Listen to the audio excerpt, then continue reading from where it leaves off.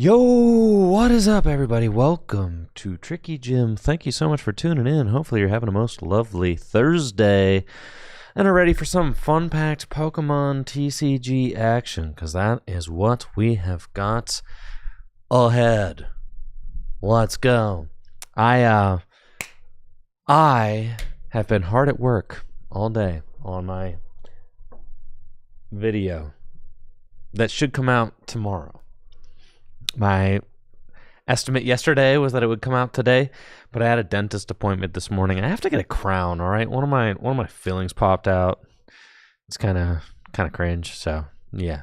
Had to get that orchestrated. But I still crammed like, 7 straight hours of work. I've been here just working on the video just nonstop. It is like I'm entering the final stretch. I can start to imagine a finish line now. I think, because I always look at like a 7-hour block of time, and I'm like, yeah, that's like so much time. 7 hours? How could I not finish it in 7 hours? And then there are just like, good Lord. I'm still kind of figuring out how much. Yo, what's up? What's up, Hannah? How you doing? I'm still kind of figuring out how long everything takes, and get my workflow down with that. Very kind video editor from emailed me. I think he's from Belgium.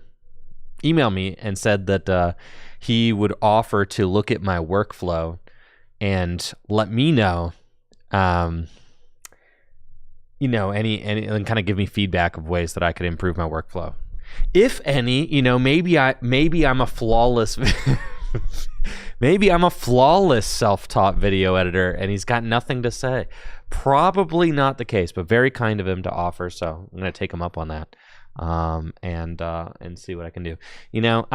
I know there's so much of like the Adobe program that I don't tap into as far as like my workflow goes, and I know that there's just a lot of room for improvement probably. But the thing is, some people would look at my desktop and be like, I could see some ways that you could improve your workflow, and to which I would say, no, you don't. You don't see any ways that you could improve my workflow. There's no way to improve the workflow here. That's for sure. Yeah, because I know where everything is. So like, there's what's the problem? Well, the desktop, like I said, the desktop is like the stuff I'm working on at the moment. I don't just keep crap on the desktop constantly forever. It's just it's always like that's the stuff that I'm working on at any given moment. So we've got an exciting stream tonight. I am going to be commentating over the Full Grip Games Gym Leader Challenge League here at Full Grip Games. We had a huge turnout for Gym Leader Challenge last week because it was Pokemon Day. So we had 32 players for Gym Leader Challenge, which is awesome. And we had Anthony take it home, and then he proceeded to go and win yesterday's standard as well. So Anthony with back-to-back wins. We're going to see if what kind of deck wins tonight. Following along with the narrative of our Gym Leader Challenge kind of league. Let's take a look at the badge leaders right now. It is, let's see, I've got a big, I need to like hang this somewhere. Whatever, you can kind of see it. Anyways, it's Alex Carpenter's in the lead right now. The thing is, I did have the badge board hung up, but then it fell, okay? Because there's like impossible to actually fasten things to this wall over here. It's just because it's like this crumbling, decaying like plaster over top of brick. So like you can't like drill into it. You can't like fasten things to it with like adhesive. Nothing works, okay? So I gotta figure that out. But anyways, Alex Carpenter, badge leader right now with 6 badges, but he does have a chase pack. There's JD with 5. There's Ben Peacock with 4. Fran also has 4. Craig has got a little 3-piece himself. So we're going to see if things start to even out, if other players start to catch up to Alex, or if Alex is going to be able to snag a dub.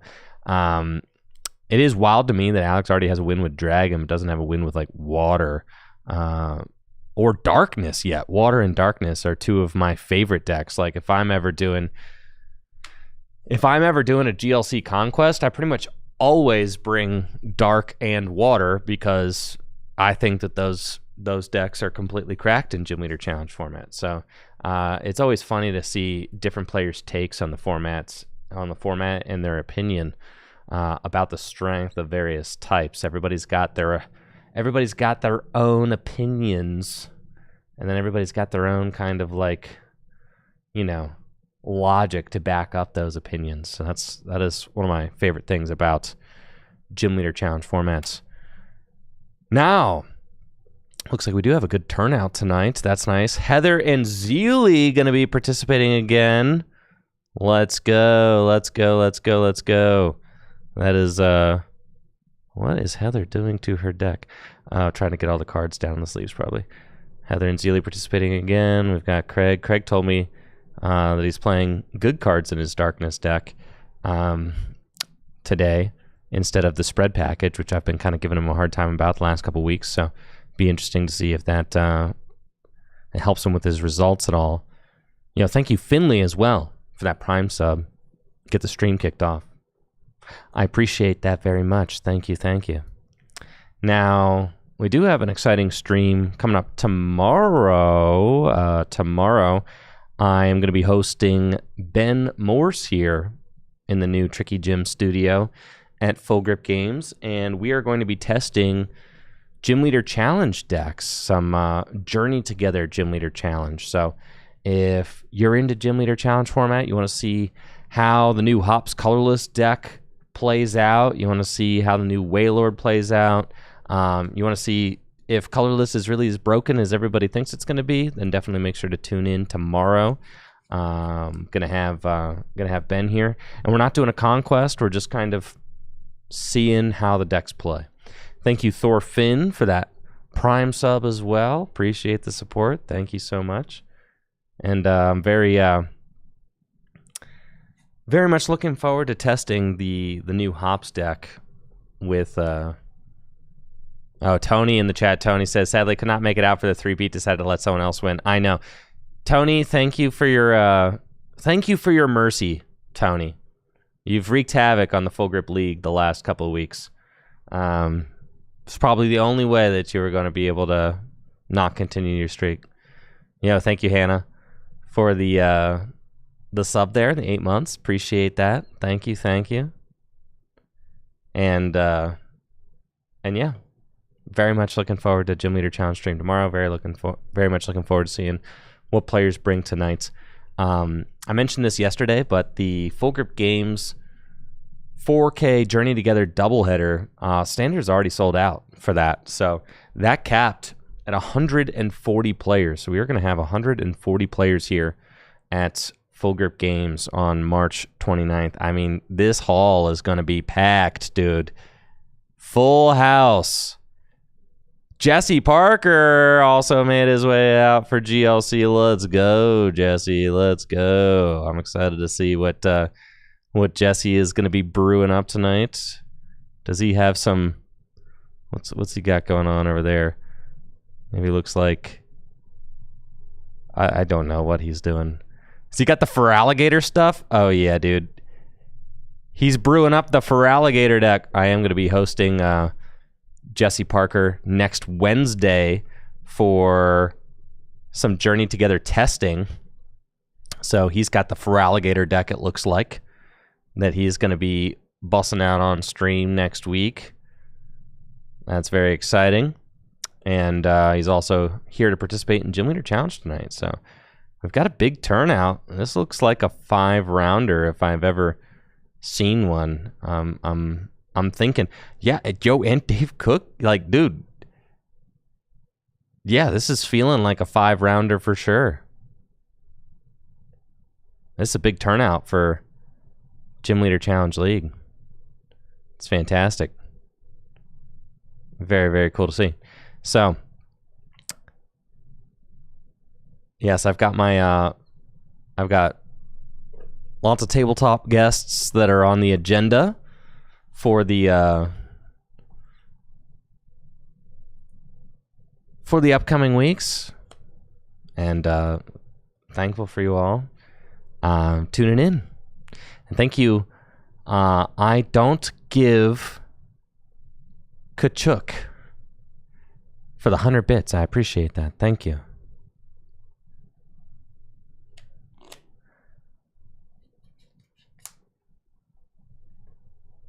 The Gym Leader Challenge event has over 100 players signed up right now, so that is looking like it is going to be one of the largest Gym Leader Challenge events that has been held with a top cut. I know the regionals have had some pretty big win a switch GLC side events with over 100 players. This one is going to be right up there with some of the largest Gym Leader Challenge events that have ever been hosted. We've got over 100 players right now. We'll see how close we can get to the cap of 140. Ben Peacock here, Thea here. Oh yeah, dude. Oh yeah, dude. How many players we got? Is this over 20? How many rounds, Big Mike Basil? I don't know how many rounds. Listen, I'm no TCG judge, okay? When you're looking for specific answers to your questions, I am the last person you want to ask. That's just not how my brain works. I don't know these kinds of things. I have very, very poor detail-oriented brain. Yes, so I don't know. I don't know how many rounds. I'm not a judge. I don't know. I know the only thing that I know is that if there are 17 players, we have 5 rounds on a league night. I know that because that is a very that's a very direct thing that I deal with every week. So I do know that. But yeah, as far as like how many rounds our standard event is going to be, I don't know. It's going to be best of 3 top cut. Best of 3 Swiss as well. Best of 3 Swiss. We finally caved. Standard, honestly, standard is kind of in such a kind of messy spot right now. You kind of have to do best of 3 Swiss for like a major cash standard event right now, because it just is like that. There are a lot of turn 1 wins. There's a lot of like turn 1 knockouts. In order to play more than 3 or 4 turns, you have to play a best of 3, right? At least if you play a best of 3, you're guaranteed like somewhere between 6 to 9 turns. So that's pretty good. Elephant99 Neo says, I love your Pokemon videos. I watch them all the time before my work shift ends. So thank you. No, thank you, Elephant99 Neo. Thank you.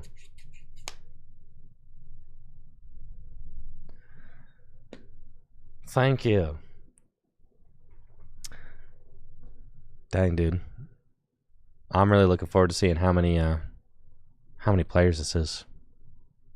It's feeling like I'm guessing 22. That's going to be my guess. Now, for tomorrow's stream, I'm really just trying to build the Hops Gym Leader Challenge deck, right? Colorless, the Hop stuff. I want Ben Morris to just bring all of his best decks and see if, like, can the Hop stuff, like, actually lose? I'm genuinely curious, because people talk about it like it's an unbeatable strategy. You know, the colorless stuff. People talk about it like it's going to be just invincible next format. And I don't know about that. I mean, you got a lot of really good cards, but I feel like there's got to be some ways to beat the colorless deck from Journey Together in Gym Leader Challenge formats. But we'll have to see. Let's take a look at some of those cards and talk about them here while our tournament gets prepared. The Destined Rival stuff, yada, yada, yada, yada, yada, yada. Journey Together. All right. Journey Together, I don't think it really has anything for Gym Leader Challenge outside of the colorless stuff and the Whale Lord, but correct me, viewers, if I am wrong. Is there anything else worth looking at for Gym Leader Challenge? Ends Darmanitan Blaze Ball Cannon? Probably no. Mag Mortar for the burn stuff. 3 more damage counters on your opponent's burn Pokemon. I don't think that special condition strategies are the best ones. An Articuno that charges itself up. And then you've got the Wailord. Yeah, okay. He's big.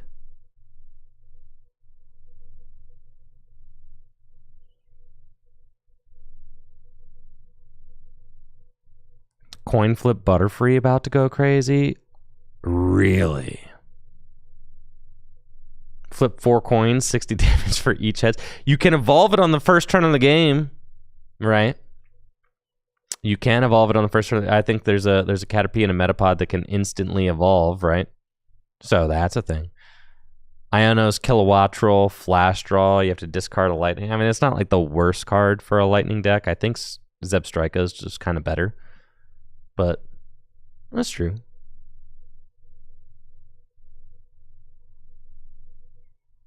Victory Sigil. If you have exactly 1 prize card when using this attack, you win the game. Yeah, not really worth it, but I don't think it's worth the 1 card slot to play a card like End Sigilif, to be honest.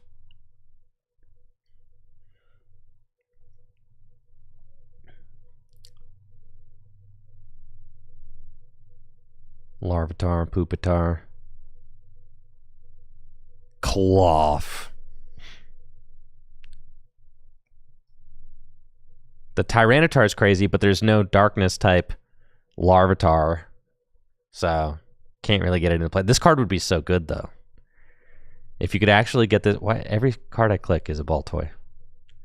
Tyranitar would be crazy. But it is unfortunately unplayable. Well, not totally. It is always Dream Ball, chatters. Always Dream Ball. And then you got the colorless stuff, okay? All the colorless stuff is incredibly broken. Hop Snorlax, 170 damage for 3. Does do 80 damage to itself. But then with the tool, you could do 200 damage for 2. And that's really what people are concerned about. People are really concerned that you're going to go Guzma and Hala and get Snorlax, double colorless energy, and Hop's Choice Band, and then, you know, get a crazy turn 1 attack or whatever. Well, you would have to have the Switch in hand already or whatever, you know, because if you're getting Hop's Choice Belt or Choice Band? Hop's Choice Band? If you're getting Hop's Choice Band already, then that means that, yeah. Honestly, I think the Snorlax is, like, fine. The coolest thing about all this is that you get to just cut all the bad cards from the colorless deck, and there are a lot of bad cards that kind of get play in the colorless deck in Gym Leader Challenge format right now. Like, for instance, the Cyclizar is not very good. That card is kind of trash. And you can kind of cut the Cyclizar and just play good cards now. Hops Cramorant. This card is absolutely disgusting. 3 or 4 prize card remaining. It does 120 for 1. Yeah, that's just really good. And with the, you know, with the Snorlax, you're doing 150 for 1. A third of the game. It can attack during a third of the game, which is kind of ridiculous, honestly. Do we have our stream match? Not yet. Players are getting ready. Or you could put the band on it. I don't really think it's worth putting the band on the Cramorant, though, because the difference between 1 and 0 isn't nearly as big as the difference between 2 and 3. I understand. The band, what I'm saying is that the Cramorant is not the optimal place for your Hop's Choice Band. The optimal place for your Hop's Choice Band is on the Snorlax, because it allows your Snorlax to attack for 1 double energy. Whereas Cramorant, like, you could just throw whatever energy on Cramorant at any time. So, like, yeah, sure, you could do it for free. But, like, more often than not, the Hop's Choice Band is probably going to go on the Snorlax because that's like it's a bigger difference. The difference between 2 and 3 energy is bigger than the difference between 0 and 1, if that makes sense. So, yeah, that is a gnarly combo.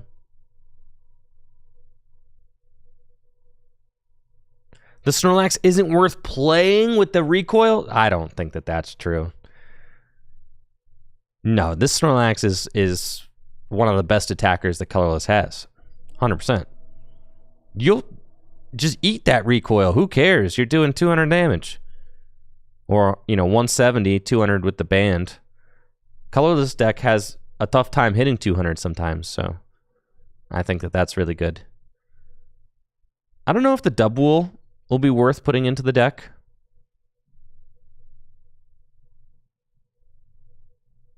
God, and the Postwick Stadium? Postwick? Is it Postwick or Postwick? What do you guys think? Postwick? Postwick? All right, looks like players are getting set up. Full house here tonight. GLC League. Look at all these players getting ready. All right, let's see if I can count real quick.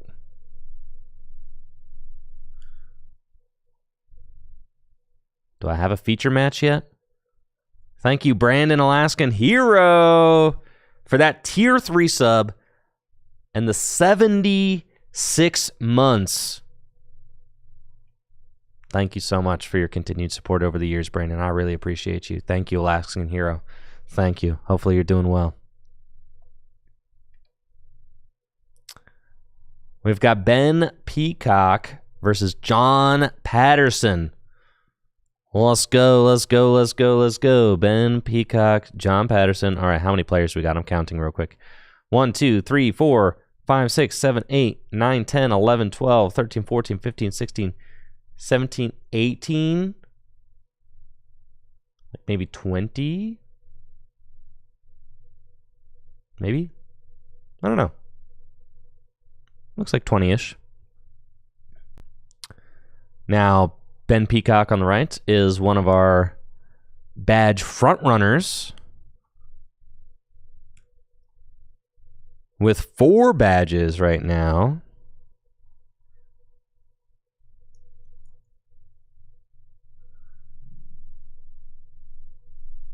John Patterson has been playing that Seismitoad water deck lately. I feel like Ben Peacock kind of just brings... I never know with Ben Peacock. He could bring anything. Has also been known to brew some really spicy stuff, so... What do we got? Metal! All right, Ben Peacock rocking the heavy metal deck tonight. It'll be fun. Let's see how that performs. This should be a good matchup. If John is still playing the Seismitoad water deck, then this will be a good matchup.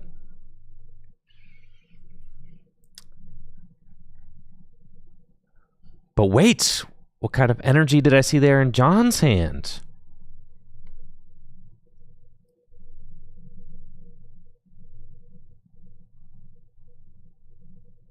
What kind of energy? I didn't get a good look.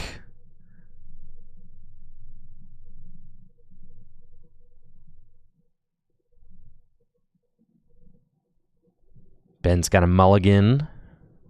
Max Elixir.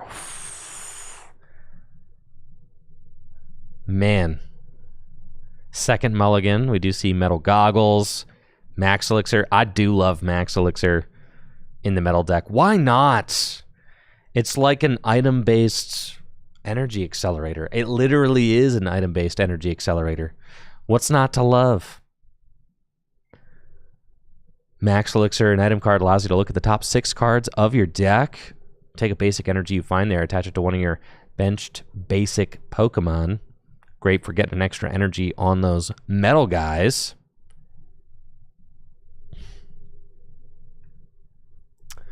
Let's see if Ben can find a basic this time. There's that quick ball again. And we do find a basic, Bronzor. Hand doesn't look very strong otherwise, though. John's got a pair of mulligans. Yeah, and John's got the... That's making me think that it is his water deck. A lot of times, John will kind of lock in on a deck and just play it over and over until he succeeds with it. So it does look like John is playing his Seismitoad water deck. So this is the matchup that I thought it was. It's Metal versus Seismitoad water. This is a water deck that has low energy attackers. It doesn't really have any of those Hydro Pump energy accelerators in it. So we're not going to be seeing Frostmoth. We're not going to be seeing Wailord. We're not going to be seeing Baxcalibur or Blastoise. This is a low energy cost water deck. So the main players are going to be your Palafin, your Seismitoad, and there's a Frostlass in here that can do 140 damage for 1 energy.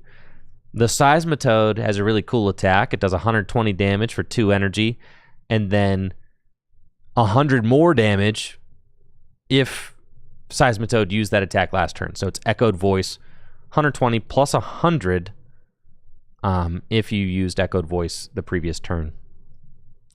Evo Soda, yeah, not a great start here for Ben, as he doesn't really have a draw supporter in his hand, but he does have Raihan and Teammates, so we'll be able to respond if a Pokemon gets knocked out, but not really anything to help set up his board any.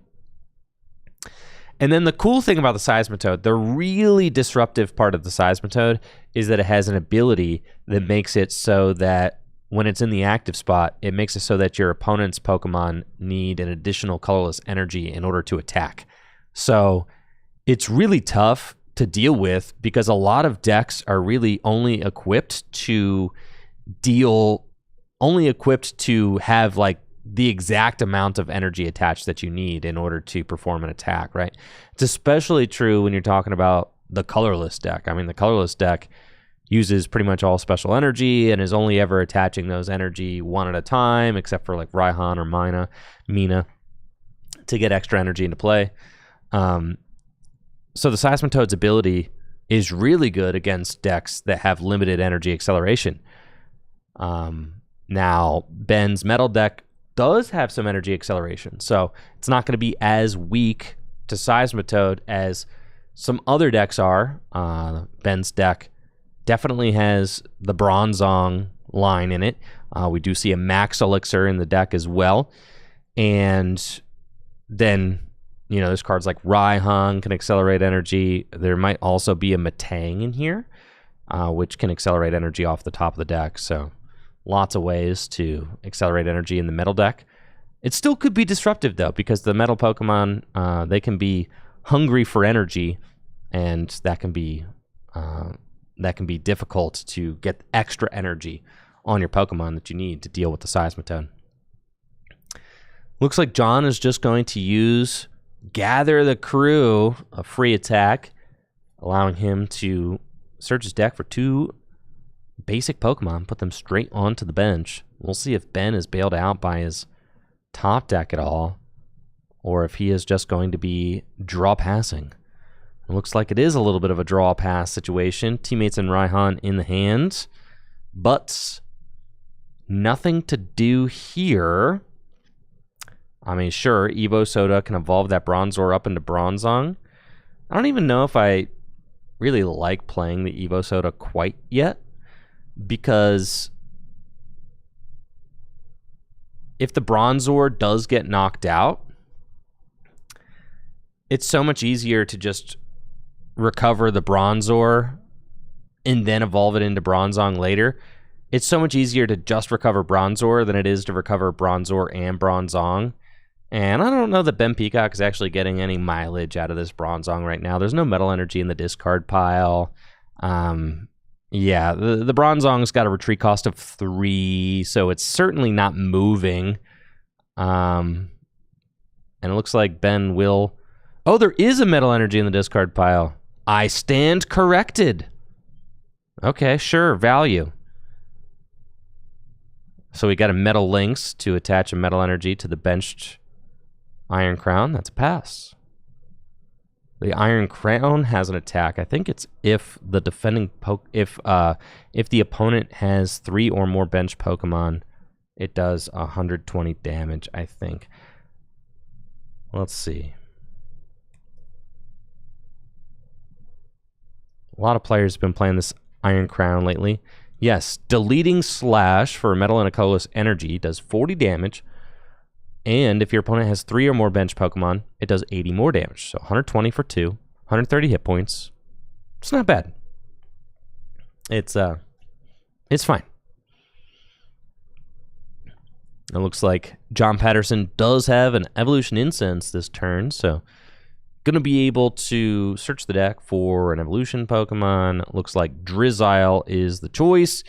Drizzile, of course, has that Shady Dealings ability, which is incredibly strong, allowing you to search your deck for a trainer card when you evolve it from your hand, and you put the trainer card into your hand. So John can really hand select whatever he wants out of his deck right now. He's also got the Frostlass and Scoop Up Net in hand right now, so he could go on the aggressive, take a knockout on this Bronzong with the Frostlass, scoop up the Basculin, or it looks like John could use Shady Dealings to go get Boss's orders and knock out the Iron Crown instead. So it appears as if that is going to be what John decides to do. So kind of a weird situation for Ben, not able to have a backup attacker right now.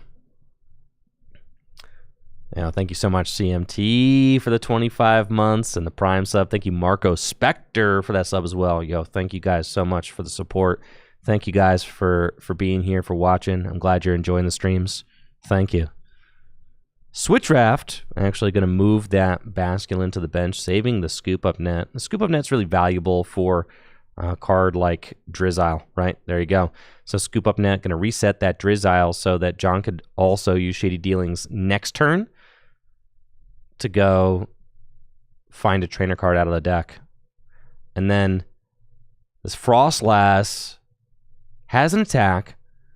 For 1 water energy, you can place up to 7 damage counters on Frostlass, and the attack does 20 damage times the amount of damage counters you place on the Frostlass. So it leaves itself with just 10 hit points remaining, but does take that knockout. Very low energy KO. I do love the Frostlass. I think it's just a really good, efficient attacker. Good at getting in there quick, and really jives with the strategy of this low energy water deck, because you don't have any energy accelerators. So having a 1 energy punch that can just do 140 is going to clear a lot of threats. As we saw, John was able to just, on turn 2, take out Ben's benched attacker. So a very strong turn 2 from John, targeting down the benched attacker that Ben was planning on using, right? To stabilize and respond to any early aggression from John. So now Ben is kind of stuck with a Bronzong in the active. The Bronzong is the last Pokemon you want to have in the active spot because it's got a retreat cost of 3. However, I did see that Ben top decked an Escape Board. So with an Escape Board, Bronzong could retreat for 2. And I do wonder if Ben has any intention of trying to clear this Frostlass this turn. He's using Buddy Poffin now. Got 1 additional card off of the teammates. And it's Floatstone. All right, so the Floatstone is going to allow him to pivot the Bronzong. And did he fail the other half of the Buddy Poffin? Is everybody else prized? Is Varoom going to take this knockout?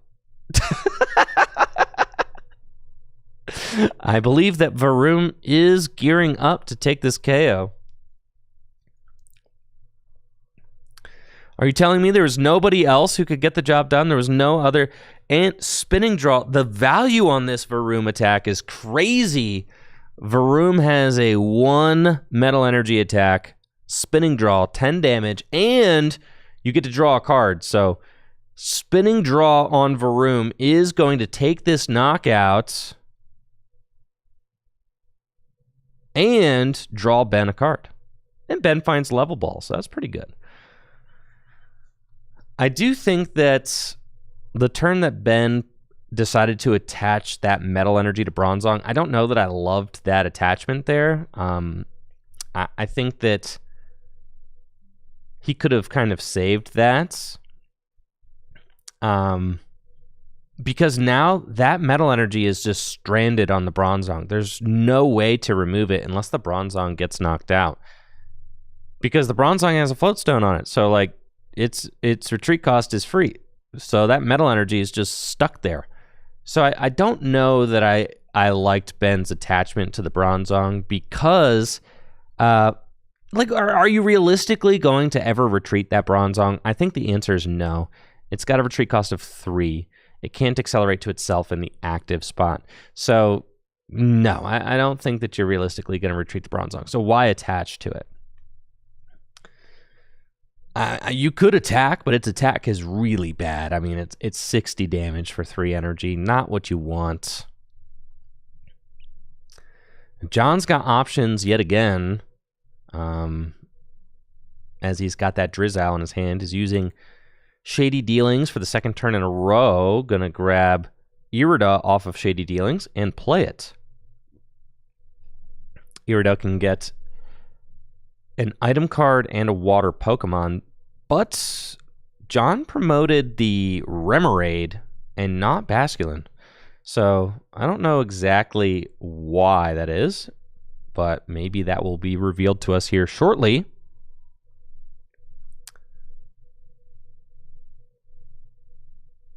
Looks like John is going to choose the Hisuian Basculegion and a nice gold Aqua Patch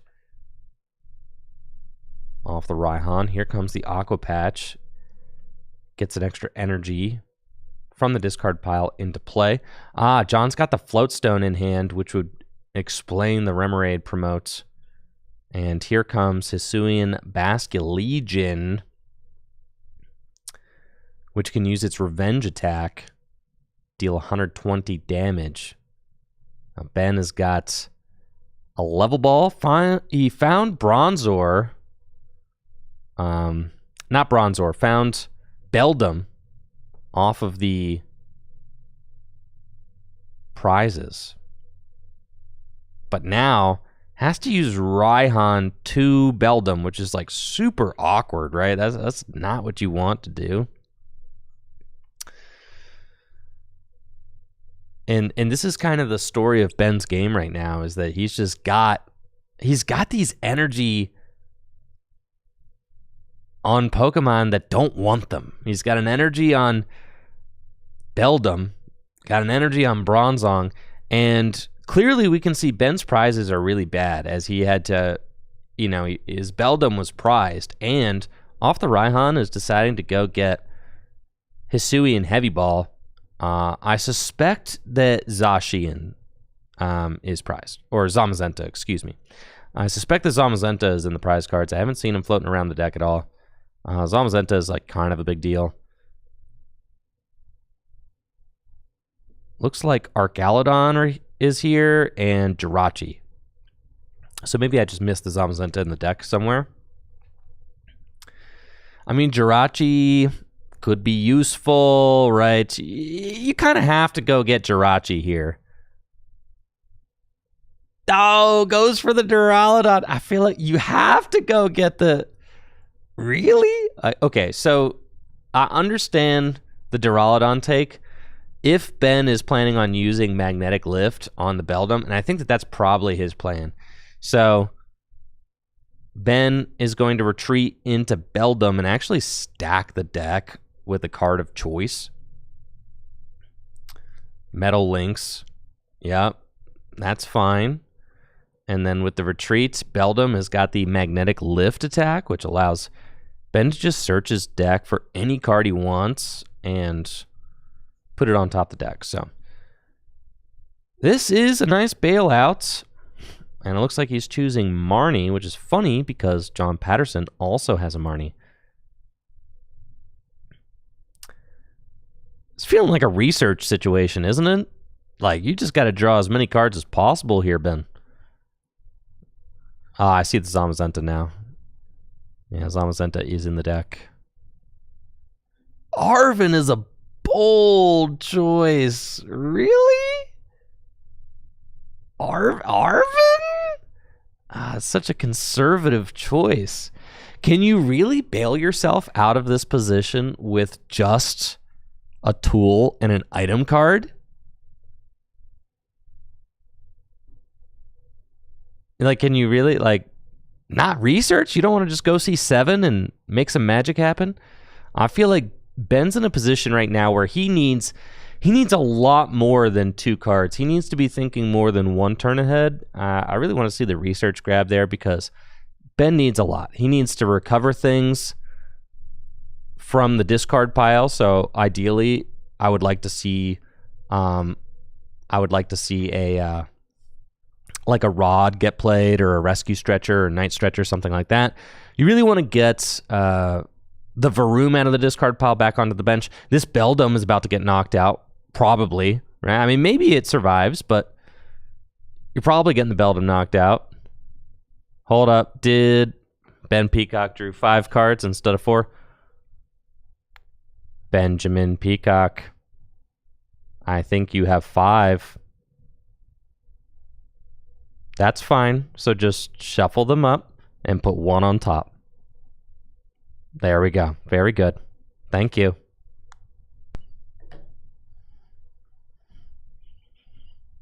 It's fine. He's going to get it next turn anyway. Like, you know. But you can't have that knowledge. I mean, I guess it's like a slightly... It's not a perfect solve. Like, at a regional championship, that would be a double prize penalty. But this is league, you know. So we're not doing all that. Just a little slap on the wrist and keep it going. Like, technically, he gets an advantage there because he knows what his top deck is before he has to promote if this Pokemon gets knocked out. But, like, that's it. It's very minimal. So, easy fix. John is going to go set up the Finizen. And what's weird about the Hisuian Basculegion being in the active spot is that... yeah, like, what's it going to do? It's got a retreat cost of 2. The Revenge attack only does boosted damage if a Pokemon was knocked out last turn. Ben did not take a knockout last turn. So, I think John's best bet of attacking this turn was probably going to be, you know, if Inteleon could get out there and swing in.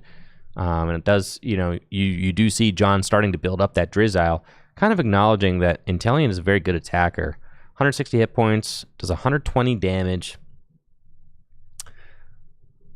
Is that a knockout with the muscle band? No. All right, 40 damage. 50 damage, excuse me. Now, what's kind of funny about this is that, you know, if the Beldum doesn't evolve into a Metang this turn, then John will be able to snipe down that Beldum on the bench with Aqua Bullet on the Inteleon. So he's probably looking at that as an option. The Inteleon's Aqua Bullet attack does 120 damage to the active, 20 damage to the bench. So it might seem like kind of a weird use of Muscle Band there, but it's probably calculated, thinking like if I can get it to 50, then 60 is a good number. Also, the Metang has 90 hit points, I think. So even if he does evolve the Beldum up into Metang, that's 2 Aqua Bullets for a KO. And now this is even weirder. Okay, because I think Ben is getting Arcaludon into play. Arcaludon has an ability that makes Metal Pokemon have free retreat, I think. So then this Metal Energy could get stranded on the Beldum, but he he would have to retreat the Beldum first, then evolve into Archaludon, I think. So hopefully he does that, or else this energy gets stranded on the Beldum. And the last thing you want is to have like random energy kind of, no, he evolves it right away. Oh my God. All right, well, let's see. What does this Archaludon's ability actually read? All of your Pokemon that have metal energy attached have no retreat cost. Yeah, so now this Beldum is now stranded with the metal energy on it. I really don't like Ben's decision to do this. He should have retreated the Beldum first. But I guess, okay, it's just going to be another magnetic lift, so that's fine. But I can't help but think that Ben probably would have been able to attack this turn.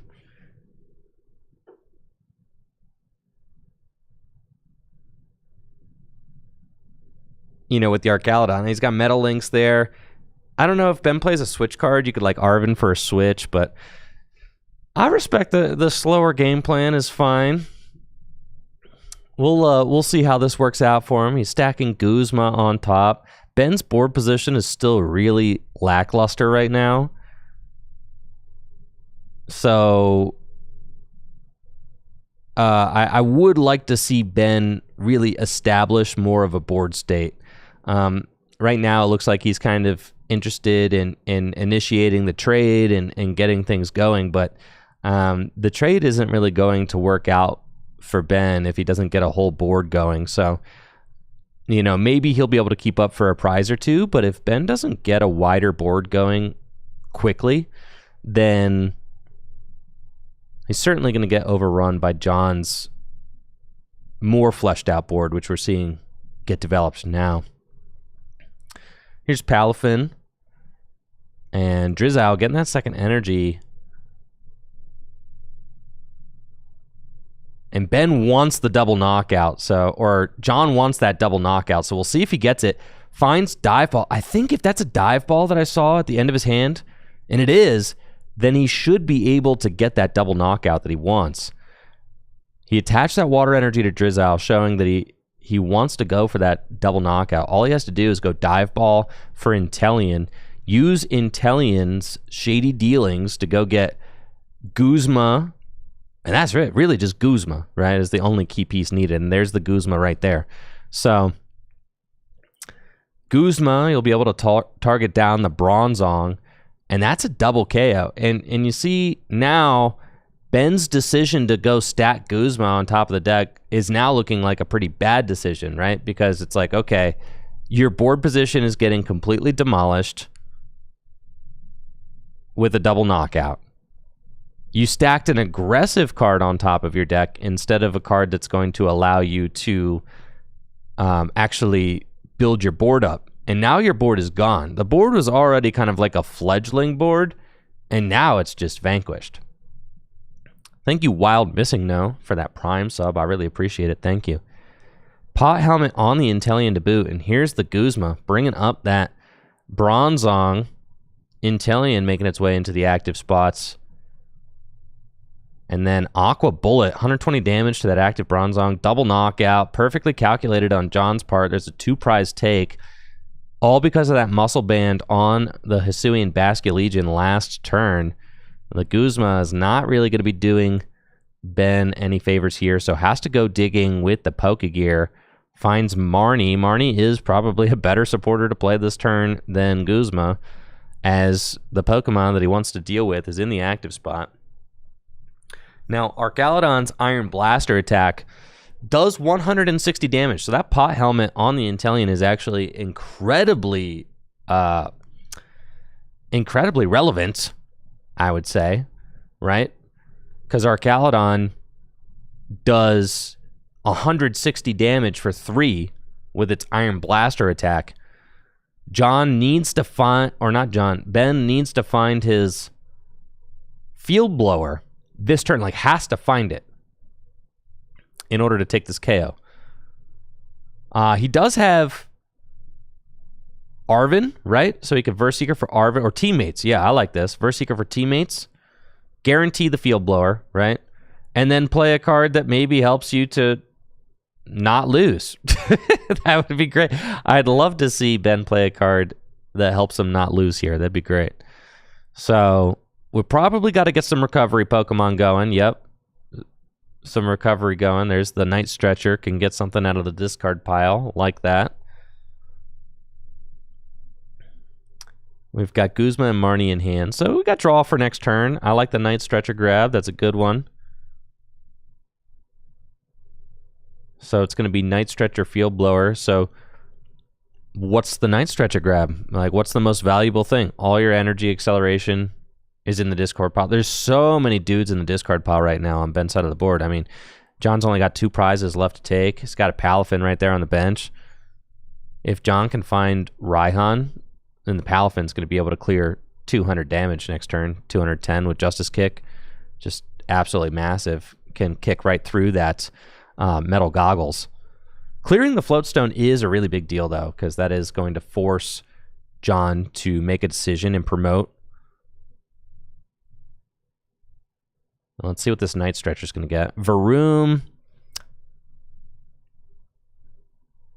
I almost feel like it's kind of has to be Beldum. Maybe that's me, but I think Ben's in a position where he just kind of has to get energy accelerated into play, like really badly. And so I think I would have liked to see the Beldum get grabbed there, so you can get Matang into play and then just accelerate energy out of the deck, something like that. Because this game is not getting won for Ben unless there's a Zamazenta, right? So then the question is, how is a Zamazenta getting powered up? Like, Zamazenta is going to have to be part of the equation. For me, I don't think that the Iron Crown is going to be able to do enough. 120 damage for 2. Yes, it is a low energy cost attacker. Like, yes.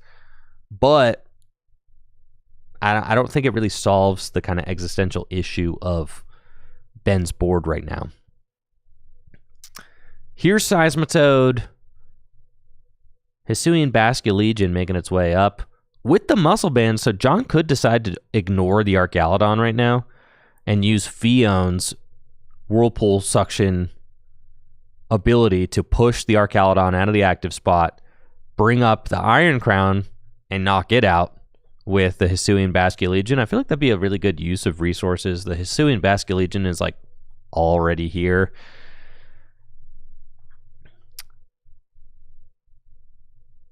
So you might as well get some mileage out of it, and taking another prize with it seems pretty good. John going to take a quick check of the deck with Brooklet Hill. And we got a nice Rainy Day cast form there.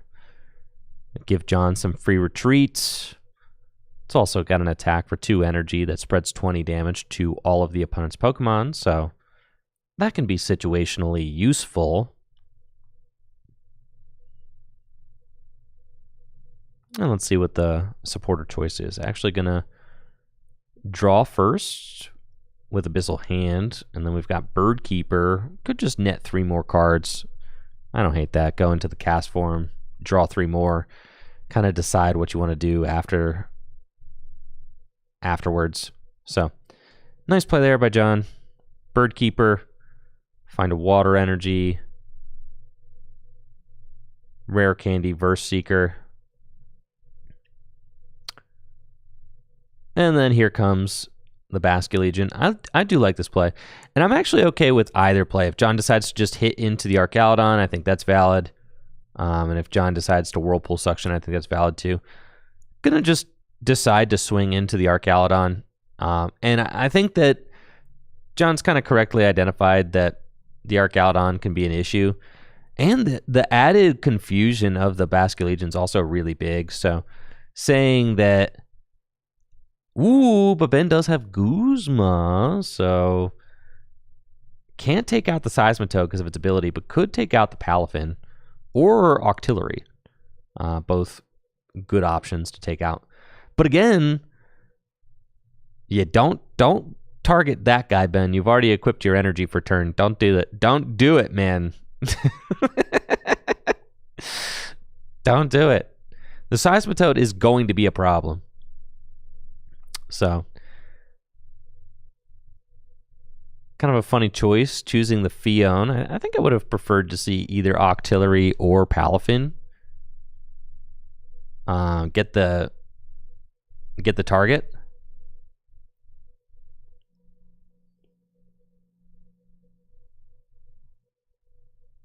You know, and Ben just he's gonna get this Archaludon knocked out. It's pretty much a guaranteed KO, right? The Basculegion's coming in, and then all your chips on the Iron Crown. Can the Iron Crown really go for 3 prizes unanswered? I don't think so. I don't think so. So I think that John was able to just, in this match, get off to a better start, and then Ben was not able to establish a board in a way that would have allowed for him to mount a comeback. I think instead of saying like, okay, I'm down a few prizes, but I'm going to develop this really nasty board and then like make a comeback with my great board position, Ben instead tried to just catch up by building up attackers as quickly as possible and forgoing building a wide board. And I think that that's just not the most likely way to be able to pull off a comeback win in this kind of situation. You're not really going to be able to out-trade somebody who's got a far superior board position than you. So I think Ben kind of had to sack a few of those attacks early on and commit to building a wider board so that then he could try to like really do something crazy going down the line with like a luxurious cape on a Zamazenta or a luxurious cape on a Archaludon, something like that. I think is what Ben really needed to be able to do in order to have a chance in this match. I really don't think that the single Iron Crown is going to be able to do it. And in fact, I suspect that we'll see Ben scoop because Ben cannot even attack into the Seismitoad. So that is going to be a scoop. Ben unable to get the dub in round 1, and John Patterson advancing to 1-0 here at the Full Grip Games Gym Leader Challenge League Night. John has been jamming this low energy water deck the last few weeks, and you can tell he really knows how to pilot the deck well. John is one of the first players that I ever saw playing that Seismitoad at League, and I can definitely tell it's a preferred deck of his, and he certainly piloted the deck very well. Ben now does have 4 badges already to his name here at Full Grip Games. So 4 league wins so far this season across various types. So has had a great year so far, but maybe needs to work on that metal deck just a little bit more before he's able to capture a league win with it. Let's take a look around and see who we've got over yonder. We got Jack. All right.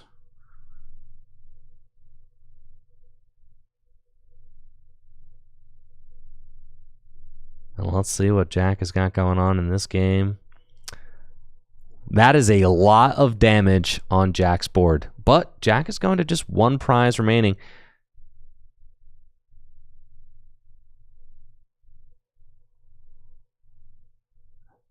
But his board is also covered in damage. So it looks precarious, but I suspect that Jack will be able to pull this one off. Let's see what he can do.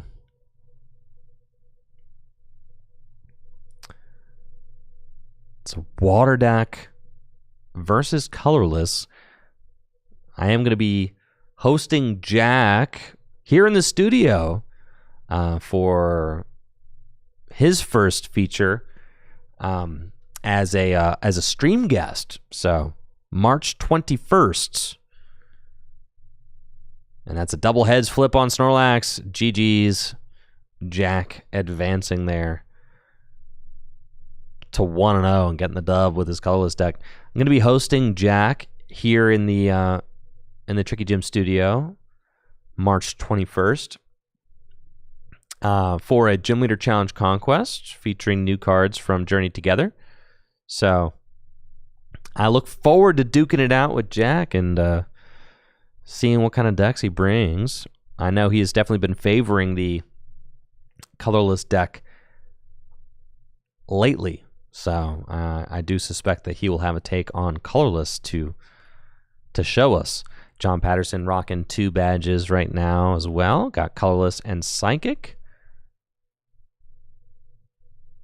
Very cool, very cool, very cool. All right. I want to think more about the colorless deck and any updates to decks that I'm going to make for Gym Leader Challenge formats, because I am going to be playing tomorrow. God, it has been too long since I've played some Gym Leader Challenge.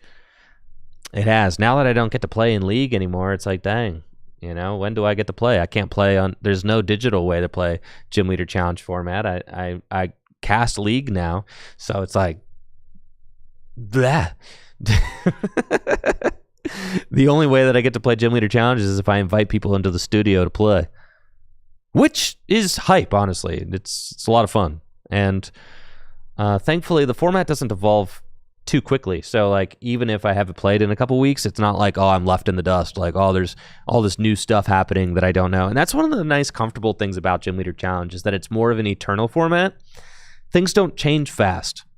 That's really nice when you like compare that to standard. I feel like if I tune out of standard for like 3 weeks, I already am like so far behind, and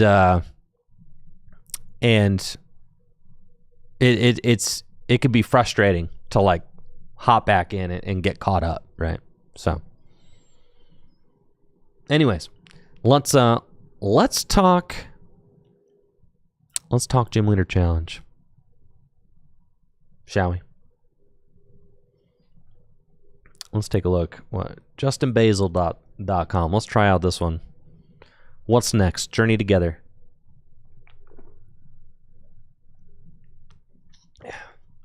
Card translations. What do we got?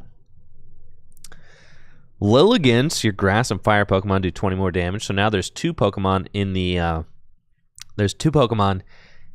grass pool that do that now. There's a it's a Lilligant. They're not both Lilligant, right? No, it's a Lurantis. That's right. Another L Pokemon. CMT has built 60 IRL decks for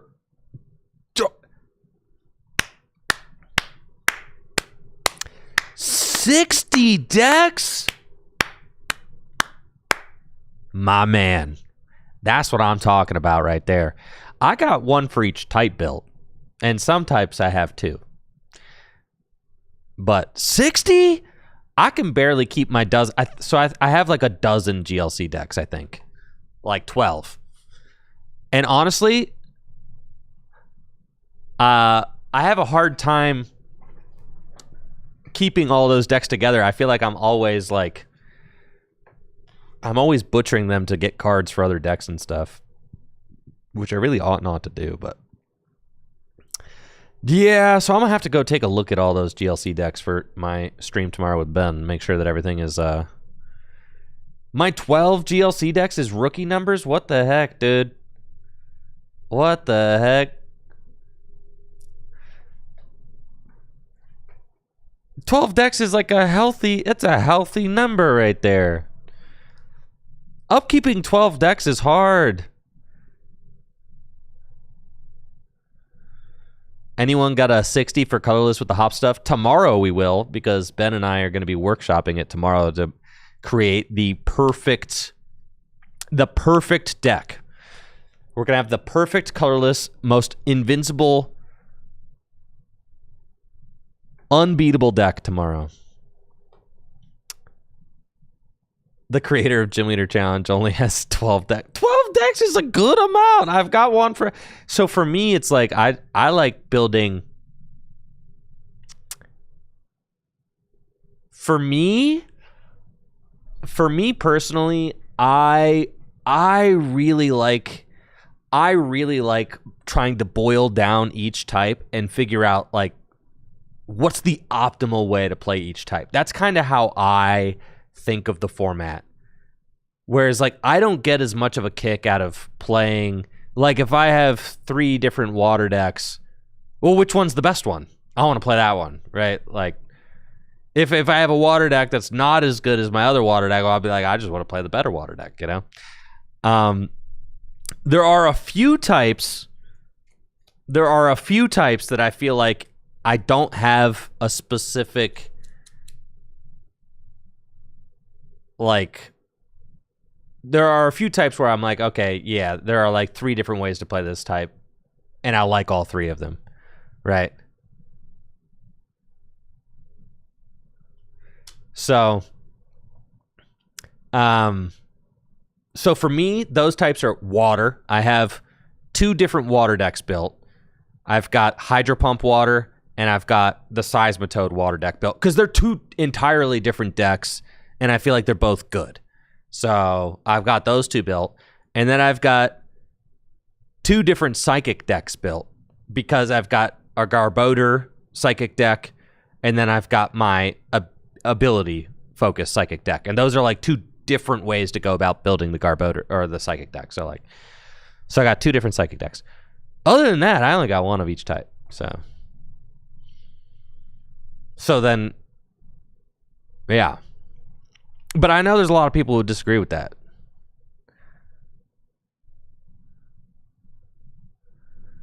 You know, and I love that. Honestly, I love that people, you know, I love that people get wacky with their deck creations and stuff. The thing is, I already have a huge deck collection. Like, I've already got, like, dude, I don't know. We've got, like, 200 retro decks. so like, I got to exercise some amount of, like, control somewhere in my life. Natalie and I have, like, 200 retro decks. So, like, a dozen Gym Leader Challenge decks is also, like, you know, it's nice. But for, like, any retro format, I don't think that I have, like, I probably have like a dozen or 15, like, base Neo decks. Maybe a dozen base Neo deck. I think I probably have, like, a dozen base Neo decks, and I probably have, like, 10 Neo, 10 Rocket On decks, which, like, those are very similar Neo-based formats, so I'll probably have, like, 20 in there. But, like, you know what I mean? So I have about as many Gym Leader Challenge decks as I have as, like, any other format ever, right?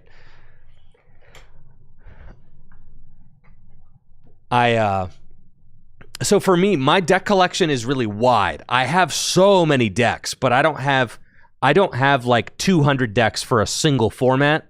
I have like over 200 decks across every format ever, if that makes sense, right? So like my deck collection is wide, not narrow, right?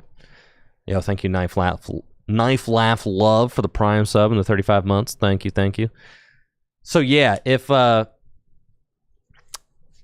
so, you know, when I get friends together to play some cards, it's like, what format you want to play? I got decks for anything. Like we can play literally anything except standard. No standard.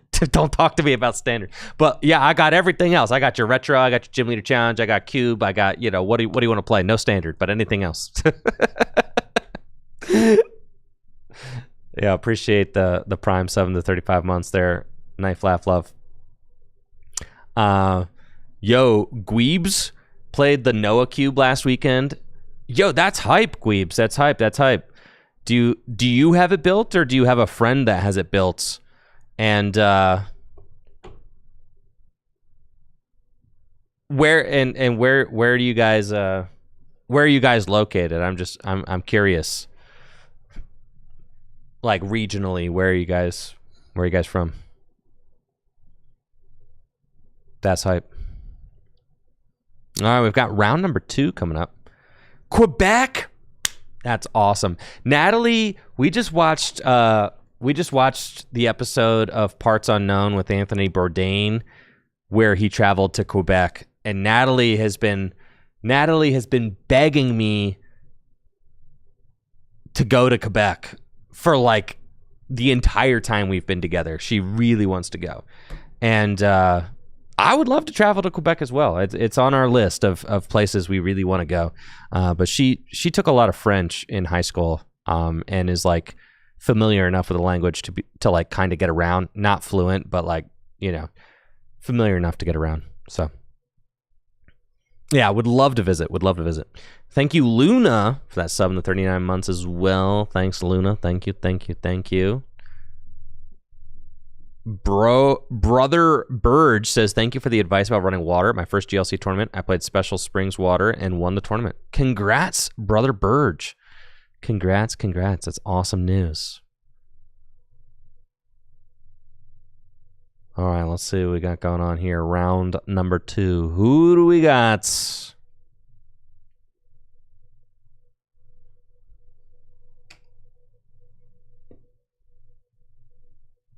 Who is it, chatters? Oh, yeah. This is a battle for the ages. We've got Fran versus Ben. Let's get some hype going. Round number 2. Fran versus Ben Morse. Going to be hosting Ben Morse here in the studio for some Gym Leader Challenge testing tomorrow. Fran, of course, one of the participants in the Noah's Ark Cube video that I produced on the Tricky Gym YouTube channel. So you may know of Fran from Cube video fame.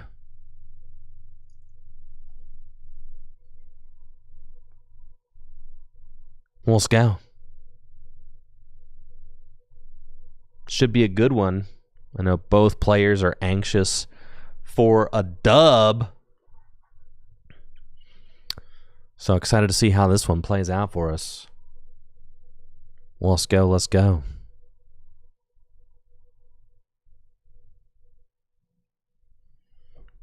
We've got a green sleeve mirror match going on.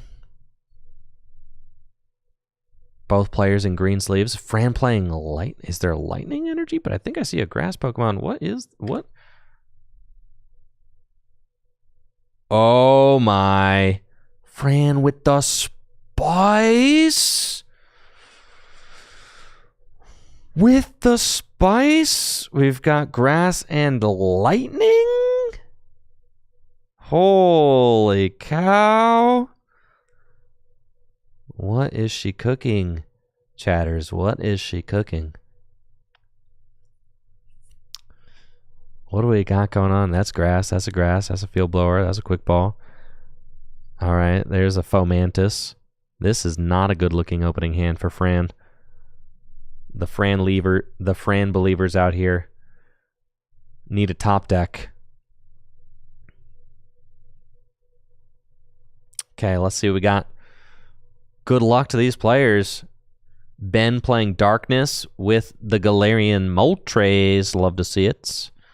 Fran playing Grass deck. Got Raihan, so we'll be able to get things going. There is a Crispin in there. Okay, I see. Holy smokes, dude. And the Lurantis I was just talking about is in here as well. And there's a Jumpluff, too. And a Joltik. Okay. All right. So there's a Galvantula. I think Galvantula does more damage if it's got a lightning energy attached. Fran's going to quick ball for Hoppip. Thank you so much, Sarah, for that sub in 32 months. Appreciate you, Sarah. Thank you so much. Thank you so much for the continued support. Hopefully you're doing well. Appreciate the sub.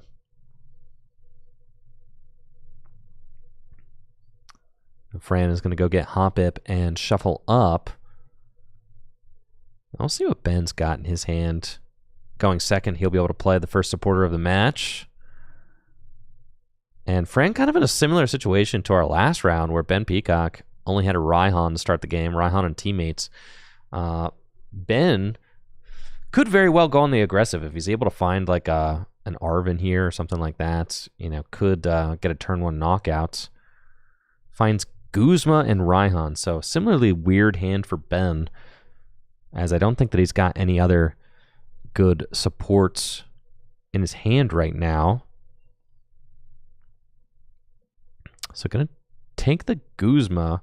Oh, actually could get a quick knockout. I see he does have some basic Pokemon in the hand. I assumed that he didn't have any basic Pokemon in his hand because he started the Galarian Moltres, which is like the worst starter in the deck.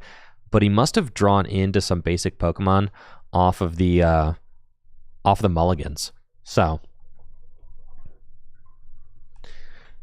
he does have the Spiritomb in hand, which could put some pressure on. Fran also was able to get a Grass Energy into the discard pile, which is great because she's got Raihan. So Avery, did not see that Avery there. And wow, look at that. 3 Pokemon search cards. This is the dream. Ben also has, I think, an Escape Rope in hand. So we'll be able to move a Pokemon into the active spot. Buddy Buddy Poffin and Artisan and Ultra Ball all off that Avery. That was a perfect draw off of Avery. Flawless draw. Coughing and Purloin looking like they are getting searched out. Those are going to be great choices. Maybe a Sneasel as well. It's just an opportunity for Ben to check the deck. I mean, he's really just doing his prize checking here, seeing what he's got access to. And I got to say, I'm liking the look of this list. This looks like a very no-nonsense darkness list. Just playing the good cards. No shenanigans. I like what I see. Purloin and Coughing. Going to be the grabs for Ben. And then he's got Escape Rope. He's got Artisan as well. Whether or not he wants to give the Artisan to Fran, we'll have to see.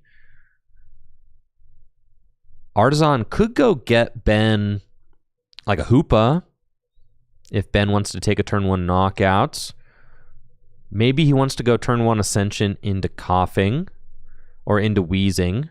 Galarian Wheezing. Here's Spiritomb. Can build some Spites. Put 10 damage on it. Spiritomb's attack, Anguish Cry, does 10 damage.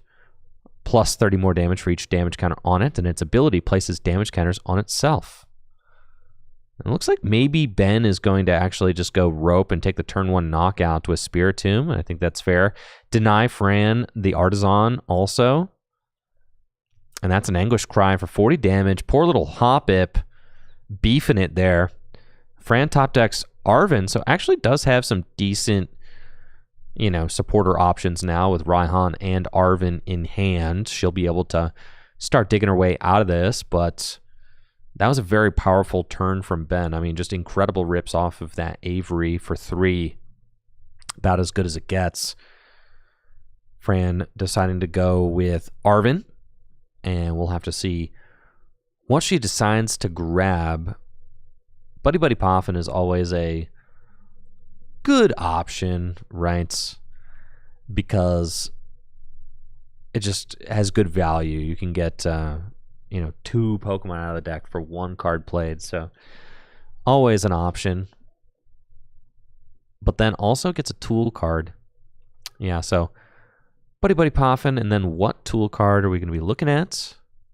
Maybe TM Evo, could get some Pokemon evolved up. That could certainly be very helpful.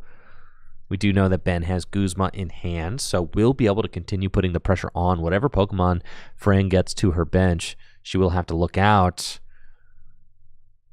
as there is a Guzma lying in wait with Ben's hand. So yeah, Buddy Buddy Poffin and TM Evo could be a good opportunity to go set up Grotle.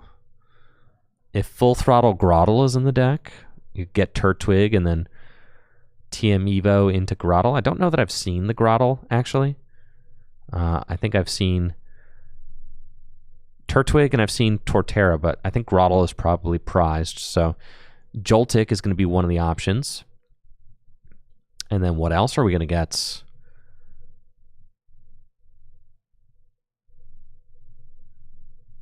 Badoo. Okay. Joltik and Badoo.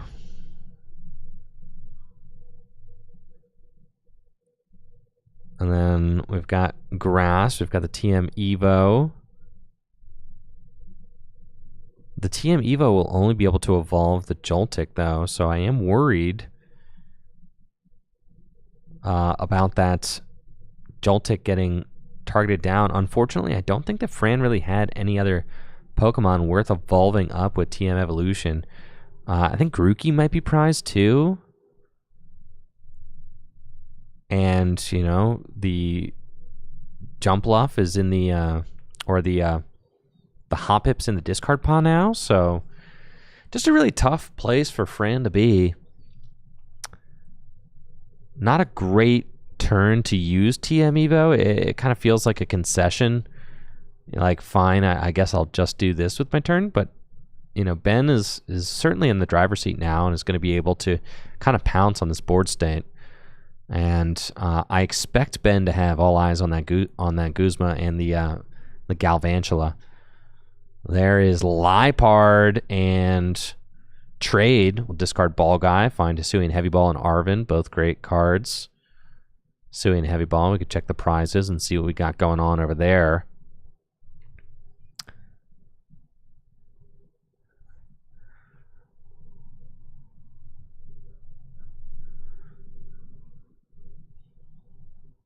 Looks like maybe Ben saying there's not any basic Pokemon in my prizes, so I'm just going to Ultra Ball away my Hisuian Heavy Ball. And also the Artisan. I think Ben kind of just acknowledging how valuable that Artisan would be to Fran and deciding to deny her the Artisan. Definitely a heads-up play from Ben.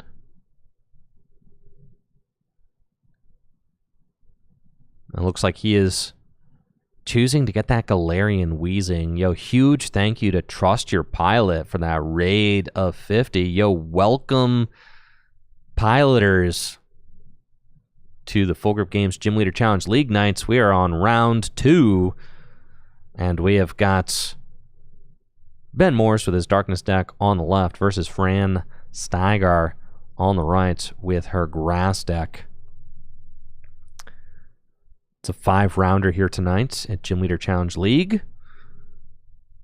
And it looks like Ben going to retreat into Liepard, build some Spite, Dark Patch to Galarian Weezing, actually a little energy dry, so that's kind of funny.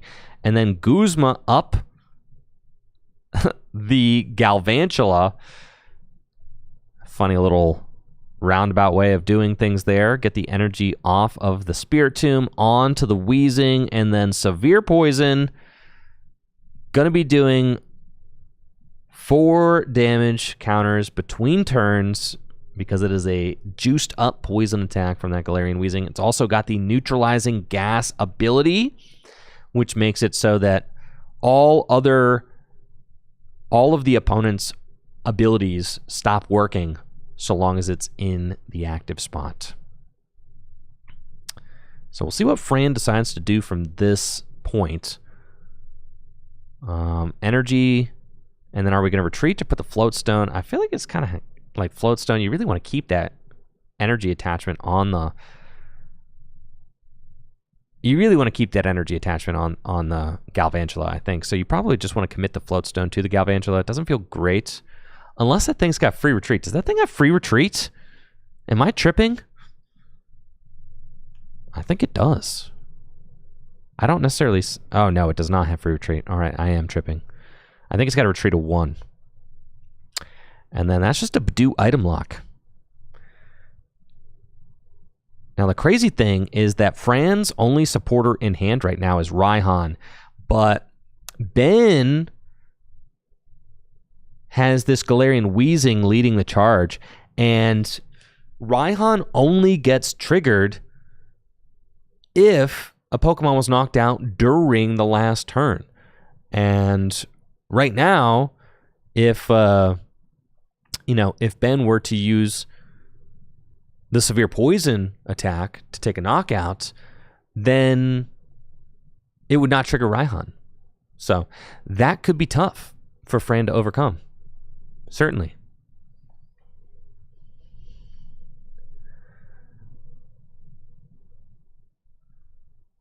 Ben weighing the cards in his hand and kind of charting his next route. Going to build some spite on the Spiritomb, most likely. Yep, put it up to 3. Finds Floatstone and Boss's Orders. Could gust up something on Fran's bench and target it down. I really don't think it's worth wasting that Boss's Orders. It's also not... I really don't think that this is necessary.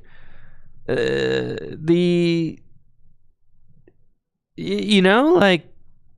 you're going to put an extra 4 damage counters on the Galvantula? That just doesn't really matter. The Galvantula already has a Floatstone on it. So, Lana's 8, though, for Fran. That's big. Okay, hop it back, Grass Energy back. I think I would have preferred to just see Ben take a knockout on the Badoo. It's a prize card, right? And you kind of waste the Boss's Orders there for basically no reason. I really don't agree with that boss play. It kind of feels unnecessary. All right, so Fran's going to retreat for free with the Floatstone. Bring up the Fomantis. Yeah, that's a reader for sure. And Fomantis has, I think, the Synthesis attack. Yes. God, I'm goated. Synthesis just allows you to search your deck for a Grass Energy, attach it to one of your bench Pokemon. So good. Man, I love it when I know obscure attacks. To be fair, if it's a basic Grass Pokemon, it's like a 50-50 shot that it's Synthesis and a 50-50 shot that it's like a Call for Family or something. So, it's Synthesis. No item lock this turn for Ben, so he has been liberated from that. He's free to play his items if he would like to. We see he did just top deck the Field Blower, so could remove Floatstone if he wanted to, but really kind of like a low value use of that. Gonna decide to trade away Iono. And then Timer Ball. That's a heads. And another heads. Broken card. 2 evolutions. For free? Name me another card that gets you 2 evolutions for free and is an item. You can't. You can't. That's value right there, chatters. Huge value. Chris the Hedgehog on YouTube wants to know, will I ever compete again in GLC League, or do I have to wait for someone who can take over? I mean, like, maybe one day if I train somebody up, I could compete again, but, like, I'm not sweating it right now, as I just started streaming these, so. I also got an infant at home, so not a great time for me to be away from home because, gotta pull my weight around the house.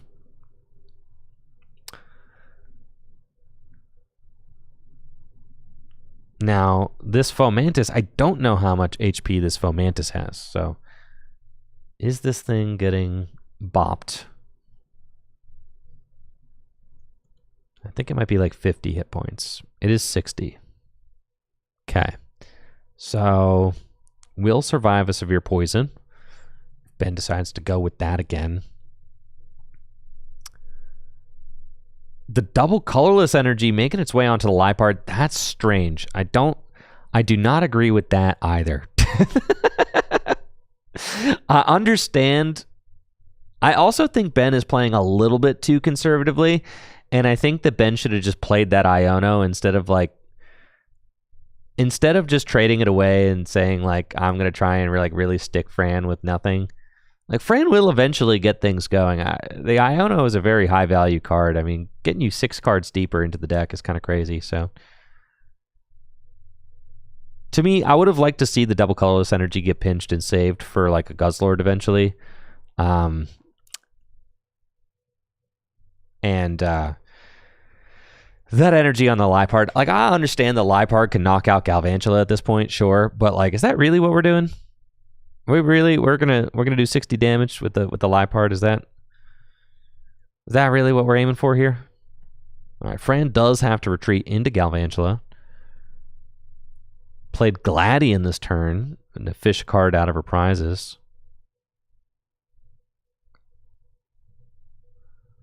And we'll just take the knockout with Galvantula. Galvantula has an attack that does boosted damage if there's a lightning energy attached to it. Shocking Web, 50 plus 80 more if there's a lightning energy attached. And then it's also got the Compound Eyes ability, which says attacks used by this Pokemon do 50 more damage to your opponent's active Pokemon that has an ability. So let's see what Ben is in for here. Going to use Trade to discard Dark City. And you see what I'm saying? Like, Ben should not have been so quick to get rid of that Iono, I don't think. He's got a Raihan in hand, I think. Yeah, so Raihan is great. I really don't want to see this Liepard stand in harm's way, but I don't really know that Fran has an attacker that's going to be able to knock out the Liepard anyway, so it's kind of all good. That's kind of the reason why I didn't like the attach to the Liepard in the first place, because like, are you really gonna put your draw support in harm's way? Like, not really. You really don't want to do that. You've also only got access to 2 double energies in this deck, so you know, wasting one of them on Liepard feels kind of bad. Raihan gonna get an energy from the discard pile onto Spiritomb, and then we'll see what other card Ben decides that he wants out of the deck. There's a Darkness energy in hand, but not much else. So we'll see what Ben grabbed here. Fortunately for Ben, you know, this Galvantula has endured some damage. So it's only got 20 hit points left, which will be easy for Ben to clean up. He's really got his choice of whichever attacker he wants to knock out, what attacker he wants to use to knock it out. Yeah, and then is actually just going to go get research off of the Raihan. I like that. Ben does need to actually draw some cards and do some stuff. So I'm very happy to see him actually grab the research. I think that that's just a nice heads-up play. Finally, get out of this very mediocre hand that he's kind of been existing in. Unfortunately for Ben, he did just find the double colorless energy off of his prizes. So, or the twin energy, I should say, because he's got double colorless energy attached to his Liepard. So a very kind of weird situation for Ben, where he's like attached one of his double energies to the Liepard. He discarded his Iono, and so doesn't have the option to throw all these resources to the bottom of the deck, and then used Raihan to tutor out research, but now is going to have to discard his other double energy. So just kind of like a weird situation with his resources, unfortunately. I do wonder if Ben's playing Zoroark. I don't think that I've seen a Zorua yet. I have to imagine that a Dark deck's going to be playing Zoroark, but we'll see. Looks like Fran's going to use Raihan and attach Grass energy from her discard pile to bench Turtwig. And then let's see what she decides to fish out of the deck. Kukui? Oh, yeah, dude. Kukui rocks, especially with the Jump Bluff, can attack twice. So I think the idea of this deck that Fran is playing is that there are 2 different lines that can attack twice. There's the Jump Bluff line that can attack twice. And then it should be like the Flapple line, or the apple guy, right? There's like an apple something. Appleton? Not Appleton. There's an apple guy who attacks twice, right? And Diplin. That's it. Sorry, there's 3. Yes, Appleton, Flapple, and Diplin. Young Diplin can also attack twice. So then with a card like Kukui, you could do boosted damage twice. All right, here is Jumpluff, and this is the moment that Fran has been waiting for. This is the moment that Fran's been waiting for. Spiritomb in the active spot. And you know what? This would actually be a really good position for Ben to have the Wheezing set up. So I almost feel like maybe that Wheezing was kind of wasted early on, because the Wheezing wasn't really shutting down any abilities, but now the Wheezing's dead. But now would be a great time, like if Fran went to attack twice with the Jumpluff, but then Wheezing got promoted, then Fran would not be able to attack twice because Wheezing's neutralizing gas would turn off Jumpluff's ability. So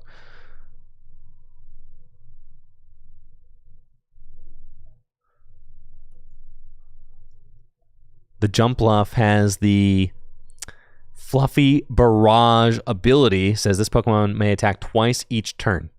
If the first attack knocks out your opponent's active Pokemon, you may attack again after your opponent chooses a new active Pokemon. So Ben choosing to promote Weavile. Weavile takes the 6 damage counters from the second attack. And here's Zorua, finally. The Twin Energy and a Research. Fran does have 2 ability Pokemon in play. Because she plays the Turtwig with an ability, found Grotle off the prizes, so Full Throttle Grotle is on the way.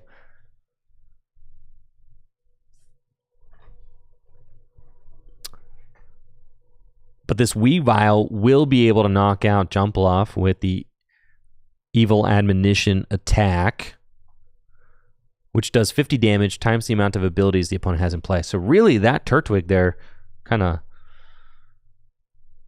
punishing Fran. Turtwig doesn't have to have an ability. There are many Turtwig without. Obviously, it's kind of good, though, you know, taking less damage from attacks. But that is a difference maker right now, as Ben is going to be able to continue trading at this point. Tie ball game, 4-4 prizes.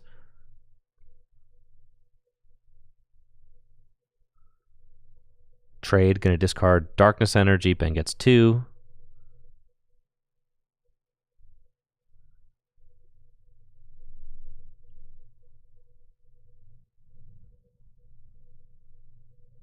And then let's see where Ben decides to go from here. Got a great looking hand at this point. I mean, lots of options available. Darkness Energy in hand. Tag Call, all that. You know, and Fran has got Muscle Band. I mean, so Fran could take a knockout on this Weavile with Badoo, which would be quite funny. So here we go. Let's see. And Kukui doesn't even need the Muscle Band. Holy smokes, dude. Doesn't even need the Muscle Band. Can just use Kukui. Full Throttle Grotle. Got that Sun-Drenched Shell ability. Allows you to search your deck for a grass Pokemon once during... Doesn't even need Kukui because of Lurantis. Mind blown here. Lurantis got that Sunny Day ability, which makes it so that your grass and your fire Pokemon do 20 more damage to your opponent's active Pokemon. So you can see Fran's deck really starting to come together. Lurantis there, giving Badoo that boost to do 30 damage with Itchy Pollen. Take the knockouts. Fran also got Avery as supportive return, so Yeah, easiest discard of Ben's life and get the Moltres into the discard pile. And that actually is such a huge thing for Ben to be able to get that Moltres into the discard pile, because now if he is able to find Clara coming down the end of the game, he can actually have an attacker that can deal with a full HP Torterra, right? And that's why the Galarian Moltres is in the deck. I mean, it's why it's in the deck in the first place, is because the Darkness deck can have a tough time dealing 200 damage at the end of the game. But right now, that Galarian Moltres right now is dealing 170 damage. If Fran takes one more prize, Galarian Moltres will be doing 220 damage. And then if Fran has one prize remaining, that thing is going to be doing 270 damage, which will clear just about anything in Gym Leader Challenge format. Now, no items this turn for Ben, but Ben does have a Teammates. So just has to kind of figure out how he wants to navigate this final couple turns. Fran desperately needs to get a hand disruption card going. Ben finds Guzzlord. But Guzzlord is a very energy-hungry Pokemon, and the thing is, Ben doesn't really have the luxury of extra energy right now. So, I don't know if Guzzlord's really going to be making an appearance this game.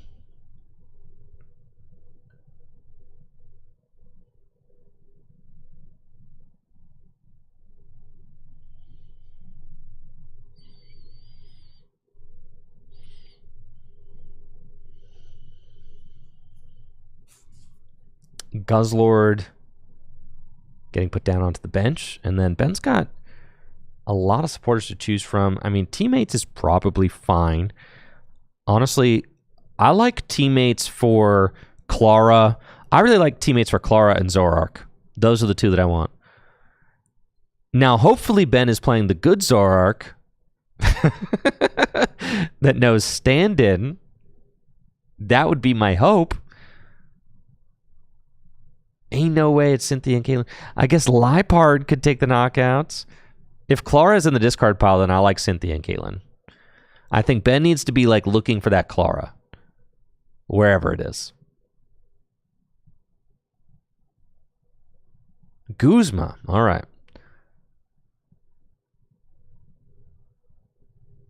If he plays the Clara, I guess does find Rod, so Rod can put the Moltres back into the deck. So that's pretty good.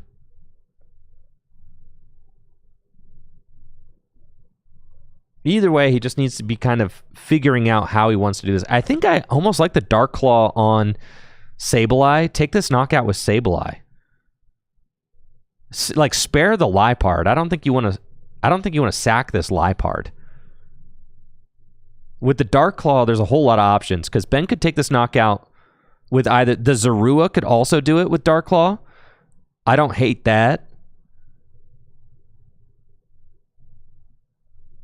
So I think I'd like to see the Dark Claw go into Zorua. Zorua just take this knockout with its lunge out attack or whatever.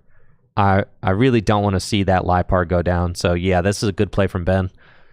Retreating the Zorua. Zorua's attack does like 20 damage for 2. Nope, it does 30 for 2. I am wrong. Dang, doesn't even need the Dark Claw. That's crazy. Cool. Zorua getting in there. Lurantis getting the promote. Here's the Grookster. Tight game here, folks. 3 prizes to 2.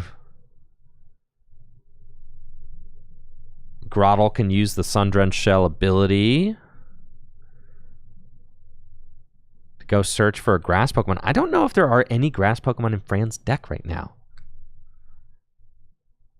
Maybe Torterra. Okay, there is the, there are 4. Okay, there's still quite a few grass Pokemon. There's a Rillaboom. There's Torterra.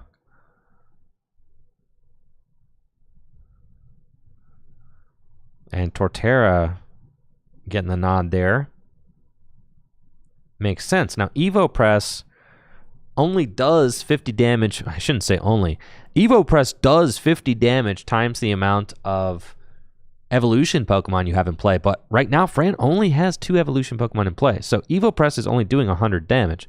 Though 100 damage will clear 3/4 of the Pokemon on Ben's board. Ben doesn't exactly have a lot of big Pokemon set up right now. So Torterra's 100 damage is going to be sufficient,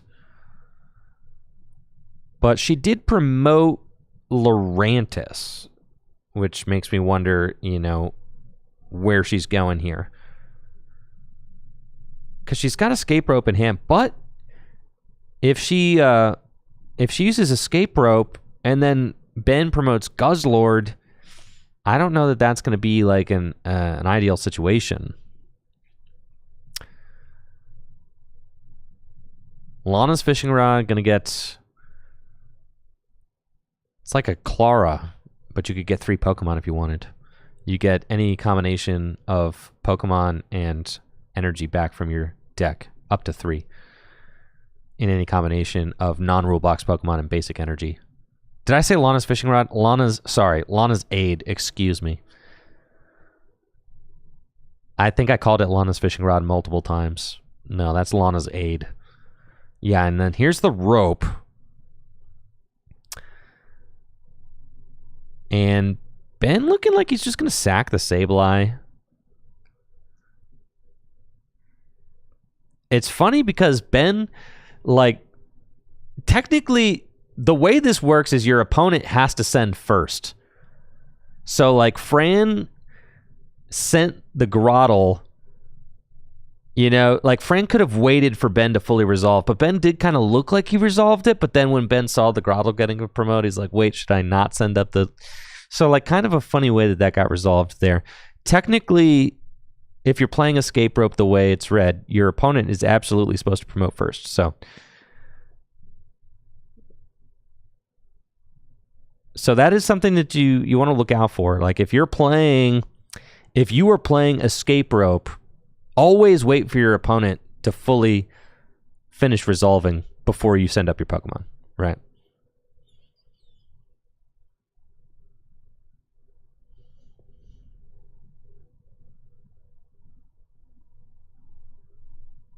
All right, so Ben has got Rescue Stretcher, and it looks like he's going to chuck some Pokemon back into the deck.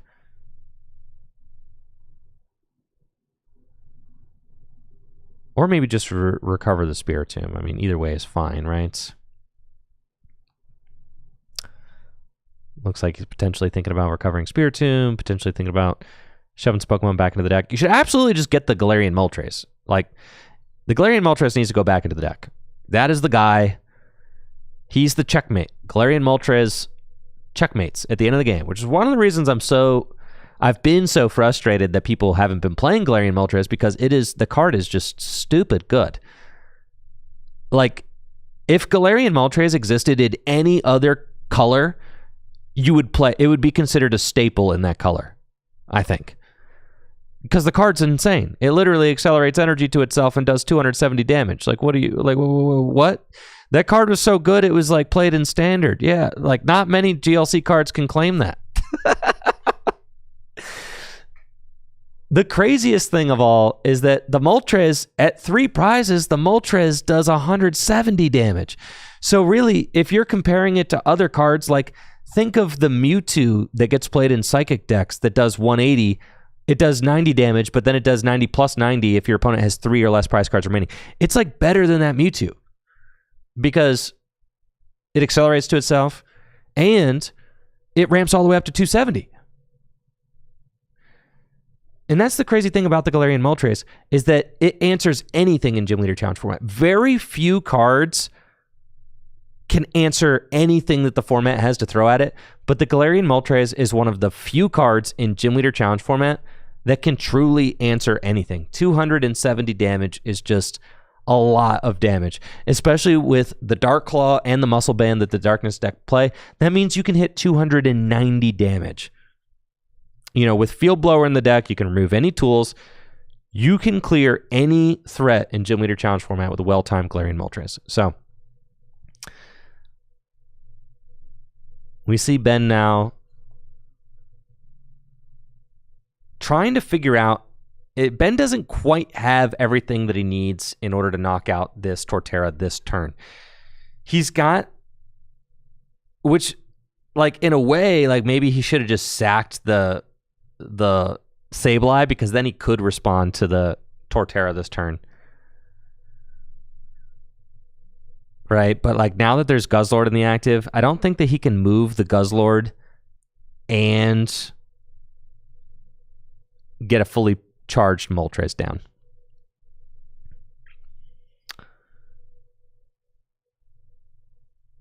But I mean, Ben's deck is so thin at this point, though. He doesn't need to even try to put the Moltres down yet. He's got a lot of resources in the deck. He's got a lot of energy left. The deck is very small.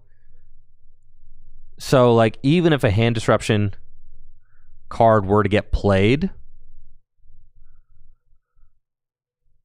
he has a very high chance of finding that Galarian Moltres still.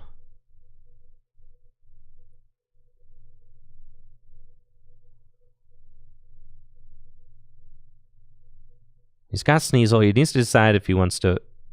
You definitely don't bench the Galarian Moltres and not knock out the Torterra. And there's the Clara.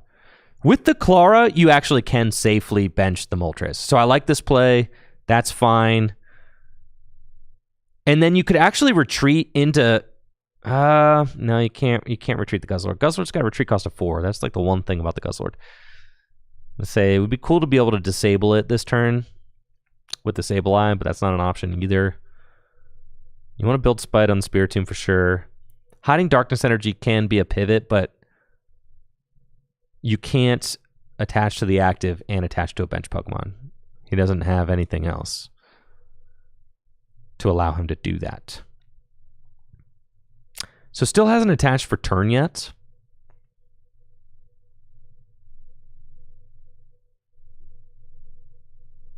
Looks like maybe hiding Darkness Energy going to the Spiritomb seems like a fine enough place for it.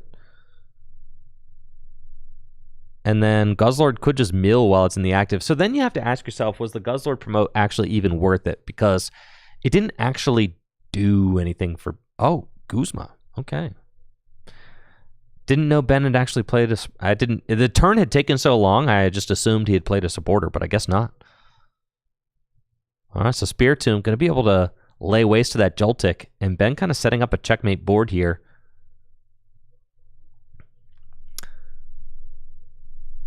Taking out the Joltik. Torterra gets promoted. Moltres on the bench. So Fran has to take out the Moltres in order to not lose. And that's what I love about the Moltres. The Moltres is just setting up that checkmate situation, right? It's just there on the board. It's just gonna do 220 damage next turn if Fran takes a knockout. It's so good at just clearing these big threats at the end of the game.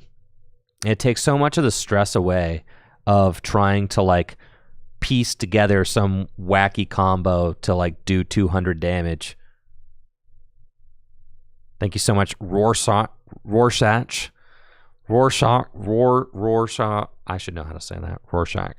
Rorschach. Thank you, Rorschach520, for that Prime sub in the 11 months. Appreciate you, Rorschach. Thank you.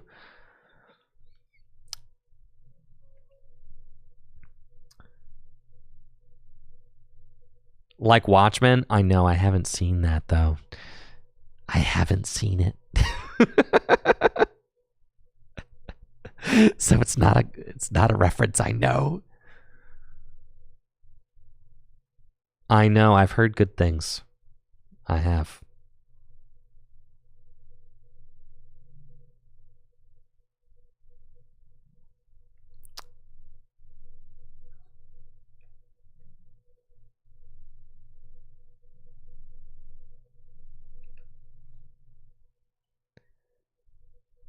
All right, Fran's got Revitalizer. Can bring 2 grass Pokemon back from the discard pile. But Ben's sitting pretty with just 1 prize card remaining.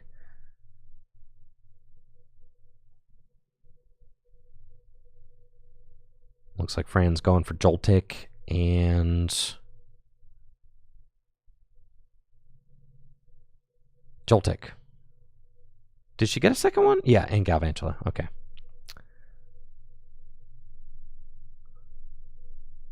Did she get a second one? You have to get 2. It's not an up 2 card.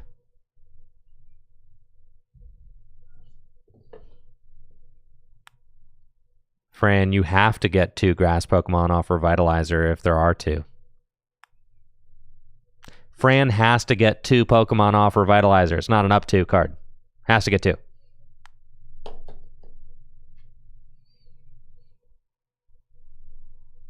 All right, Badoo. Thank you.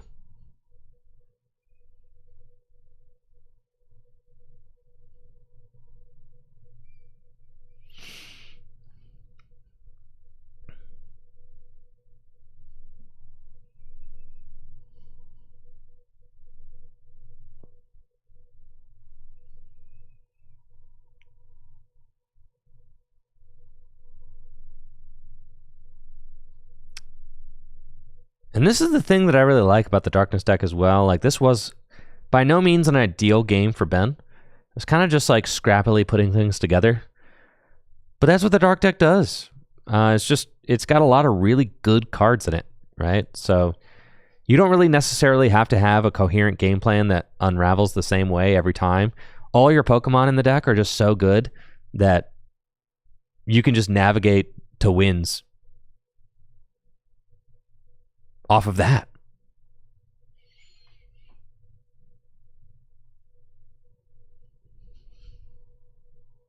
Looks like Fran has turned 0. Has to just take the knockout with Torterra's Evo Press. And then Moltres with the dub. There we go. And that is game. Ben Morris taking the win in round 2. That has gone to time. A close one there. Well played by both players. That is just round 2 of 5 tonight. Got a healthy turnout for Gym Leader Challenge this evening. Apparently, Jesse Parker is also 2-0 tonight. He says he's looking for his first badge. He went 3-1 at Standard League last night. I suspect that we will have Jesse on stream next round. I do suspect. At 2-0, we haven't seen him play yet. So that would be hype. Very cool deck from Fran, though. I have to say, that is a really spicy brew. Brady getting in there with the sub. Yo, appreciate you, Brady. Hopefully you're doing well. Been missing you, man. I miss you, bro. Hopefully you're doing well out there in Cincy. Thanks for the 68 months. Next month, that'll be a special one. 68 months. Appreciate you, Brady. Thanks. And here we are. Yes, sir. Jesse Parker getting summoned to the stream table. I suspect he's playing his Psychic deck against Chris Scove. Got Jesse Parker versus Chris Scove here at 2-0.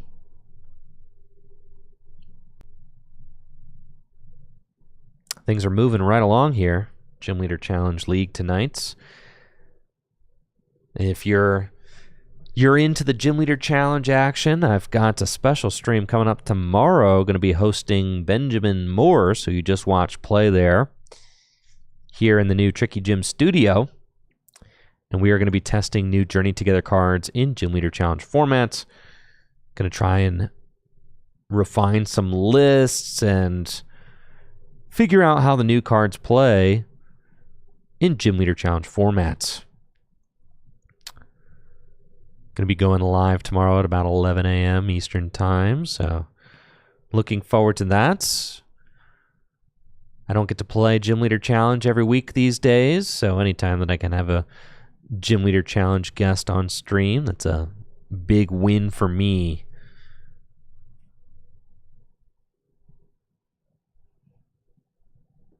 Here we go, round 3. Jesse Parker versus Chris Scove. Round 3 of 5 tonight's.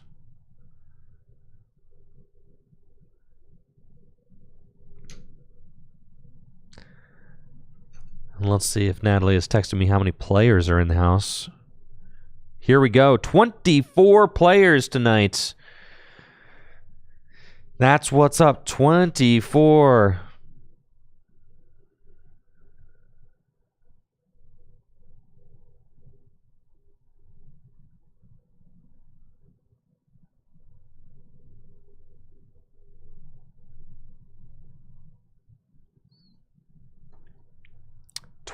Players for Gym Leader Challenge League. It's a wonderful turnout.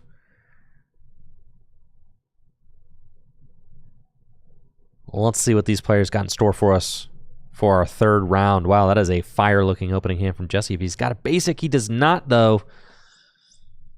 Jesse, huge Psychic believer, and I can't blame him. I also, I'm with Jesse on this. I think Psychic is just very, very strong deck. And for me personally, I think Psychic has the strongest pool of cards in Gym Leader Challenge format. Why, you may ask? It's because the game designers love the purple guys. That's why. The game designers can't help themselves. They just print the most broken purple guys you've ever seen, seemingly every other set. And guess what? They've been printing strong purple guys as long as the game's been around.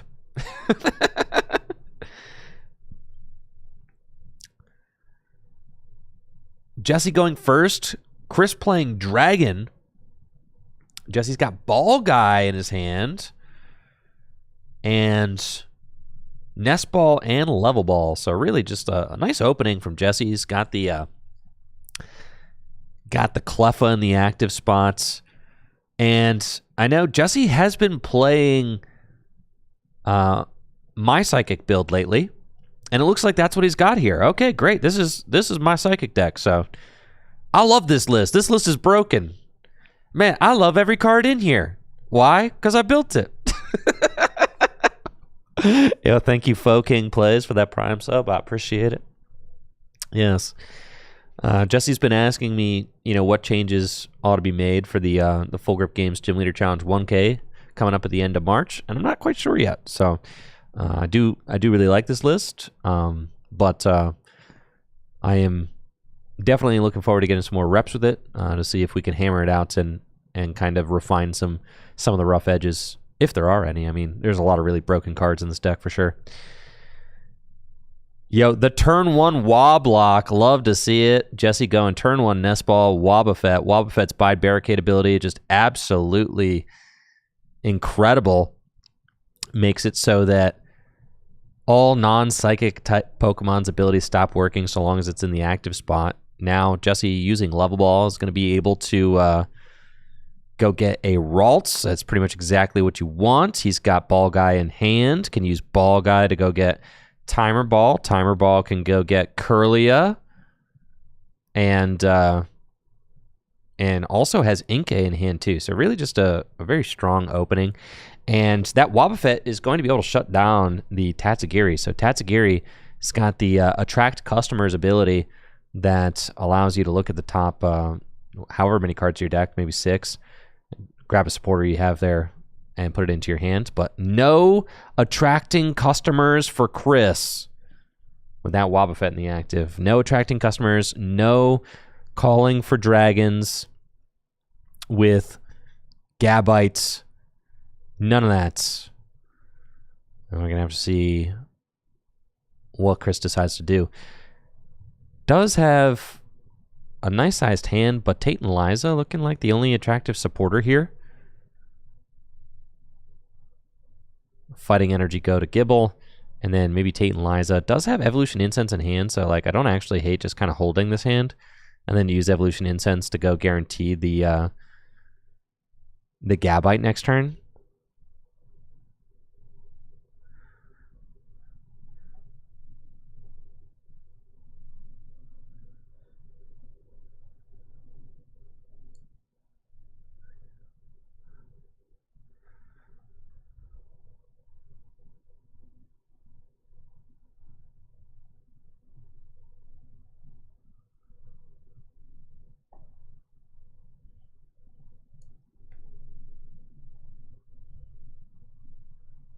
And it looks like Chris actually is going to use Boss's orders to break that Wobbuffet lock so that he can use the attract customer's ability.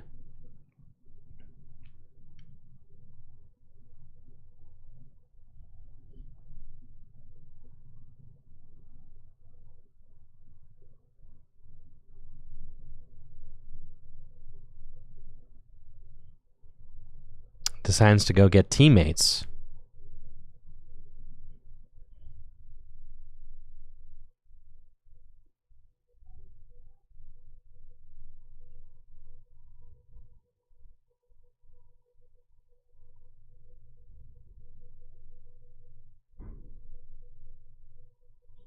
Teammate's not going to be immediately useful, as it only triggers if Pokemon gets knocked out, but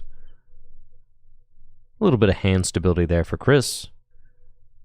Chris did use Boss's orders, so just has to pass.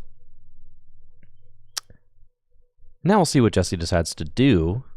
Has Ball Guy, so can go search his deck for 3 different cards with Ball in the name, and then put them into his hand. Good cards to grab here would be Ultra Ball, Timer Ball, maybe Hisuian Heavy Ball. Those would be good ones.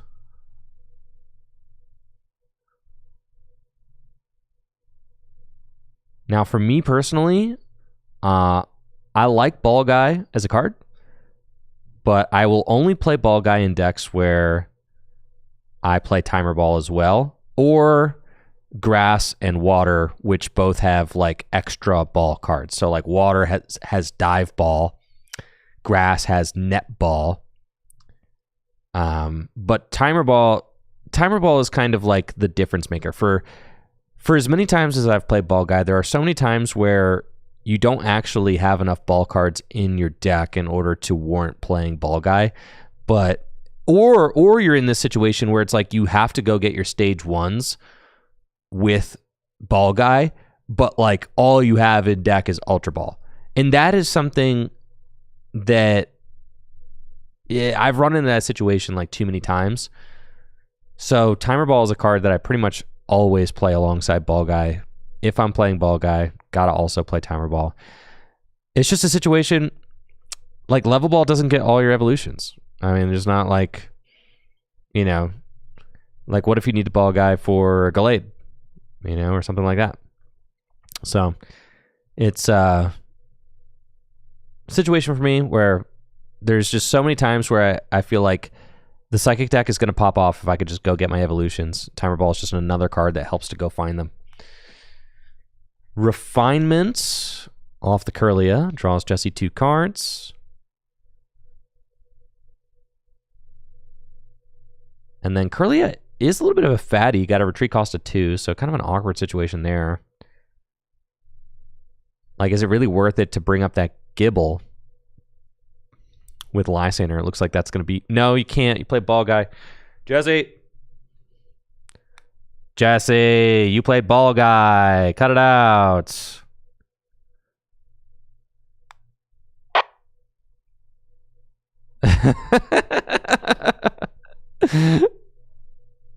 All right, Chris's turn.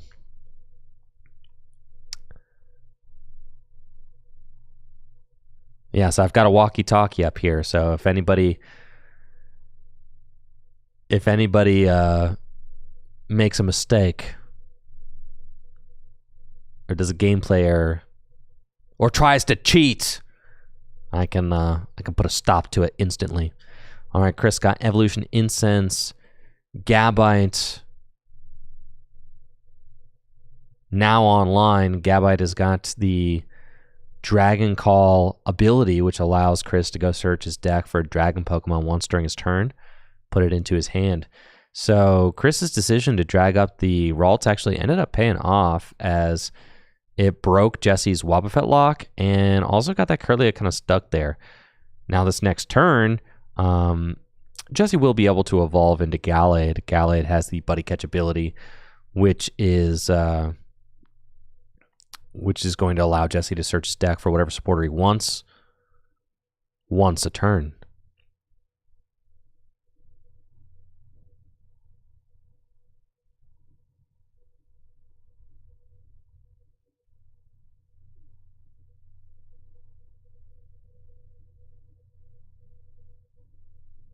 We'll see what Chris decides to search his deck with. Dragon Call is playing the... looks like he's playing the Regidrago that does 220 damage, not the Dragon's Horde Regidrago. Usually you see the Dragon's Horde Regidrago with the ability that fills your hand to 4 cards, but there is another Regidrago, does 220 damage. I think I saw that one in Chris's deck. Looks like Chris is going to go get Dreepy. And Dreepy's going to go down to the bench. Now, Jesse does have to look out for that Gabite. Gabites can evolve into Garchomp. Garchomp has the Sonic Slip ability, which makes it invincible for a turn. Garchomp is very far and away the strongest attacker in the Dragon deck. Chris also playing Kyurem. Oh my goodness. So Jesse's got to be careful not to put a card with Kyurem in its name into the discard pile, or else with Colress in its name. Did I say Kyurem? Anyways, Chris plays Kyurem. Jesse got to be careful not to put a card with Colress in its name in the discard pile, or else might get hit by that Kyurem.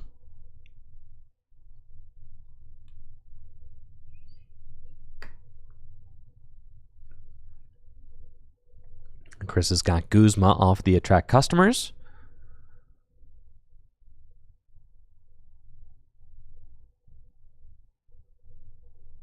And then also is going to go in with Mysterious Treasure. Does Regidrago do 240? Am I tripping? Really? That's crazy. Really? It does do 240. Wow, it does 240 damage minus 20 for each damage counter on it. Wow, it does 240. I stand corrected.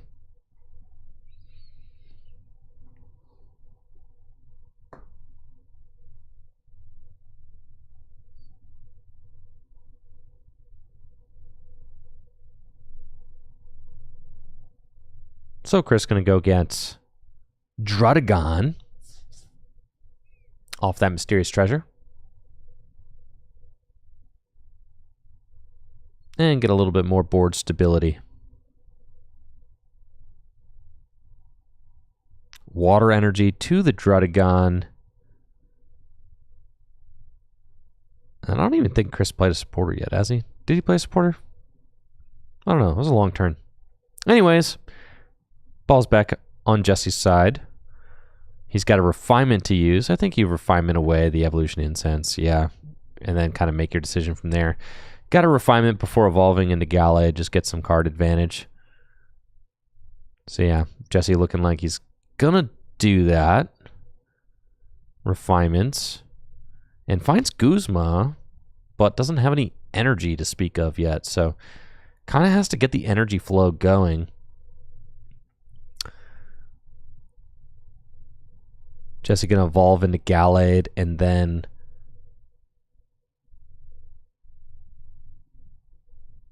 we'll see if he decides to use Buddy Catch. Jesse could, play a card like Tate and Liza to switch this Gallade to the bench It would feel really bad to not have an energy drop this turn. That's kind of like the big thing that has been an issue with Jesse's draws so far. I mean, he's setting up his board, but not finding the energy has certainly been troubling. Floatstone's in the deck, so that could be a hit to get the Gallade out of here.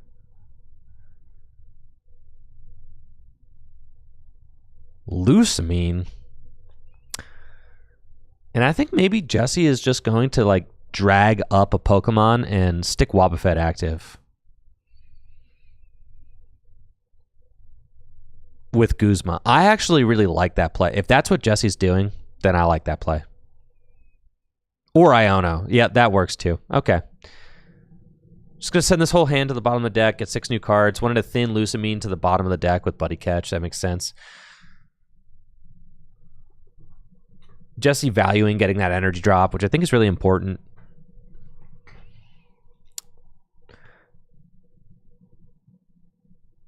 The Gallade could get hit this next turn, though. I mean, that is the troubling thing. I mean, this kind of like opens the door for Chris. Chris could do something crazy like Sonic Slip, knock out the Gallade.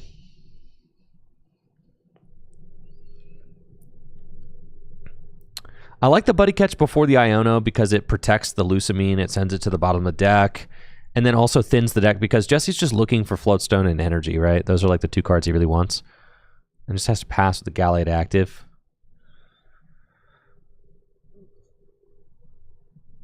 And we'll see if Chris is able to get that Garchomp online this turn. Double Dragon Energy is prize. That's a big one. And Chris going to get Applin there. Off of the Hisuian Heavy Ball.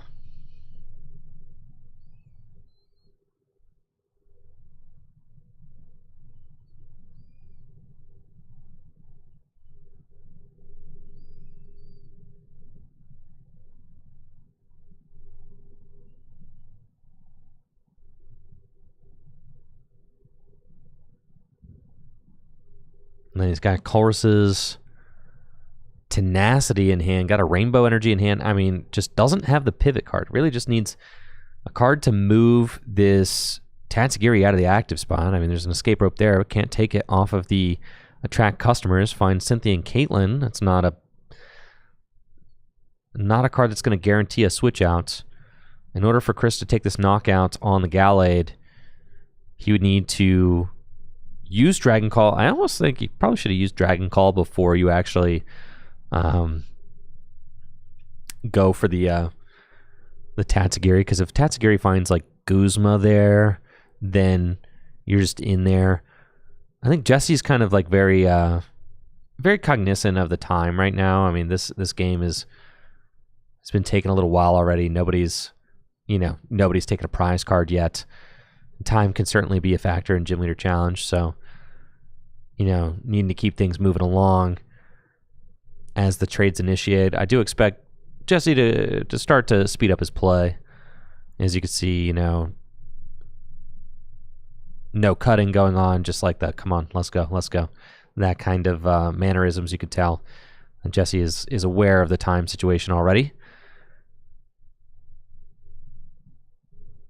We got a Recon Directive there.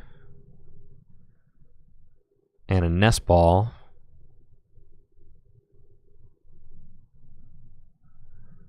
Maybe Nest Ball goes and gets Axu.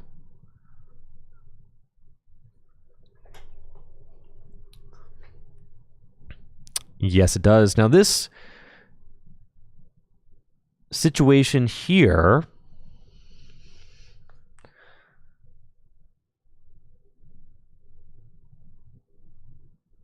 looks like Jesse has Dusclops. So interestingly, like Dusclops can just clear that Applin 1-1, so that's kind of interesting. Yeah, and Jesse can remove that energy from play too, which is kind of interesting also. And Chris going to pass it back, so... Oh, Psychic Energy off the top is really big, actually, because that does allow Jesse to go on the offensive with Guzma, if he wants to. However, in order to take a knockout with the Iron Boulder, Jesse would need to hand match Chris, and Chris does look like he has a kind of bigger hand than Jesse does. So I don't know that he would be able to hand match yet.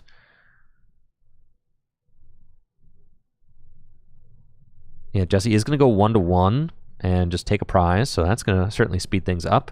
Enhanced Hammer, also quite big. Not yet, but that is definitely a good card to have.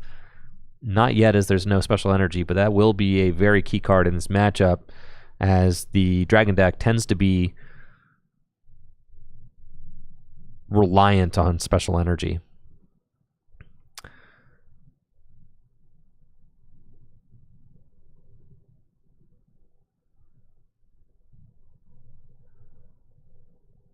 And then let's see, where does Jesse want to go from here? He's got Gallade, he can use Buddy Catch. Energy to Gallade feels really bad.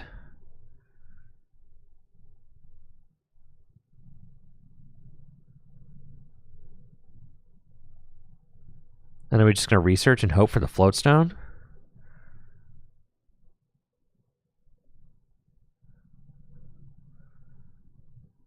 Yeah, if you... Ooh, and he hits it. Okay, and the Parallel. That's a really big rip for Jesse there. Parallel City and the Floatstone. That's all really big. That is a huge draw off of that research. This Gallade has been stuck in the active for too long.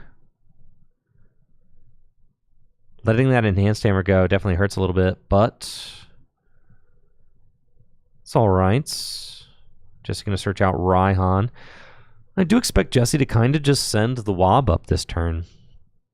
You kind of prevent a lot of things. You prevent Sonic Slip from happening. Unless Chris has Guzma in his hand, which I don't remember if he does. He might. Parallel City also big, though. This Parallel City can deny Chris one of these bench Pokemon. So I definitely expect to see that Parallel get slammed down. And it's such a strong stadium. I mean, probably the strongest stadium in Gym Leader Challenge formats, where your bench just is so impactful. Yeah, being able to force a discard is really good. He either goes Cleffa or he goes Wob.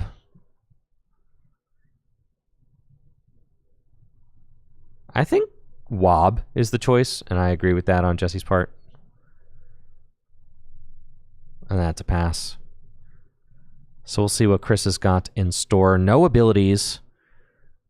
Does not have Guzma in hand.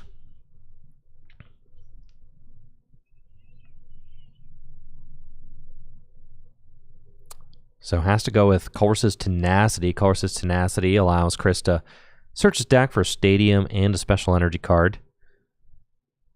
Stadium will be able to counter that Parallel, but Parallel did put in some work getting the Axew to the discard pile. That has been big. And now Jesse's board is starting to look developed. Jesse's finally at the point now where if Chris doesn't make a sizable play this turn, Jesse probably will pounce with a Guzma play to target down something that Chris doesn't want to get knocked out this next turn. So, oh yeah, Colress's Tenacity gets any energy, not just special energy. So Fire Energy going to get grabbed off Colress's Tenacity. I always forget that, because a lot of times in standard format you're using Colress's Tenacity. Oh, and I was tripping. Okay, it is the Dragon's Horde Regidrago. I was going to say, I really can't justify the Regidrago from Evolving Skies. The Dragon's Horde is just so good. Yeah, the Dragon Energy Regidrago. Really couldn't see it. Yeah, Dragon's Horde is where it's at. So Chris is playing the Dragon's Horde Regidrago. The one that fills the hand of 4 cards when it's in the active spots.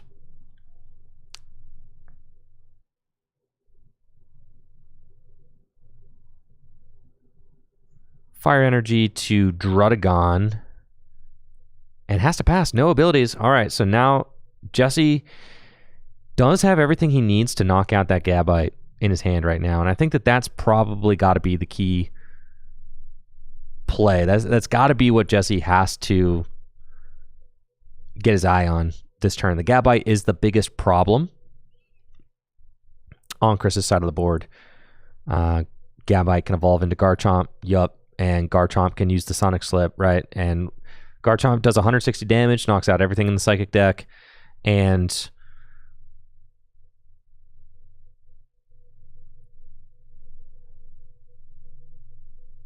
can be invincible. So certainly kind of problematic.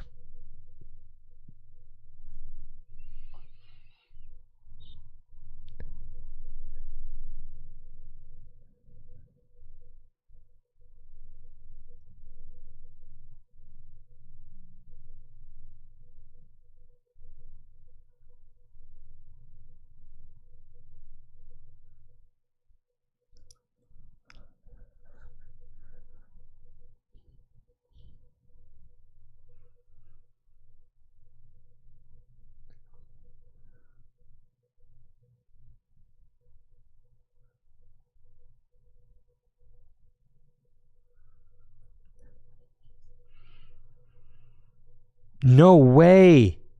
Guzma going for Druddigon?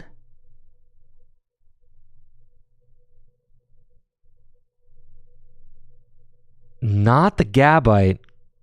That is really not Gabite, huh? Okay. All right, we'll see how this goes.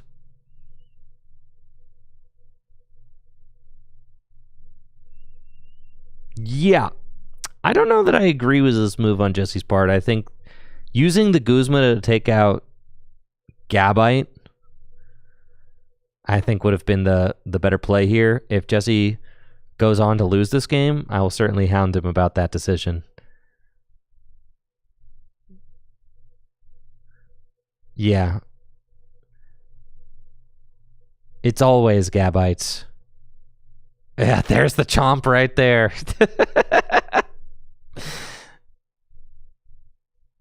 And here's Rainbow Energy. Yeah.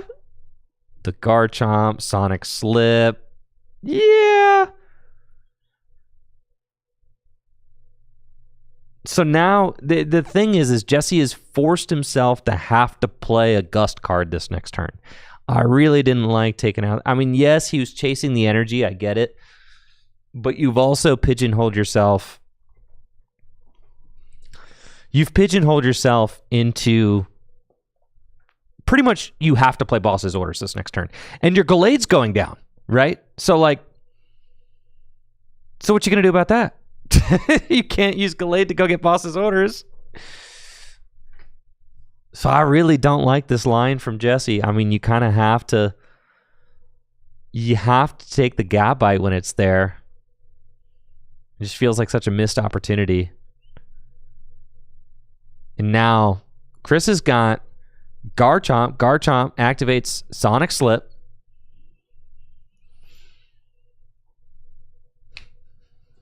And Sonic Slip makes it so that Garchomp cannot be damaged next turn. The ability has already been activated, so the ability has placed an effect on Garchomp.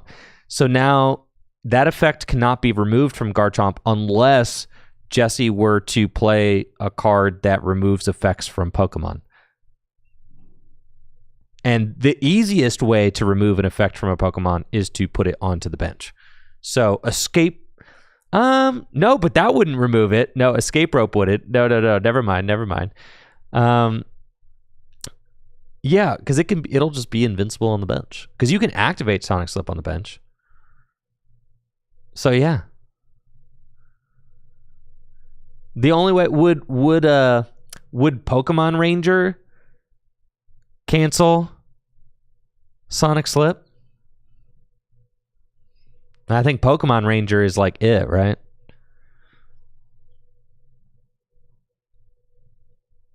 You'd have to play Pokemon Ranger, or you'd have to play... There's a Marowak that removes all effects, but that's a fighting card. So yeah, I think this play could be Jesse's undoing. We'll see what ends up happening.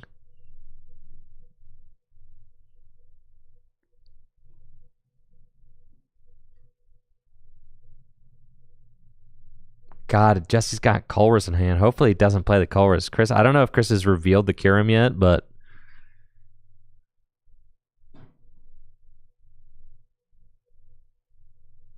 All right, Jesse's got Buddy Buddy Poffin. Mimikyu.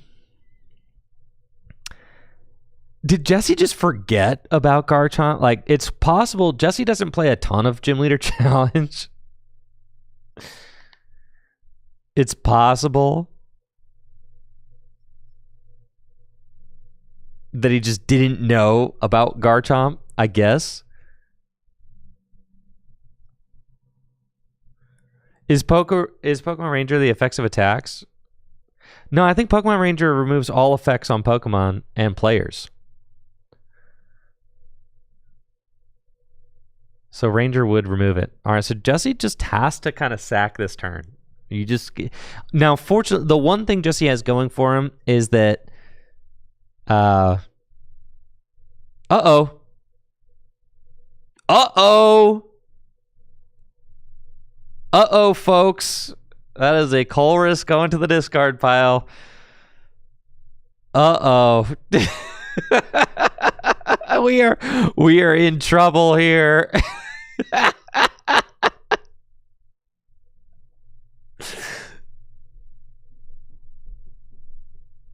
We are in trouble.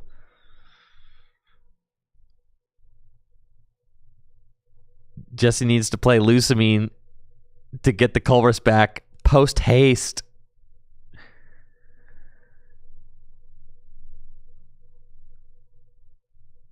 I know, Jesse's about to get done like that. Not on stream, dude.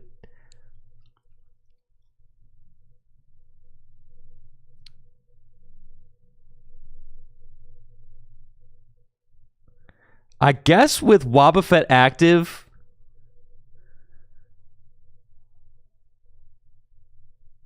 Kyurem can't... Wait, no, Kyurem... Is Kyurem's ability or is it an attack effect that makes it...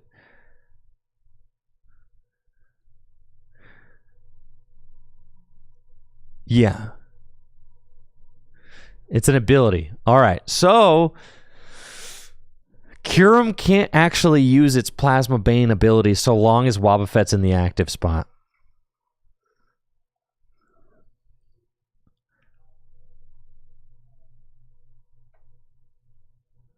Which that counts for something.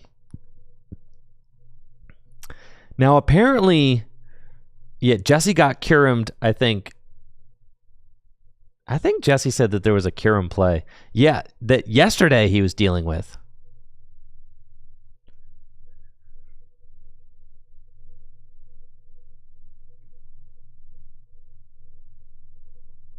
Man, this could get sketchy for sure.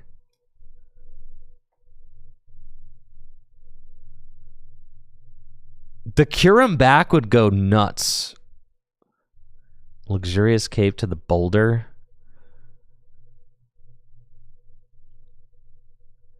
But right now, all Chris has to do... Can't... Yeah, Wobbuffet. Okay, good. Good catch, Jesse. Good catch. Good catch. All right, Rare Candy. We've got ourselves Haxorus coming down.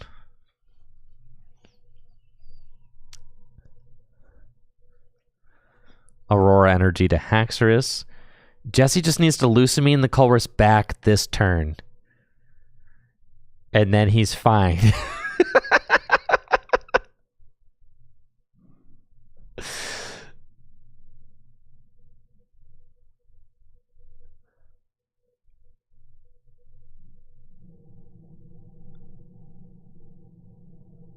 Man, I'm on the edge of my seat. I don't really know how this is going to go. I think Jesse's entire game is just getting punished by not taking out the Gabite. And so now we're just seeing how... We're seeing, like... Oh, that's the craziest thing about Gym Leader Challenge games is that, like, one decision that you make, like, on turn 2 can, like, have ripple effects 5 turns later and change everything. And that's just exactly what we're seeing play out now. There's that Kyurem right there. There is an escape rope. There's Guzma. I mean, none of those cards can get played right now. Yeah, Jesse popping a Red Bull, dude. Says, I gotta caffeinate. Well, let's go.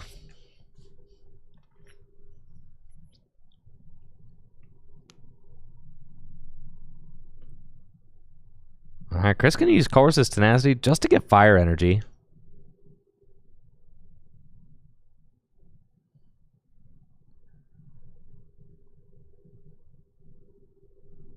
And then we'll attack.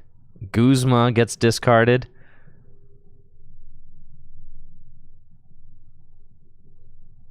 Chris has win, Jesse. No. You have to retrieve the Colress. You have to, Jesse.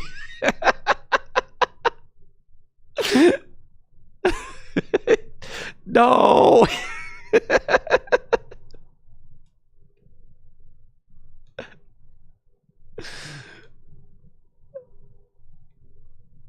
Oh, man. No, I don't think he's playing bench barrier right now. Jesse, look out.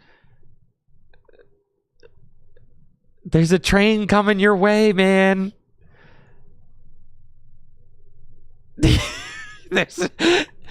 Jesse, you gotta look out, dude.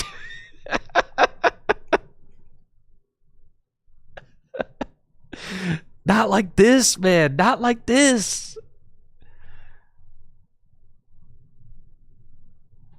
All right, Jesse's using teammates as his supportive return, and is going to grab a couple of cards. He's going to take a knockout on this Garchomp. You would think that means that, you know, that both players have 3 prizes left, and that, you know, we still got a lot of game left to play, but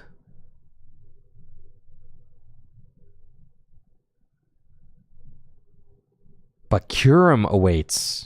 And that's what Jesse gets. I mean, he hasn't been keeping up with the GLC meta, so he doesn't really know that Dragon decks are just playing Kyurem now. And it's because Colress's Tenacity is a pretty good card. If it was just for Colress, you know, but 2 cards? There's 2 cards that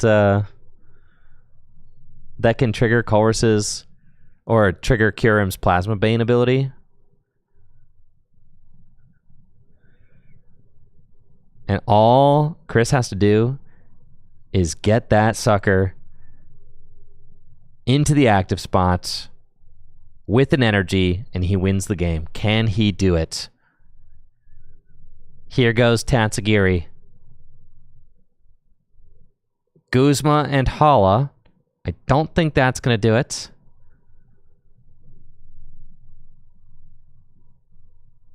U-turn board. We're going Dracloak first.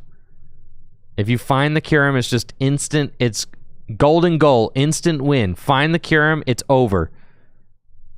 Neither of those are Kyurem. Okay. Has to put one of those on the bottom of the deck.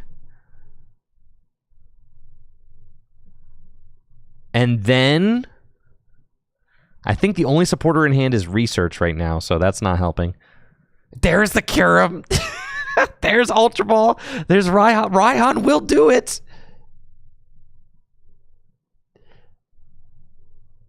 Stop shuffling, Chris. You know what you're doing. Just do it. Do it, Chris. Just do it. No, don't overthink it, Chris. No, what's going on? No. No.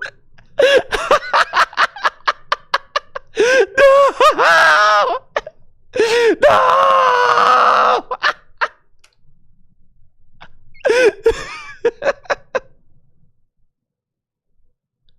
Pass. Wait, what? Whoa! Whoa! Whoa! Whoa! What?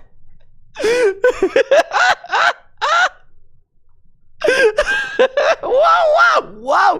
Whoa! What's going on here?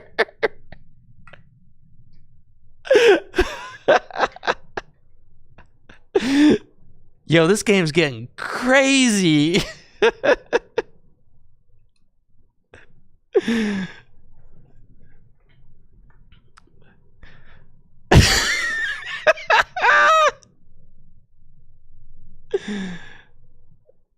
All right, so Jesse's like, yeah, I guess I'll end both players to 0 or to. I'll end both players to 3. Play no cards. Iron Boulder. Okay. All right, where are we at now? Town map. There's Double Dragon. Sure. Okay. Well, now I'm even more invested in this game because I have to see. I have no idea how it's going to end.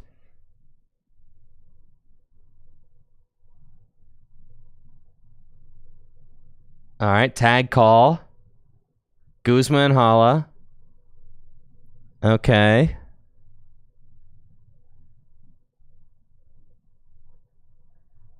Haxorus will be able to take the knockout. Haxorus has 170 hit points. Mewtwo can clear it, though.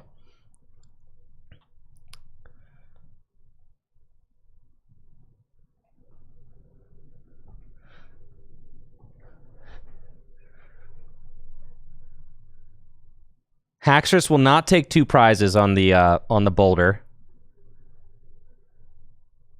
because the Iron Boulder has a luxurious cape on it, right?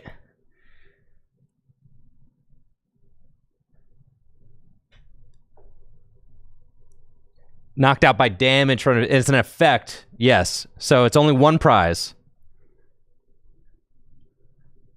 Yes, Chris only gets 1 prize for this. 1 prize. Yep, okay. And Chris is going to take the Double Dragon energy. All right, 2-2 game. Game on, gamers. Game on. Game on. Let's go.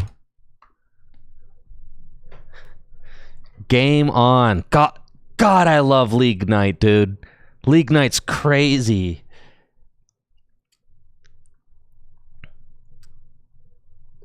Anything could happen at League Night.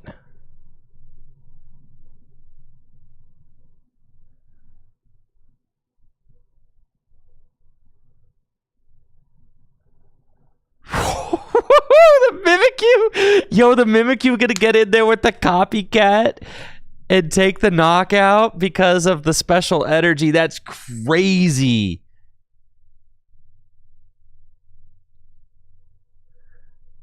The Haxorus has the bringing down the axe attack. 1 fighting energy. If your opponent's active Pokemon has any special energy attached, it is knocked out. Jesse just has to decide which supporter. I know which supporter Jesse should play. I know what Jesse should use that Versus Seeker on, but I'm not allowed to say it. I know what Jesse should use that Versus Seeker to do. This works, though. This works. Yeah, do that. That's actually the best play you could make, Jesse. Very good. Hex Maniac. Best play you could make. All right. Copycat, bringing down the axe. 1 prize remaining. That is the absolute best play Jesse could have made. Hex Maniac means that Kyurem cannot use its ability. Cannot. Oh my god, dude. I cannot believe how close this game has been. This is so crazy, bro. This is so crazy. What an absolute nuts game.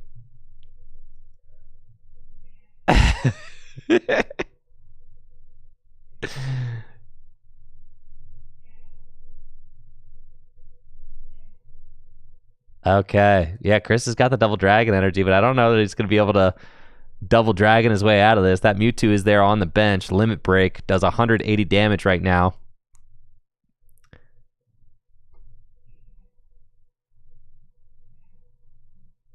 I thought when Chris grabbed that When Chris grabbed the Raihan off of a track customer so fast, I thought for sure he saw it. And that's it. Limit break for game. Wow. Jesse stealing the dub. Stealing the dub from Chris. All right, chatters. I have to walk you down. Hey, guys. You want to know something crazy? Chris had win in that game like 4 turns ago with Kurum, dude. Yeah. Joking about the Kurum, like, oh, that'd be crazy because a lot of people play Chorus. And I didn't know he actually played it. But yeah, that's crazy. Holy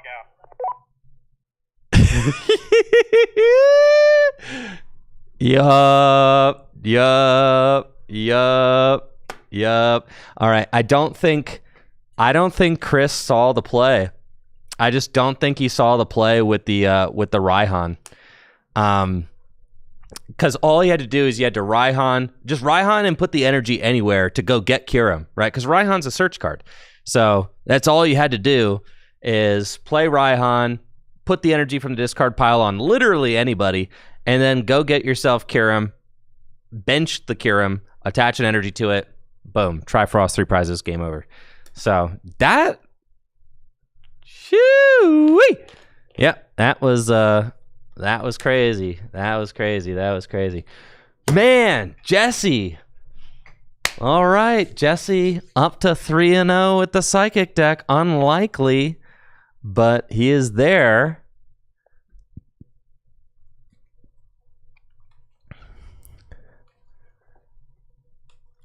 There we go. Moving on to round 4 of 5. That is one of the most exhilarating games I've commentated over here at League Night. Oh, yeah, dude. Dude, GLC League is fire, man. I'm saying Gym Leader Challenge League. This is a real treat. I'm saying this is the drama. The drama, chatters. God, the drama is so good. All right. Round 4 pairings are going up now. Let's see what these players have got in stow for us.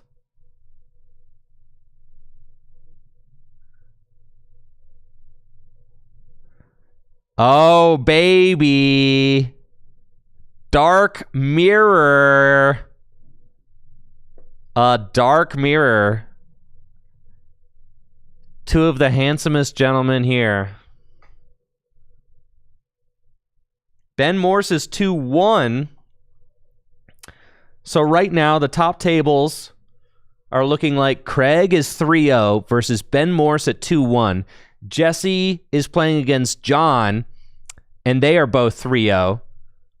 So that's your top 4 right now. As we go into the final 2 rounds of the night, Ben Morse is 2-1, Craig is 3-0, John Patterson is 3-0, and Jesse Parker is 3-0. Still anyone's night tonight.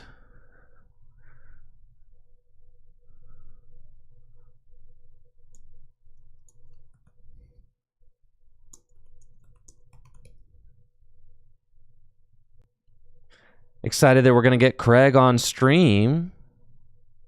That's great. Craig texted me before League tonight that I win and that he's finally ready to cut all of the spread stuff from his dark deck. And now look at your boy. 3-0. However, Ben Morse is also playing a darkness deck that looks a lot like the one that Craig's going to be playing. So this is going to be a very close match, as I think both players are playing nearly identical darkness lists. So I'm anxious to see how this one plays out.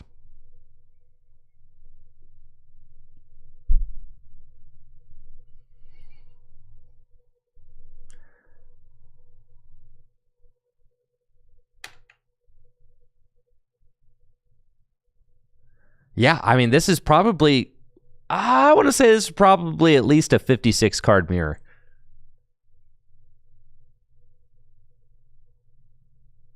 Would be my guess. I'm interested to see how close these players' deck lists are. I think I have bullied both of them incessantly about playing bad dark decks. So I think finally I've and I think that's the thing is I can't play, so I just have to bully my friends into playing the cards that I would want to play. That's just really that's kind of the dynamic at work here. All right, round 4 is underway. It looks like Craig's going first, opens Hoop up. Ben has got Coughing, and Craig going to go Artisan. Get a Pokemon real quick to put onto the bench. Ben's got a nice lead. The Coughing can ascend into Galarian Weezing. Galarian Weezing's a nice lead for this deck. Up against the Darkness deck, there's not like a ton of abilities that you're going to want to shut down. But it's just a beefy Pokemon with a 1 energy attack that poisons and, racks up damage. So it's not bad. It does shut down Trade. It does shut down Sableye's ability as well, which can just help churn through the deck. So I always forget the name of Sableye's ability. Excavate. That's right. Excavate on Sableye. Can turn off Excavate. We see Craig eyeing up the Purloin. Purloin can evolve into Liepard. Liepard is the draw engine of the Darkness deck. Looks like Craig decided to go with the stand-in Zoroark tonight. That is my favorite of the many Zoroark that exist. I am a little bit biased, as I did top 8 NAIC in 2017 with that card. However, card's broken. I mean, for just 1 double colorless or twin energy, you can crank out 160 damage. I mean, it's a ridiculous card, right? Mind Jack does 10 damage plus 30 more damage for each bench Pokemon. Gym Leader Challenge decks unabashedly fill their bench. I mean, players are just constantly filling their bench up to 5, almost all the time. So, the thing I like about the stand-in Zoroark with Mind Jack and the Weavile is that both of those cards play off your opponent going wide. And almost every single player in Gym Leader Challenge goes wide. Everybody, right? So then I'm not playing Parallel City in my Darkness deck either because Parallel City would allow your opponent to discard bench Pokemon that they don't want anymore. And then and so without Parallel City, your opponent's just kind of stuck with all the Pokemon they put down on their bench, and they might be really anxious to fill their bench, and then and you're just cranking out a lot of damage for just low energy cost. And that's exactly what the Dark deck wants to do. It wants to do a lot of damage for low energy. And the thing that I like about Zoroark is that it's aggressive. It allows you can use stand-in and switch itself into the active spot. It can allow you to reset your Hoopa, and God knows how often Hoopa gets stuck in the active spot. Hoopa's attack, Assault Gate, does 90 damage for 1 energy, but it only works if you switch it from the bench to the active spot during your turn. And stand-in can help move that Hoopa back to the bench so you can use Assault Gate over and over again. Ooh, and Ben has got the turn 1 Arvin, Buddy Poffin, and TM Turbo Energized. Do we have it? No. Is the TM Turbo Energized already in hand, or is it prized? I'm not seeing it.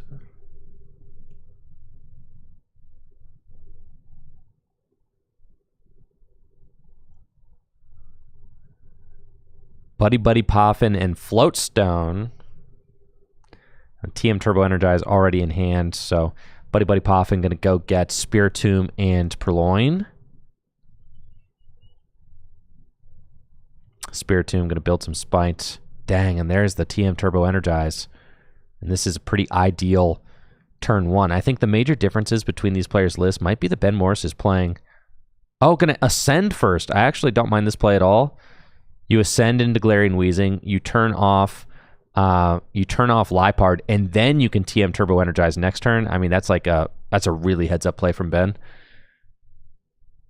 just not going to be too anxious to use the TM Turbo Energize, why not shut down Liepard, right? Because Craig did decide to use his turn 1 Artisan to go get Purloin, right? So that kind of signifies that he wants to go get that Liepard online to start using trade to set up his hand. So Ben able to see that and then use the Ascension, get into that Galarian Weezing. Galarian Weezing's got the neutralizing gas ability. Turns that Liepard right off. Craig says, okay, I see your Guzzy, and I'm going to raise you a Guzzy myself. And uses the Artisan, go get Guzzlord. Dang. Now this is gaming, chatters. Evolution Incense, go get Liepard. And we're going to have a good old-fashioned Guzz down right here because Craig has got Guzma and Hala in his hand. So Craig can actually use Guzma and Hala to go get himself a TM Turbo Energize.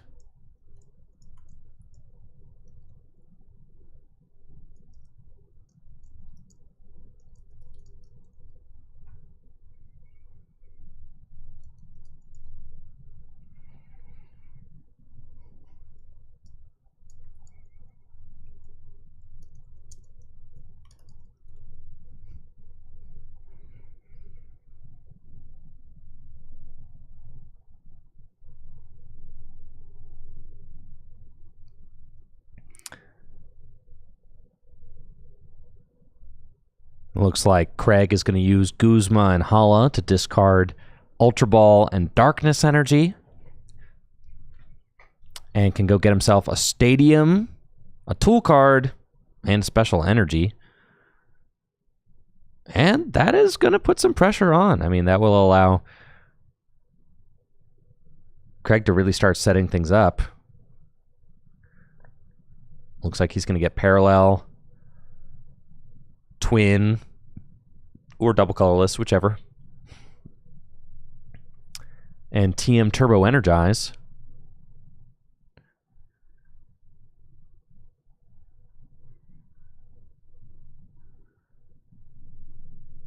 And then Level Ball, go search out another Pokemon. We'll see which one Craig wants to get. Any Pokemon with 90 hit points or less. Could be Sneasel. Kind of like Zorua here. I mean, I guess you are getting ready to play. Like, what's Weavile doing, right? Like, I would favor in this matchup. I don't think Weavile is like really the guy. So Parallel gets played, and then here we go. TM Turbo Energize, and Craig says, "All right, I see your board, and I raise you a fully loaded Guzzlord. Let's go. Let's party." Now, here is one of those key differences in these players' lists, is that Ben is playing Enhanced Hammer in his deck, and I don't know if Craig knows that. So that Double Colorless Energy that Craig just attached to Guzzlord, which he thought that maybe was safe,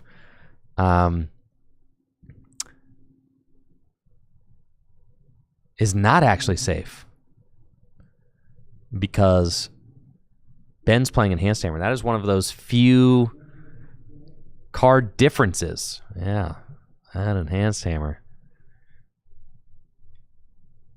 And then here's another Double Colorless Energy. Wow, I mean, these players just, charging those Guzzlord. Enhanced Hammer could be a key momentum swing, though. And Ben, looking like he's got Research as a supportive return. I think he should just send it. Ben does play conservatively, though, I've noticed. I think I like just sending the Research there. Yeah, you got Floatstone in your hand. Whatever, dude. Just send it, you know? Floatstone to the... Floatstone... I guess Floatstone could be a card that you use to attach to Galarian Weezing, but...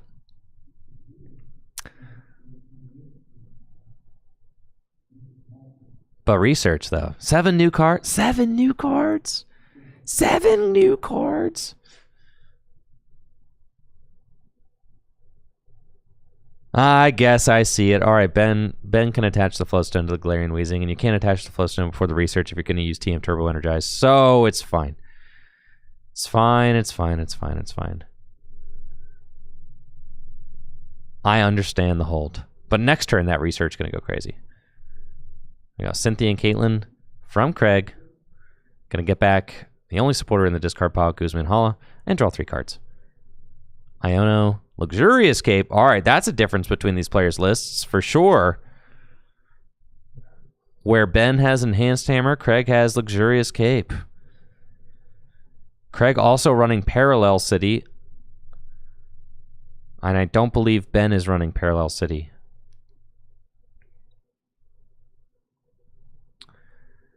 So Craig just going to commit another Darkness Energy to the Guzzlord, making sure that it is in range. And then pass. Ben's got U-turn board now, so U-turn board can go to the Liepard, Floatstone to the Wheezing, and this is a better time to use research. All right, I'll concede. Send it.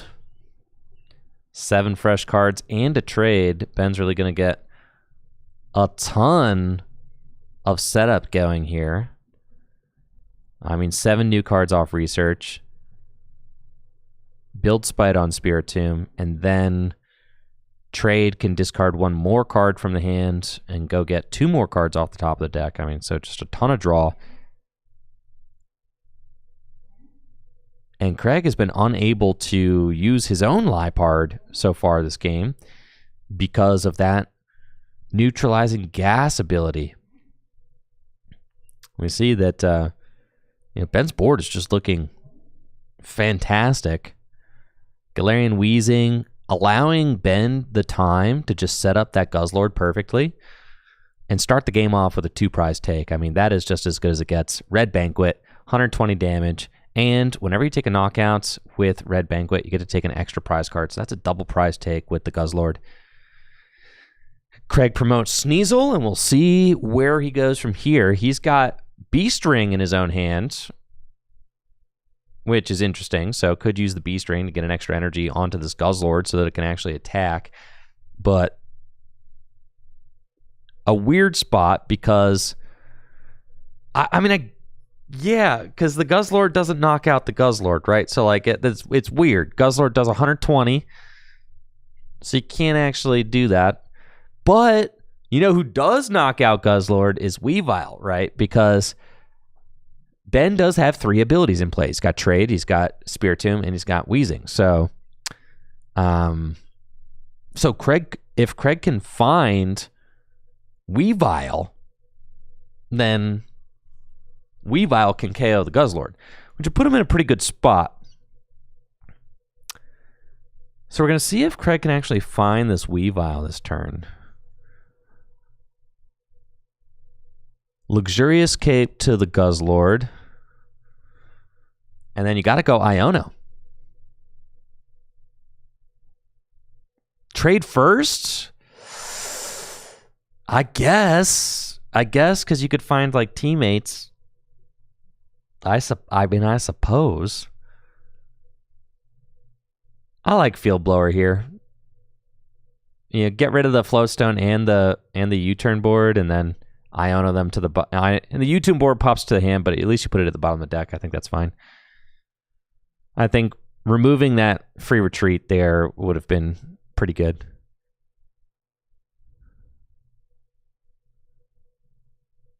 All right, Craig does not find Sneasel Energy, but does find Rope. So again, in this kind of like weird position where Rope will bring up Wheezing. And this is like, this is one of those situations like the Luxurious Cape. I don't know that Luxurious Cape is actually better than Muscle Band or Dark Claw, right? Now, I'd be curious to see what Craig has, if Craig took out a Muscle Band or a Dark Claw for the Luxurious Cape. But if that Luxurious Cape was a Dark Claw or a Muscle Band, then he does hit the knockout on the bench Wheezing. But right now, with Rope, he doesn't actually hit the knockout on the bench Wheezing. And he has to play Rope. So it's a really tough situation because he can't just leave the Sneasel up.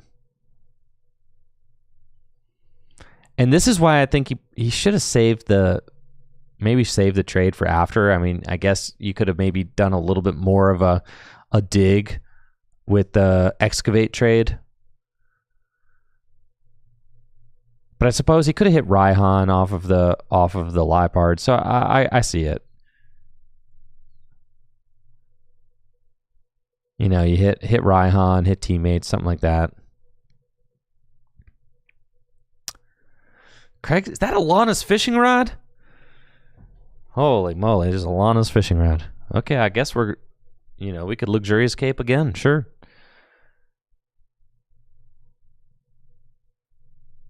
And you see now, if Craig had used the field blower, removed the floatstone and the U-turn board, and then played... Oh, that Sneasel has free retreat. I forgot about that. That's crazy. Okay. I got to start playing that Sneasel in my deck. Yeah, I forgot that there's a Sneasel with free retreat. See, Gym Leader Challenge is a format. Doesn't move as fast as Standard, but things do change, and that's one of the changes I haven't kept up with. Yeah, I gotta update the Sneasel in my Darkness deck. Yeah, that one is sick. Free retreat Sneasel? That's crazy. Man, Dark just keeps getting better. It's crazy, dude. Man, oh man.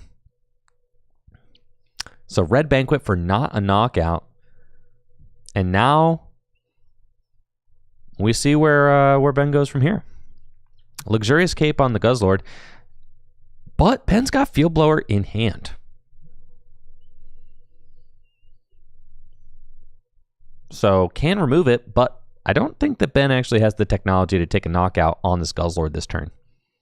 So kind of has to figure it out. You know, do you just want to hit the Guzzlord for not a knockout? And it's this weird situation where, all right, if you use the Field Blower on Guzzlord and remove the Luxurious Cape, then if you proceed to 2-hit KO the Guzzlord, it's like you were better off actually leaving the Luxurious Cape on the Guzzlord. If you were going to just 2-hit KO it anyway, then you were better off leaving it on, right? So like that's kind of a weird interaction. Because sometimes the Luxurious Cape can actually just help you. And this is one of those situations where like maybe Ben doesn't one-hit KO this Guzzlord this turn, in which case that Luxurious Cape would be better off staying there because it allows Ben to take 2 prizes over the course of 2 turns. So that's something to think about. All right, we got Nest Ball. Ben has cleared the Parallel City, though, so that's good. And then Nest Ball. Spear Tomb. I mean, yeah, if he's got, like, damage buff and Tomb and a way to retreat this Guzzlord, then sure, yeah, he could do it that way. You know, Guzzlord's got a retreat of 4. Spear Tomb would need a Muscle Band or a Dark Claw.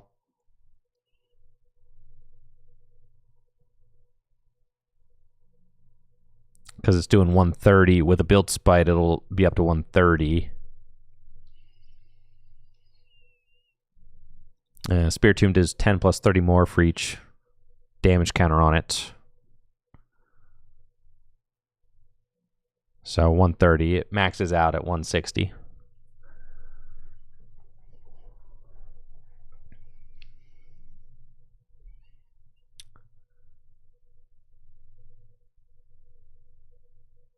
Ben's got a Sneasel of his own. Hiding Darkness Energy in the hand. Building some Spites. Get that thing to 4. All right, here's the Hiding Dark. So saying like, yeah. No, right? And then we're just going into Wheezing. So I think that... Couple of things. I think Ben should have kept the Luxurious Cape on the Guzzlord. And I think Craig should have absolutely let that Field Blower go to remove the Floatstone forever ago. Because now this Galarian Wheezing could be a problem, right?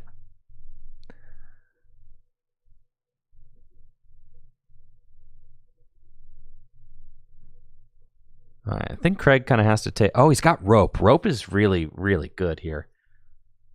Because finally, now Craig will get to actually Red Banquet for 2 prizes, guaranteed with the Rope.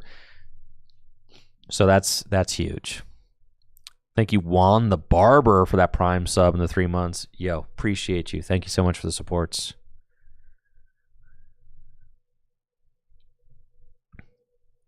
And here we go. Rope. Rope heals the poison. And is going to allow Craig to take... God, I got to get me one of these free retreat Sneasels. This thing is so good. I don't even know what set it's from, dude.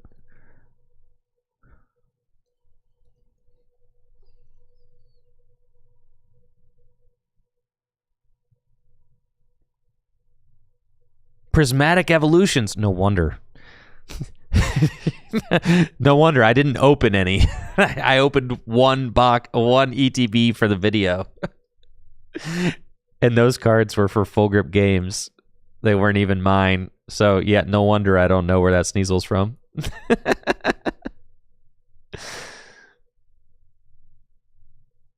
All right, Lana's Fishing Rod can chuck the Luxurious Cape back into the deck. Coughing goes down, and then Cynthia. Big shuffle draw 6. I want everybody in the chat right now, everybody, all of us, okay? We collectively see how much better Cynthia was than Kofu right there, right? Craig played his whole hand down, re-ups it to 6 cards. Beautiful play. Beautiful play. Better than Kofu. Thank you. Thank you for coming to my TED Talk. Yes. Kofu would have been terrible there. It's almost like Cynthia is a good card, Kofu is a bad card. All right, Floatstone getting slapped down to Coughing. Excavate.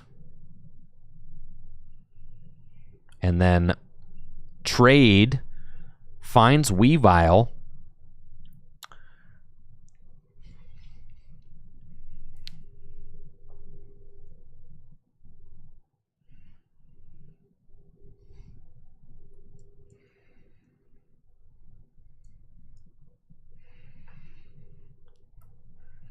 And Craig is going to get to Red Banquet here for 2. Tie this ball game up at 4-4.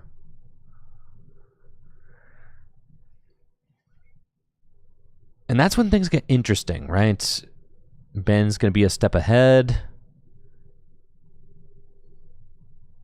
This is a really interesting mirror we've got playing out. It could come down to who can build up another Guzzlord, if it's possible. It could come down to endgame disruption. Both players got Lipard set up. Both players have, attackers on the bench. I mean, things are looking pretty evenly matched here. Ben's got a lot of abilities at play. Weavile's certainly going to be able to eat there. Just good old-fashioned Pokemon game here. Red Banquet for 2. Craig finds Versus Seeker off the prize cards. 4-4 prizes. Lipard gets promoted. And what's it going to be off the top? We got ourselves a Rope. B-String in hand. Not that it matters. Ben still has Guzzlord. I mean, so right now, Ben's Guzzlord is just taking another 2 prizes on this. So, that could be it, right? I mean, that just could be the situation. Craig was not able to find his Luxurious Cape again. So,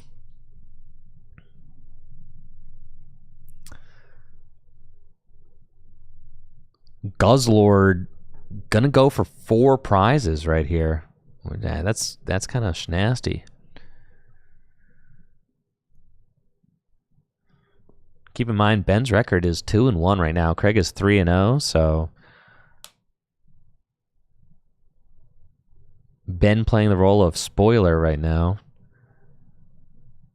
Trying to keep his badge hopes alive. It is a 5-rounder tonight. 24 players in attendance here at GLC League night. So with 24 players in 5 rounds, there's a lot that could happen, as we could get ourselves into a situation where there is no undefeated. Right now, there are 3 3-0s and 1... There are 3 3-0s right now, from what I can tell. So, Craig is one of them, and then John and Jesse are also 3-0. So, if the winner of John and Jesse ends up losing their final round, then we could just have it all come down to resistance. Ben's going to use Versus Seeker for teammates. And then teammates can go fetch him any 2 cards he wants out of the deck. That should allow him to fully stabilize. Natalie has also gotten back to me with the prize payout for League tonight. 24 players in attendance for our Thursday night Gym Leader Challenge League. First place is taking home $75 store credits to Full Grip Games. Second place, $45 store credits. And then top 4, $30 store credits, all for a $5 entry weekly event. So, really, just some great prizing there from Full Grip Games for League tonight's.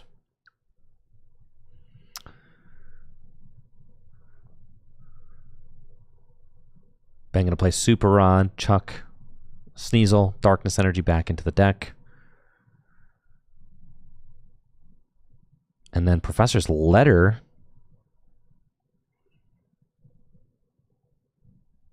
For Double Dark. And what do you know? Galarian Moltres. I've been saying it for the longest time, dude. I've been saying it. Galarian Moltres is just so cracked, man. Set the bird up. Set the bird up, dude. Set that bird up. Malevolent Charge. You can attach up to 2 Darkness Energy from your hand to the Pokemon when you play it, from your hand to the bench, back to the basics. Galarian Moltres, broken card.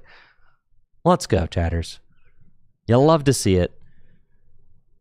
This thing is just going to be cranking out a ton of damage. I mean, the fact that even here at the beginning of the game, where you would think Galarian Moltres is kind of just terrible because Craig has only got 2 prizes taken, it's still doing 120, right? Like, it adds up just so fast.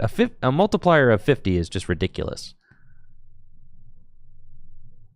Craig, certainly on the back foot now. Ben has got Red Banquet for 2 more prizes, cleaning up that Guzzlord, and actually revealing that maybe playing the Field Blower on the Luxurious Cape ended up working out. What can I say? It did end up working out. But there's certainly a reality where it would have been better to leave it. But I guess removing it is always kind of fine. So, good math, though, for Ben. The 40 damage from Poison plus the 120 damage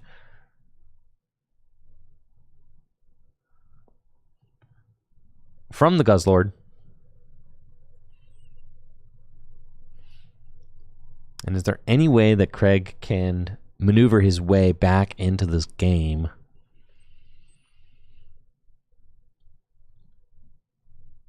Deciding to discard the Spiritomb with Excavate, and then we'll trade. Discard Colress Experiment, finds Luxurious Cape and Evo Soda.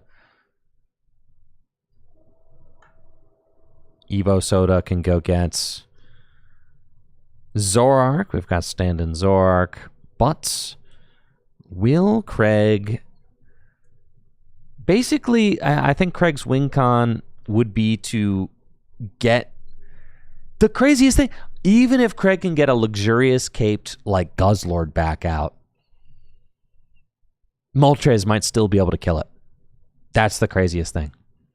Because Moltres is just that guy.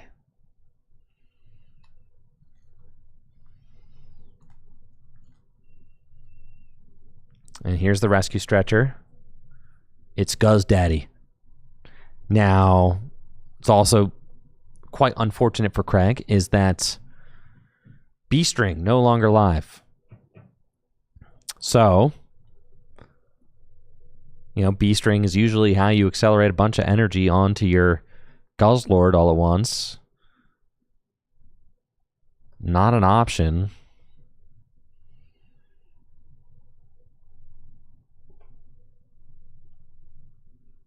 That Spiritomb can clear the wheezing. Here's the Floatstone and the U-turn board getting removed. And at this point, if it's an N or an Iono now, that's fine. I mean, we got the field blower, we got the Iono. This is the play I wanted with the field blower, so it's fine. Better late than never. Those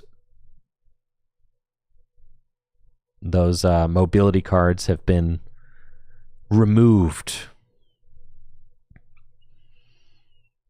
And Ben just gets a hand of 2, but he's got Liepard. Liepard, however, not going to be able to use the trade ability with Galarian Weezing's neutralizing gas. And Craig going to take a prize off of the Guzzlord, who finally goes down. Spiritomb making its way into the active spots. Spiritomb can take this knockout. And Ben might be able to just establish checkmate with that Dark Patch he just pulled off the top of the deck. That just might be it. I mean, that is why Galarian Moltres is crazy. It's checkmate. Boom. There it is.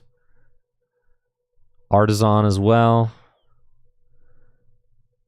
Galarian Moltres just such a looming threat there on the bench.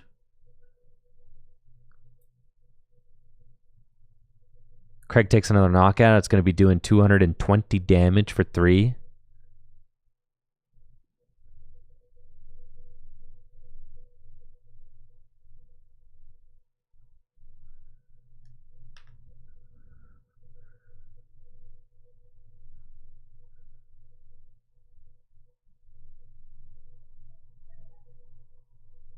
And it looks like this is Ben's game to run away with. And really just a back and forth game. Very close mirror match here. But the difference maker is that Ben was able to attack with Guzzlord twice. Very few differences in the lists. Craig is playing Luxurious Cape and Lana's Fishing Rod. Ben is playing Enhanced Tamer. Ben was able to make good use of that Enhanced Tamer early on and remove an energy from Craig's Guzzlord. Also, Ben was able to open with his own Galarian Weezing, which also just really helped to set the tone of this game. The neutralizing gas ability gave Ben plenty of time to set up behind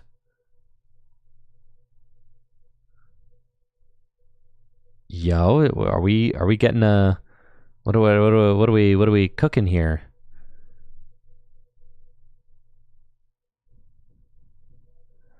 Fighting Fury Bout? Are Craig's 2 tools Fighting Fury Bout and Luxurious Cape?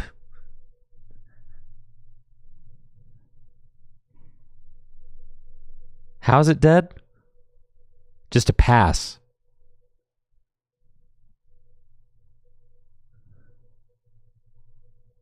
All right, so Craig retreats into Guzzlord and says pass.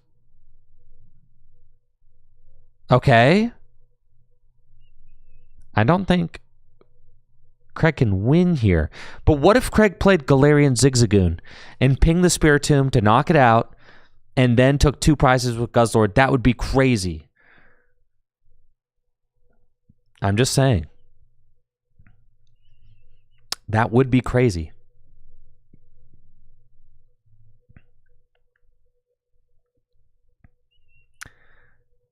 Craig gonna bust out the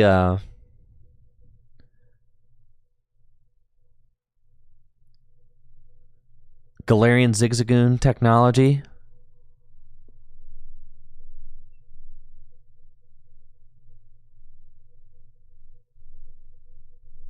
That would be a crazy play.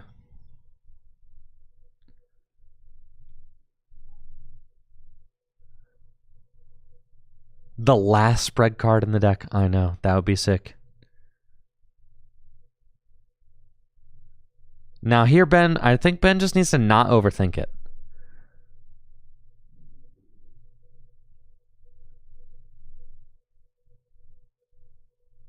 I don't think there's a lot of ways to mess this up.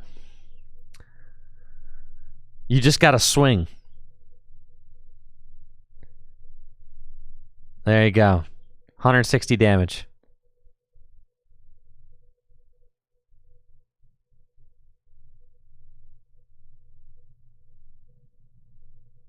I don't think Craig's got anything up his sleeve here. Guzma, Galarian Moltres. And, yep. Craig is just going to use Evil Admonition, take the knockout on Galarian Moltres. And if he had done this line instead, Craig's saying, if this is what I had done, maybe I can win, right? And that's true. Look at that. All right. That's true. That's true.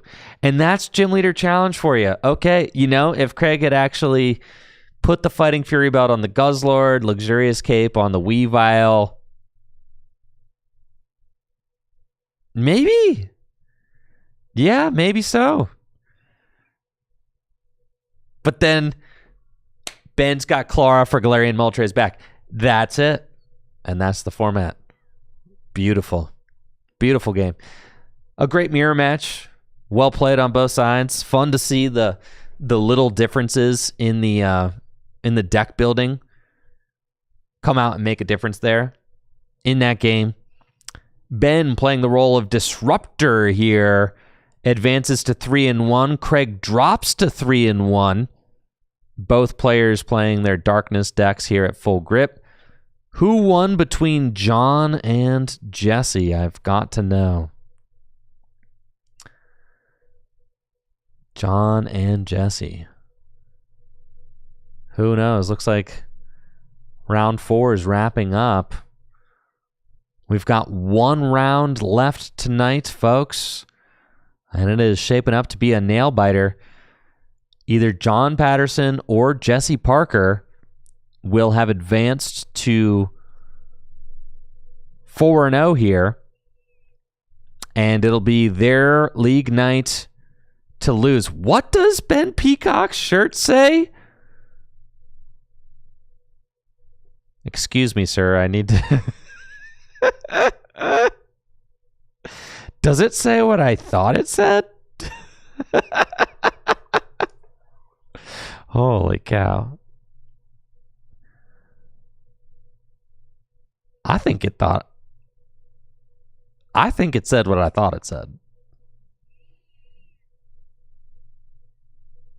Man, nothing like sitting down with the homie and just talking about a good Gym Leader Challenge game, you know?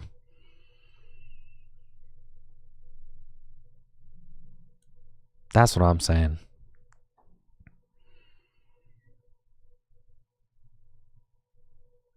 Yeah, thank you, Alex, on YouTube. This is Full Grip Games in Akron, Ohio. Just opened our new storefront here. This year, we've got a huge $4,000 cash Journey Together double header happening at the end of the month here.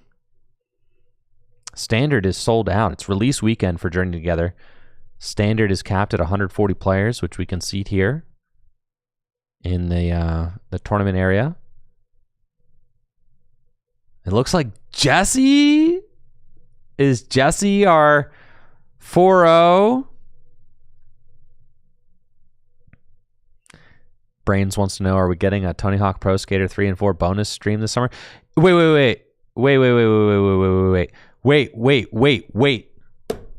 a minute. No, this is serious.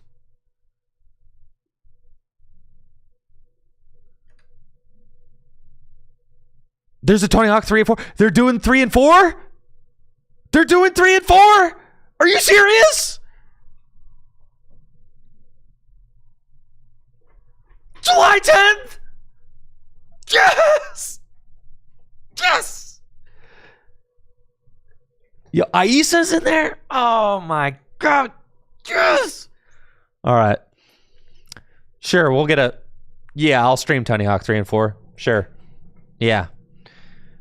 You got it. Let's freaking go, man. God. I'm so amped. God, that's so sick. Man, I'm so excited. 3 and 4 were the best games. They were the best ones. Man, that's crazy. God, I'm so excited about that. Thank goodness, honestly.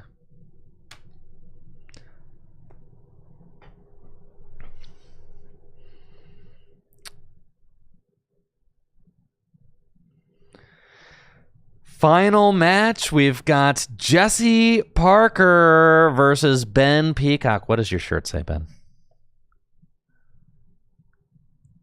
My...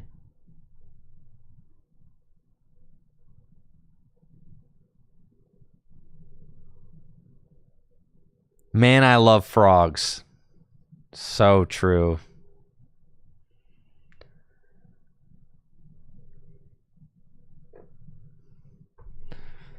There we go. These players are competing for a spot in the top 4 of tonight's Gym Leader Challenge Full Grip Games League Nights. This is round 5. 24 players in attendance tonight here at Full Grip Games. It all comes down to this. Jesse Parker is the only remaining undefeated player with a record of 4-0. Ben Peacock able to rebound after his early loss and has gone on a winning streak, now sitting at 3-1, has an opportunity to disrupt Jesse's reign. And we'll see if he's able to do that here in round 5. Jesse narrowly escaped with a win when we saw him play on stream.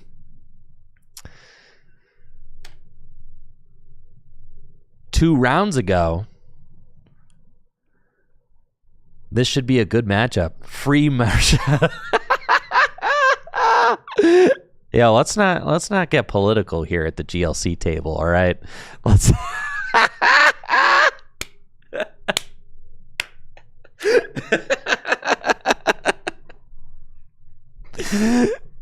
let's not get too political here. Free Marshadow. Hashtag free Marshadow.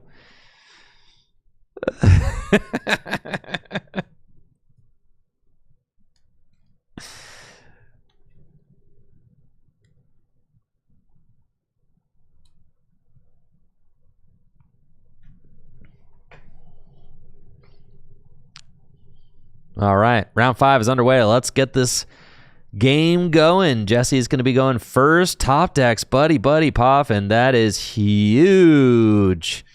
Going to allow him to start setting this deck up. Actually, he has Miss Magius in hand. I really like this line.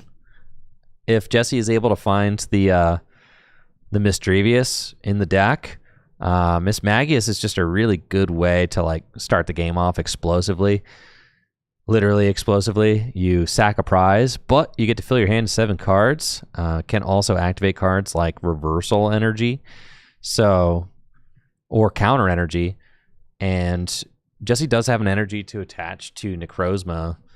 It's possible that Jesse could get a turn 2 special laser going first with the Miss Magius technology. And there we go. Buddy Poffin, Misdrevious. And then what will be the other grab? Duskull? I mean, you could... Why not give up 2 prizes on turn 2? I'm saying all in. All right, we're going to go Inkay.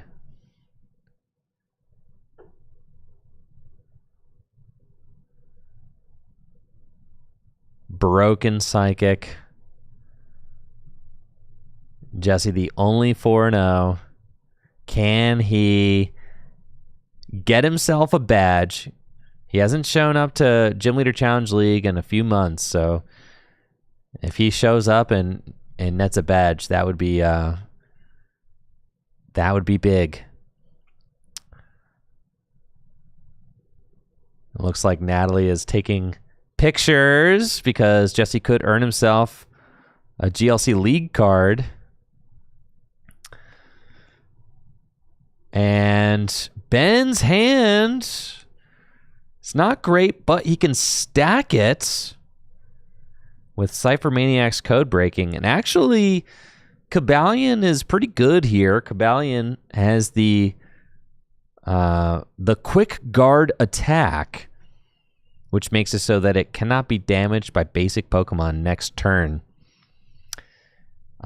So, if Jesse was planning on getting aggressive real quick with the Necrozma, the quick guard attack is actually going to shut that down right away. So that's a nice play there for Ben. With a slow turn 1 supporter, Cypher Maniac's code breaking is really good if you're fully set up, but like not great on turn 1. However, it can set you up for a fantastic turn 2. You just have to live until then, right? So Cypher Maniac's code breaking, I suspect if I'm Ben, I probably put some, I don't know, some Zoomer card like Kofu on the top of the deck, but I'm not Ben, I'm Andrew. So if I'm me, I probably put a card like probably Iono and then like Buddy Poffin. That's what you stack there. You stack the because he's got recovery cards in his hand, but Jesse's got Guzma. Get that Kabalion out of here. Mysterious message. Enhanced Hammer. I don't think he's actually going to be able to capitalize on that with Guzma as the supporter. All we needed to find was an energy, but I don't think he found one. So that is tough. You could use Barrier, though. Barrier attack for 30? Sure, why the heck not, I guess.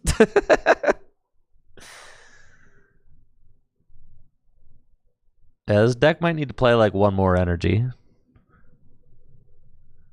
It's fine though. It's fine. It's so broken it doesn't even matter. Get rid of that enhanced hammer. What are you enhancing? What are you hammering here, dude? Come on. The metal deck doesn't play any special energy. Get rid of that thing. Man, Jesse, you're killing me, bro. That's fine. You got plenty of Pokemon.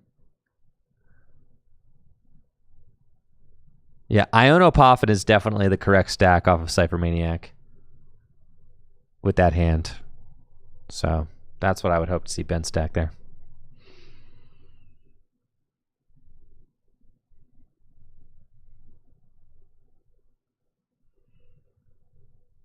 Mysterious Treasure can go get a Pokemon out of the deck. Gonna get Ralts.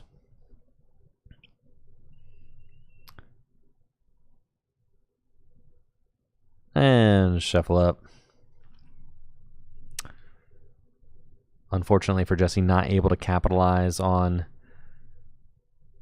the Dimension Valley Guzma play. That definitely would have been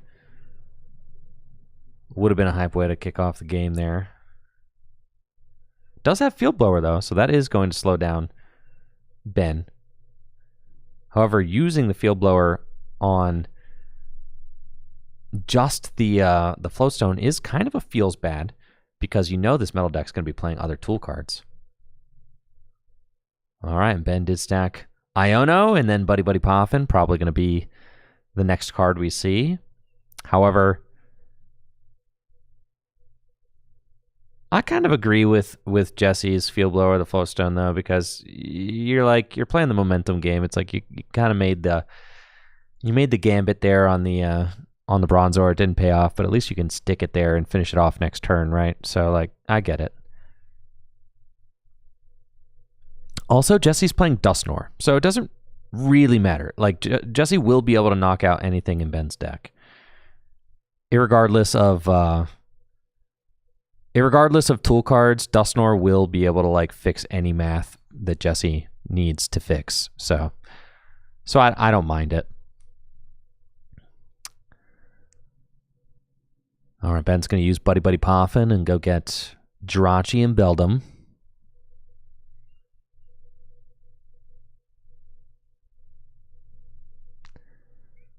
And then we'll see if he's got anything else going on.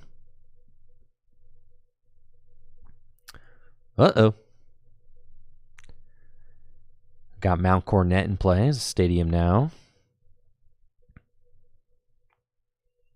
can get up to 2 metal energy from the discard pile back to the hand every turn, but there are none there to get at this moment. Metal energy, Bronzor retreats, and we've got a Stellar Wish from Jirachi. Jirachi gets to look at the top 6 cards of the deck. Put any... Is it 5? Might be 5. It is 5. I'm thinking of Mysterious Tail Mew as 6. Jirachi, look at the top 5 cards of the deck and put any trainer card you find there into your hand. Ben's going to take Nest Ball. Scary thing about this is that Ben is really playing into a parallel city now with a full bench of 5. So I'm sure that's got to be on Jesse's mind, that finding a parallel city would be quite good. Counter energy would also be very good, allow Jesse to start swinging with Necrozma, since he did give up a prize card with the mysterious message earlier on.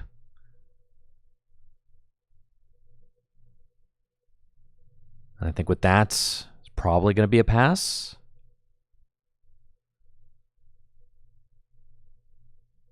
Energy drop for sure. No? All right.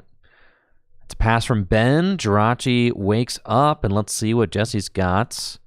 Hisui and Heavy Ball. I think Marnie is the supporter I see. Malamar's prized, and Curlia's prized. That is tough, folks. And Dusclops, dude. Dang. The stage 1s, they're all missing. That's right. Ben did attach to retreat. That's right. That's right. The stage 1s are all prized there for Jesse. That is tough. Wow. Klops, Curlia, and Malamar. Ay, ay, ay. That is not great. But it's manageable. Everything's manageable. And Jesse's got the parallel in hand. And this is exactly what I was just talking about, dude. Like, Ben kind of just played into this over benching. And it's like Jesse doesn't have a lot of great plays to make, but this is the great play to make this turn, is just to parallel this huge bench down. Say like, all right, Cobalion, yeah, sure. Cobalion's better at the end of the game, so he's an easy choice. But then choosing which one of these 4 to discard is like not super easy, because you really want to keep every single one of them. Looks like Ben's going to choose to get rid of Bronzor, Parallel City, making it so that the player with the blue side facing them can only have 3 bench Pokemon. And I agree here with Jesse. You know, Malamar being prized. Did Jesse get this Inkay out and onto the bench even though he knew Malamar was prized? And then Judge is the supportive return.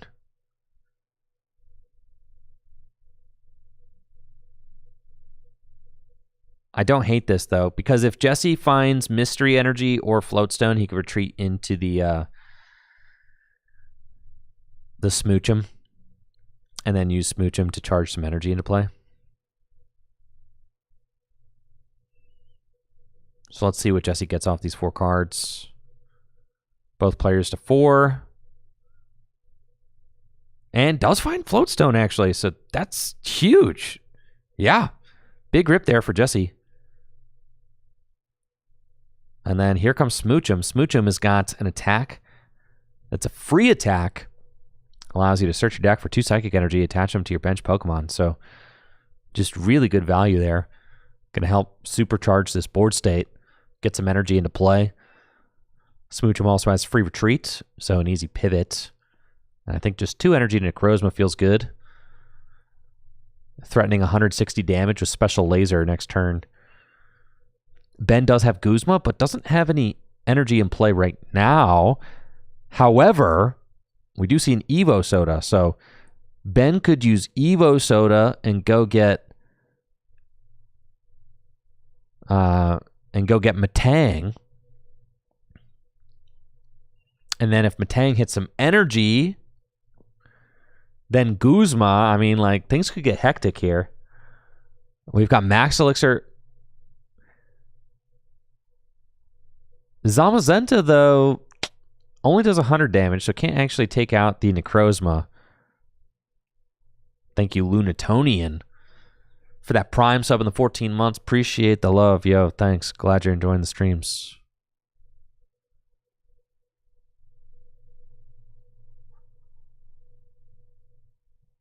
So that's the Stellar Wish. We've got Max Elixir and Evo Soda in hand.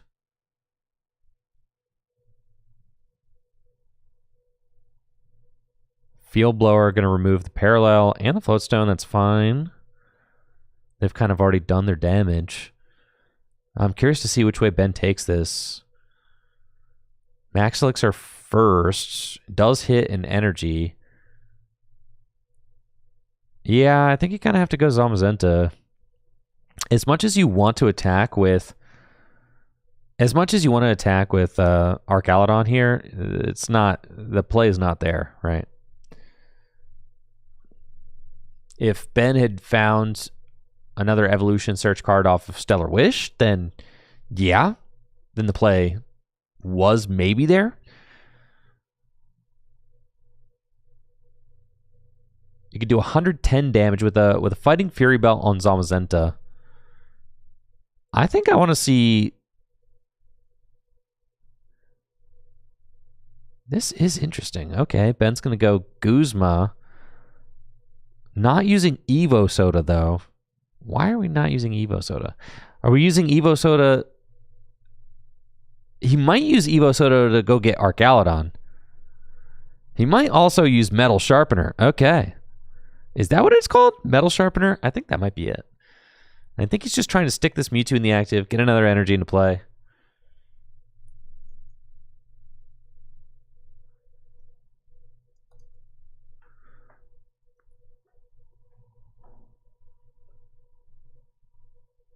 It is Metal Sharpener. God, I'm crazy. And Jesse's got an N. Moving this Mewtwo could be tough, though. Jesse did just use his Floatstone.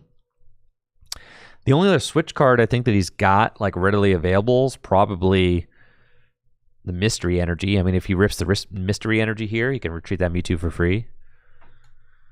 Ben would get severely punished if Jesse finds Mystery Energy here to retreat the Mewtwo.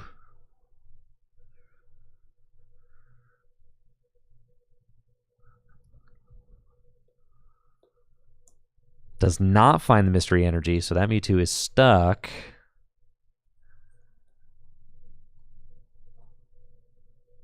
Let's see. We've got Fog Crystal. Can go search out a Psychic Pokemon or a basic Psychic Energy.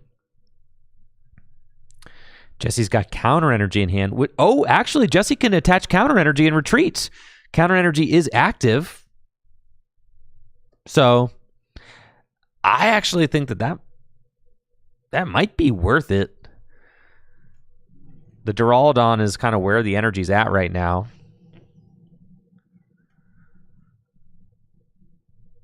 You do get somewhat punished if the Zamazenta comes up and clears your only attacker, but yeah, I like this play from Jesse. Just get this Mewtwo out of here, clear the Duraludon. That's where the energy is. I like it. Boom, knockout. Jesse probably finds a good card there. He's got a lot of good cards prized. Either Kirlia or Malamar would be big hits. Ben's going to use Hisuian Heavy Ball. Tied game now, 5-5 prizes. Swing and a miss on Hisuian Heavy Ball. So those prize cards are going to get shuffled back up and put back in place.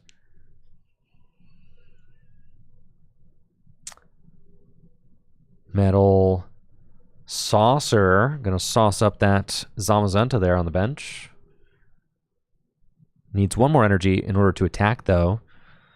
Ben's got Escape Rope and Fighting Fury Belt, and wow, I mean, that's just like, yeah, dude. Kind of got it all going on in this hand. Thinking about using Stellar Wish first, I mean, if Ben...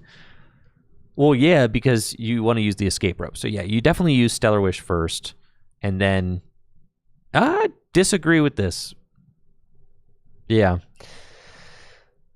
I think you use Stellar Wish, and then like if you find a skateboard, then you just attach that to the Jirachi and you don't use the rope, right? So I disagree with that line. I think Ben should have used the Stellar Wish first. And then, here we go, Juniper.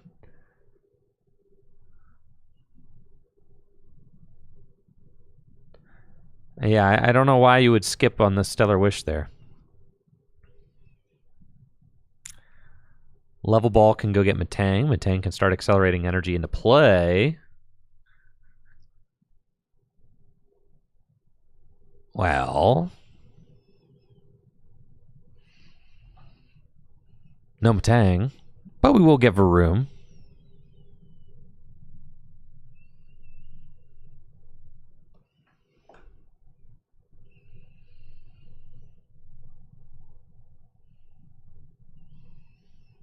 There's Matang. Yes. So Matang online now. Extra energy to Zamazenta.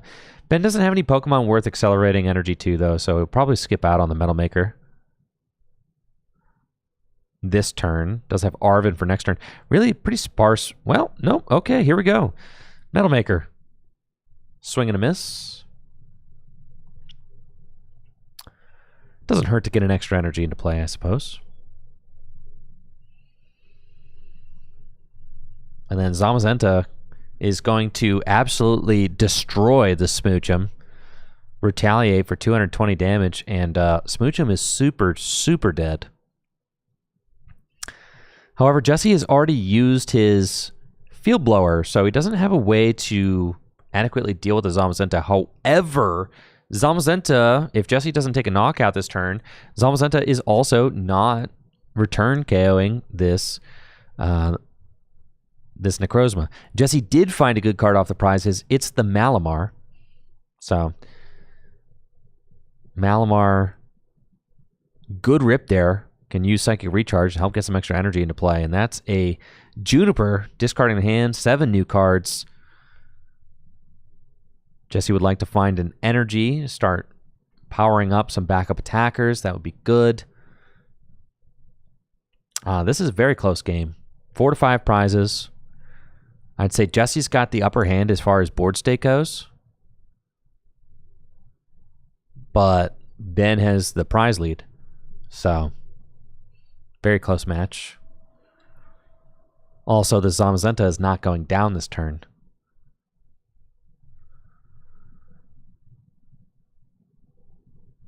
Oh, Matang has 100 hit points. Yeah, I'm tripping. Sorry, guys.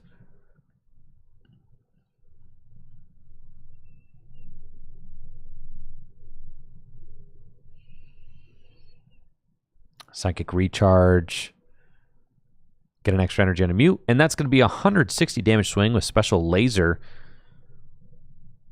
Minus 30 for Zamazenta's ability, which decreases damage by 30 if it has a metal energy attached. So that is a swing for 130. But thanks to fighting Fury Belts, that Zamazenta hangs on. 40 hit points remaining. Ben's got Arven for turn. Probably want to find a card that finds evolutions, right? That would be my thought. You want to get like Revavroom into play. Ultra Ball, yeah, probably would be good.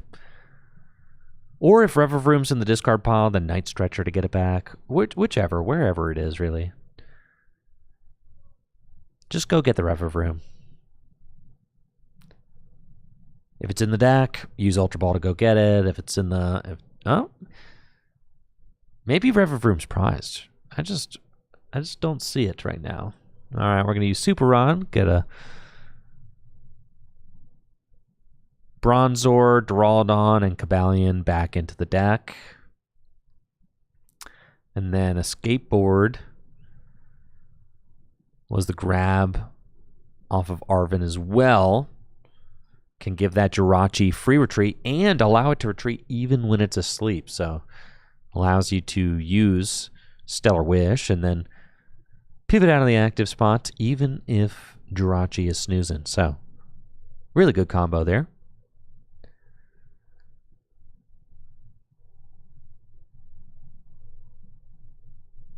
But Ben doesn't have that Revavroom set up, so that's a little concerning. Trainer's Mail.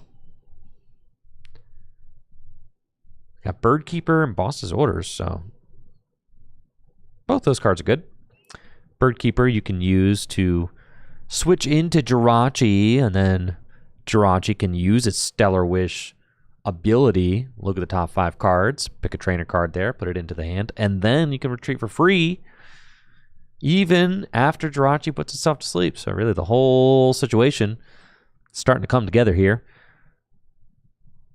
However, that Zamazenta still not knocking out the Necrozma. Its Retaliate attack only gets boosted if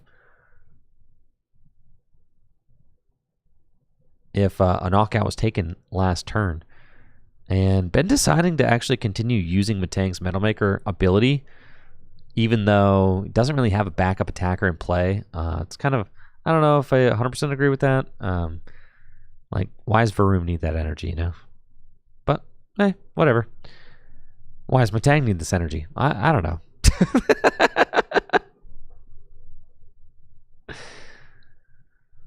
That's right. Ben cannot use any other supporters this turn because he has already used Arven. So just going to swing with Zamazenta. Retaliate for 110 with the Fighting Fury belt. Zamazenta taking 20 recoil damage from the Horror Psychic energy. Yeah, we've got ourselves in a little bit of a stalemate here. 2 damaged attackers in the active. You love to see it.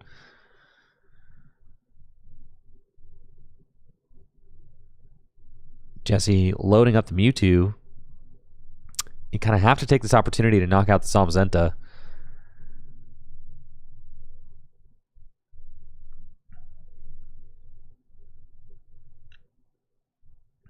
And then Iono. Fine supporter to play. If you're Jesse here, you really want to find, like, honestly, Rare Kitty Dusknoir could go kind of nuts. I don't hate benching the Duskull here. Yep, I think that's fine. Also, this is like a really crazy thing that you can do in the in this version of the Psychic deck, but Jesse does have Luxurious Cape in hand, so you can actually do this line where you put the Luxurious Cape on the Dusknoir and you attack with it, because Dusknoir does 150 damage for 3. And you can actually attack with it and then soak a hit with Luxurious Cape on the Dusknoir, and then you can blow up the Dusknoir, and then you don't give up an extra prize card, right, when you blow it up, even though it's got the Luxurious Cape on it. So that's kind of a cool interaction that that this deck can do with the Luxurious Cape and the Dusknoir. And Jesse does have Dusknoir and Luxurious Cape in hand right now. Found the Mystery Energy as well, and has Versus Seeker, so we could see like a Versus Seeker for teammates this next turn. Jesse could come up with some really crazy plays. I mean, like, you gotta imagine, all right, so say Ben takes this knockout, then Jesse goes teammates, Rare Kitty Dusknoir, Luxurious Cape to Mewtwo, blow up your backup, blow up your active, and then, I mean, that could be kind of crazy, right? I mean, so it's certainly gonna be coming down to the wire here. Got Evo Soda, so finally looks like Revavroom coming out to play. That is some nice board stability finally for Ben.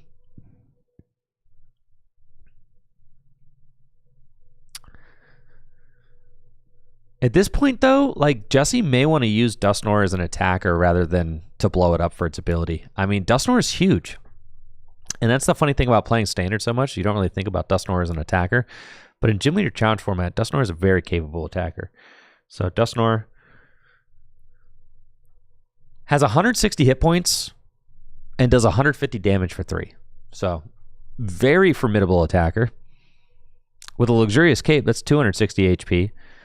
Could be that late game sweeper that Jesse needs in order to close out the game.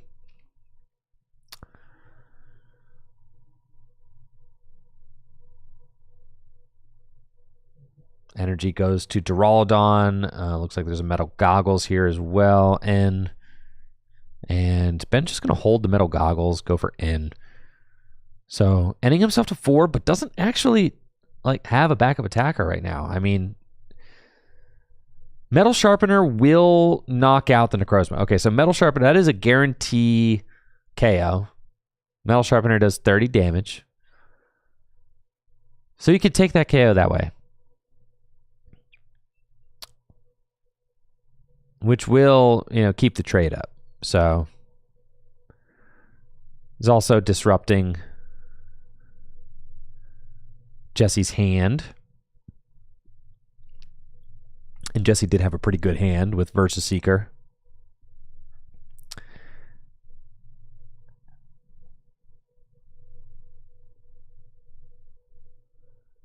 The problem with Jesse's board right now is he doesn't have a free retreat pivot. So if he wants to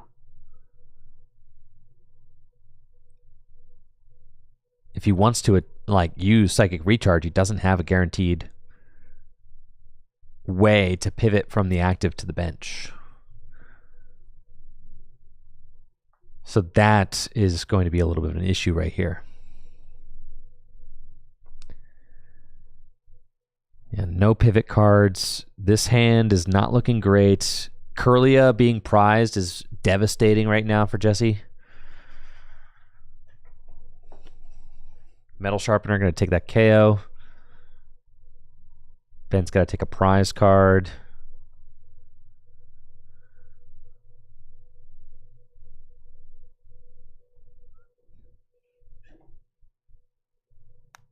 Ben, take a prize. Okay. Jesse promotes Duskull.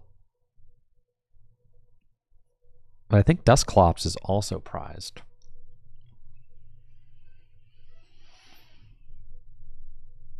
Evo Soto has Rod.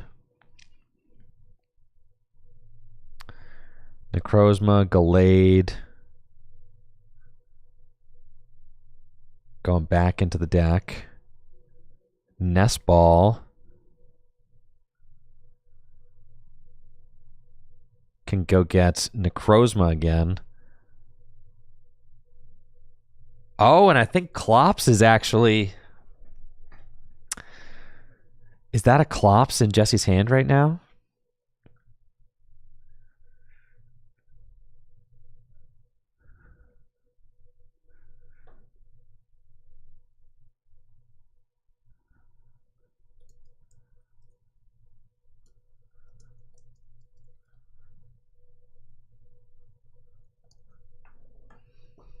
And here we go, Dusclops. And Jesse has to sack a prize just to pivot. Doesn't feel great. You kind of have to put it on a Pokemon that could be tough to knock. You got to put it on the Revavroom. Have to. Metang. Is what it is.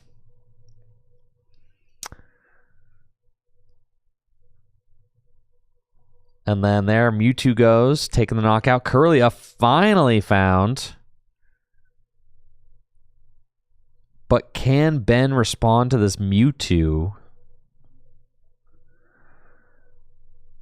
It is definitely crunch time here for Jesse. Jesse has given up 2 prizes throughout this game. Used Dusclops once, used Mysterious Message once. Doesn't have a lot to show for it, though. As he trails by a prize. That is really coming down to the wire here. Ben's got just 2 prizes left to take. Jesse does find Curlia, though, so we'll have some ability to draw next turn. Again, the lack of a pivot is going to be a real problem for Jesse's board states.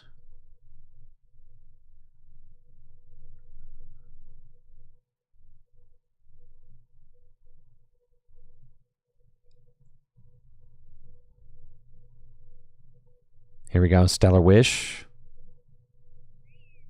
Top 5. Finds Gear. Boss. Crystal Cave.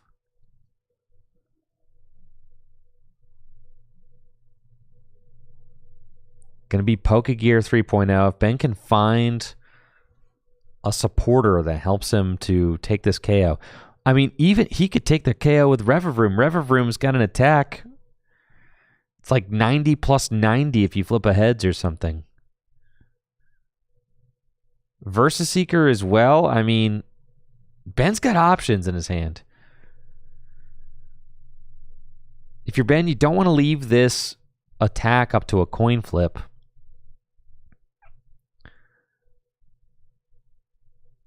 Ooh, Pokegears, swing and a miss. That's a go fish. Nothing off of that. Does have Versus Seeker, though. This is a close one. Can Versus Seeker bail him out and get him the return KO here? It's a situation where maybe just Marnie is best. Yeah, maybe some acknowledgement that Revavroom might be that guy.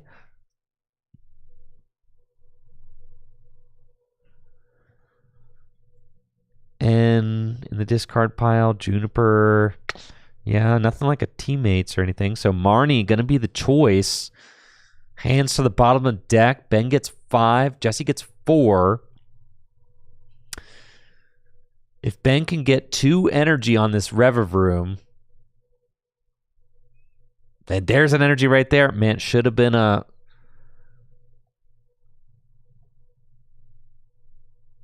Now, Kabalion... Metal Maker for 0. Oh my gosh. That's horrible. Absolutely devastating. Revenge Blast does 30 damage plus 30 more damage for each prize card your opponent's taken. So it would do 120. But Ben whiffed off of the Metal Maker. Oh my gosh. A devastating whiff there. All he needed was 1 energy. Maybe Ben retreats and uses Quick Guard, though.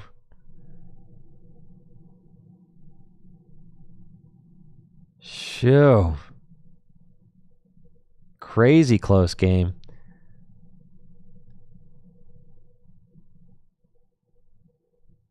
And it looks like Ben's just going to pass with Jirachi active. Goodness, that is a really close game we've got here. Wow, Raihan and Reversal also prized. Those are tough prizes there for Jesse. But Town Map flips them over, so now has access to those.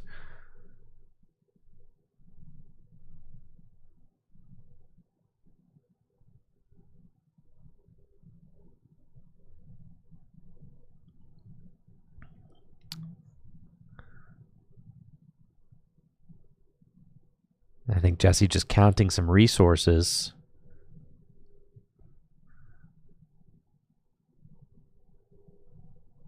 Trying to see what he has at his disposal in the rest of the deck. I've had a bunch of really good games tonight. It's been a lot of fun commentating over these. Jesse's going to use Ball Guy. I think he just wanted to like confirm that there were balls in the deck, right? Like if I use Ball Guy, I'm not going to look like an idiot, right? So, yeah. And I think that's just exactly what Jesse wants to do this turn. Like, Jesse wants to go get Curly at all costs, right? So I agree with that. And he's got Nest Ball, Level Ball, and Ultra Ball. Can use Level Ball to go get Curlia. And then I don't know that Jesse actually has a recovery card left in deck. I think that's like the big thing. Remember early on, Jesse decided to discard... He like decided to discard Rescue Stretcher instead of Enhanced Hammer, which was a confounding decision to say the least. Because this metal deck doesn't play a single special energy, I don't think, because they rely on Matang now.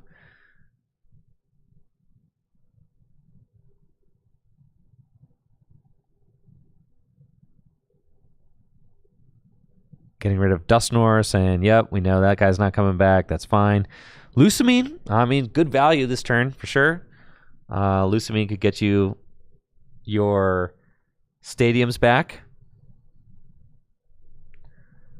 which could be good at this point in the game. You could parallel again. You could get your D-Valley back. There is a luxurious cape in Jesse's deck. If Jesse is going to... Oh, he's already played Ball Guy. That's right. Never mind. If Jesse's going to win this game, it's probably going to be with a luxurious cape and some hand disruption at the end of the game, so... I imagine that's just what he'll have to do.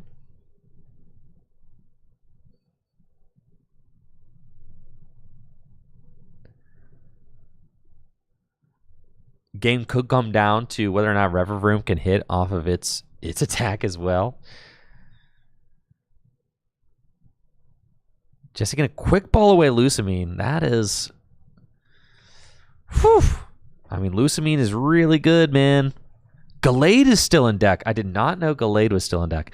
But I do like Jesse valuing getting that Cleffa out because having a free retreater is really important here. So... that is a big deal. Lusamine, though, I mean, Lusamine's a really good card, so... yeah, I like having the free retreater down. I think that's good.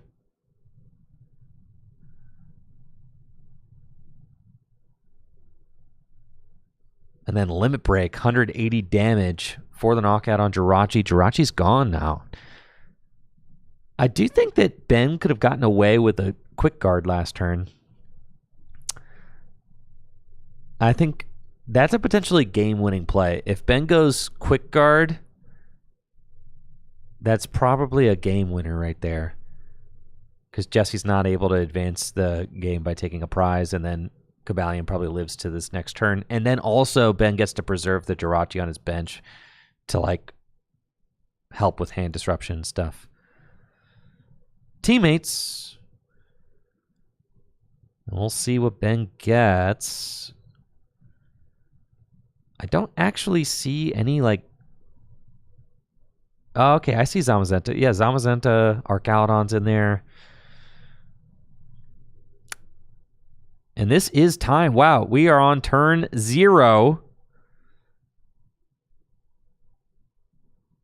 Each player has 2 turns left to play. Wow. Each player has 2 turns left to play. So Jesse, funny enough, Jesse now, like it's actually kind of correct for Jesse to play for the tie. Each player has 2 turns remaining. If this results in a tie, Jesse wins the league night. Because he'll have the best record at 4-0-1.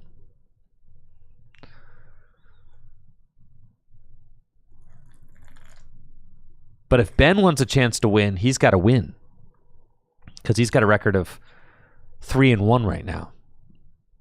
Trying to claw his way into that top 4. Got a good payout tonight, folks, for Gym Leader Challenge. I think it's $75 first place. $45 for second place. And $30 to round out top 4. Store credit to Full Grip Games. Is that another missed Metal Maker? My goodness.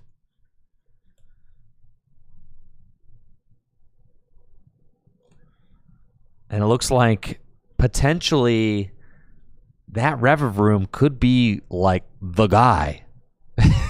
As far as like does Ben flip aheads? I don't know. Jesse also needs to disrupt the hand because Ben's got Boss in hand. So Boss Reverroom is just game for Ben. Ben's going to go knockout with Cobalion. Jesse's turn 1. Ben's got 1 prize remaining.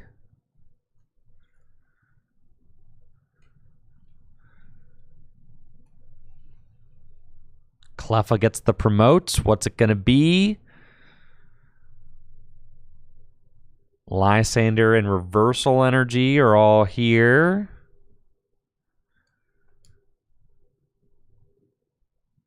Jesse needs like a hand disruptor. I don't even know if there's one.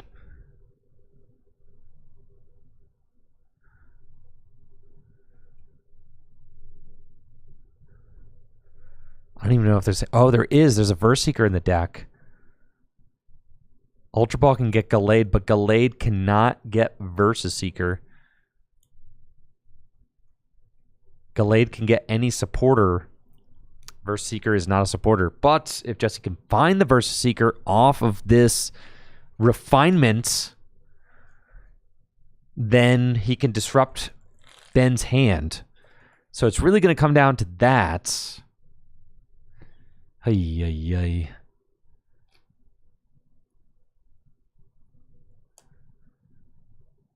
Jesse also wants to find Luxurious Cape. That would be big. I think weirdly you kind of have to... this is such a hard refinement decision. I think it's either Lysander or Reversal. I don't like either of them. I think you can win if you get... Can you win if you ditch this Lysander, though? I don't think so. So I think it has to be Reversal, right?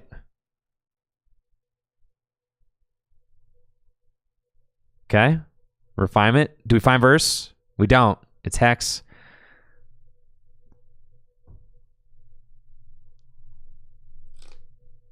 So with no Versus Seeker, that means Ben will get to hold on to his boss in hand. However, if Jesse uses teammates and puts Luxurious Cape onto his Malamar, then but then the Cleffa would get killed. Okay, yeah, so no matter what, the Rever Room can clean anybody next turn.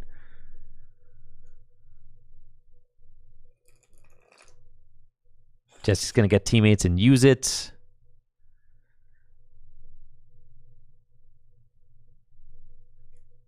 What a close game. What a close game.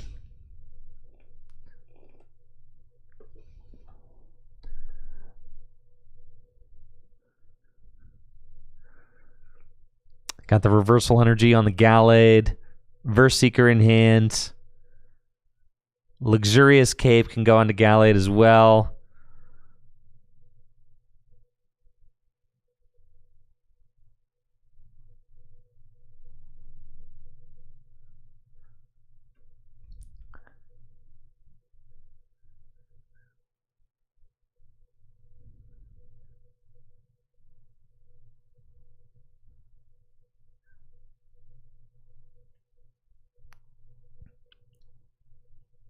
And then Gallade, Swirling Slice, moves the energy back.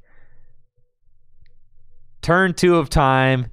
Energy, Gustav Malamar, that's it. Ben Peacock taking the win. And now both Jesse and Ben will be 4-1. There is no clear winner at tonight's league after 5 rounds. Wow.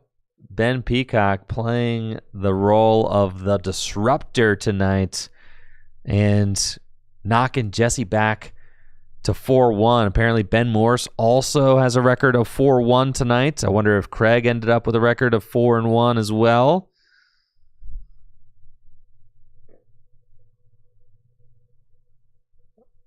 And I am dying to know who wins tonight. We should be able to figure that out pretty quickly because their match went to time.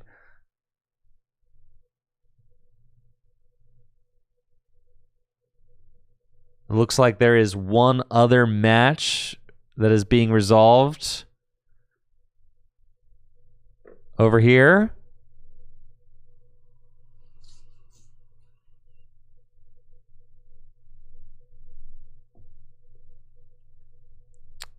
Who will our winner be? Who is it going to be tonight?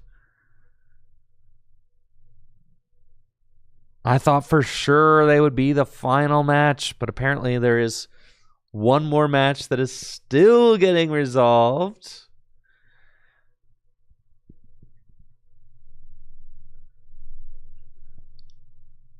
Sholin in the Twitch chat says, I never fully understood how resistance works. Well, here's a great opportunity to learn.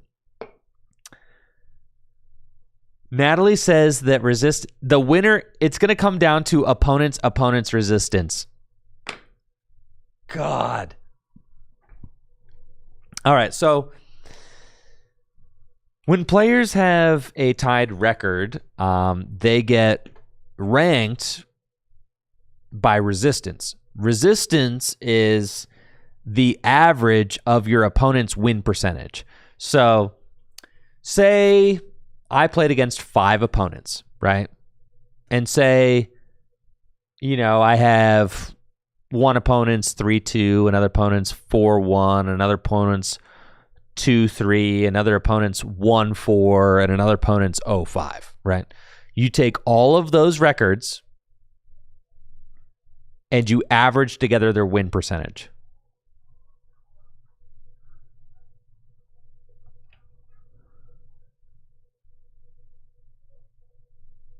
Who wins? Who wins? Who wins? Who wins? Who wins?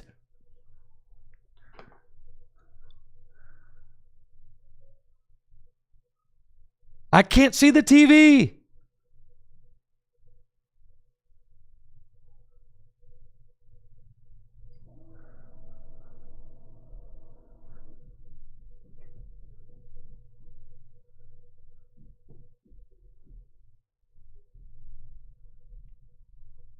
Okay. Results are coming up. Apparently this is going to be a nail biter, folks.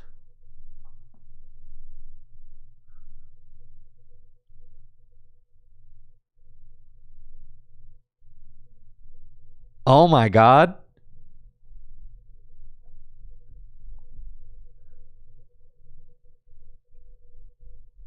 And the winner is, you guys will never believe this.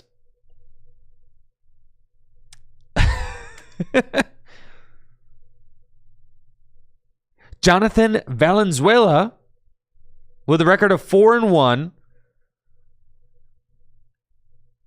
He won on opponent's win percentage over Ben Peacock, who got second place.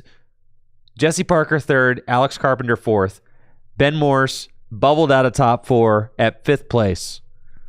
We have 5 4-1s tonight. Our winner we didn't even get to feature on stream. Congrats to Jonathan V. Jonathan V is the winner tonight. Dang, that's crazy. Opponent's win percentage. There we go. For posterity, I'll airdrop this over. So if you guys are watching on YouTube later or whatever, you can just see it. But here we go. Here are the results.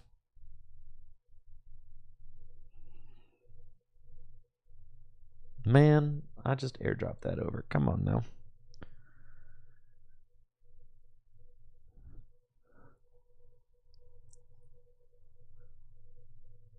Come on, airdrop. Come on. There we go.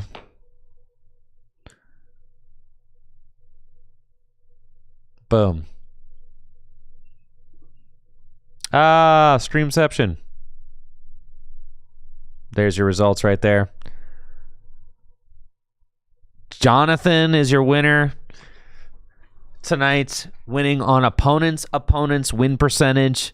Both he and Ben Peacock tied at 60%. Opponent's win percentage at 4-1.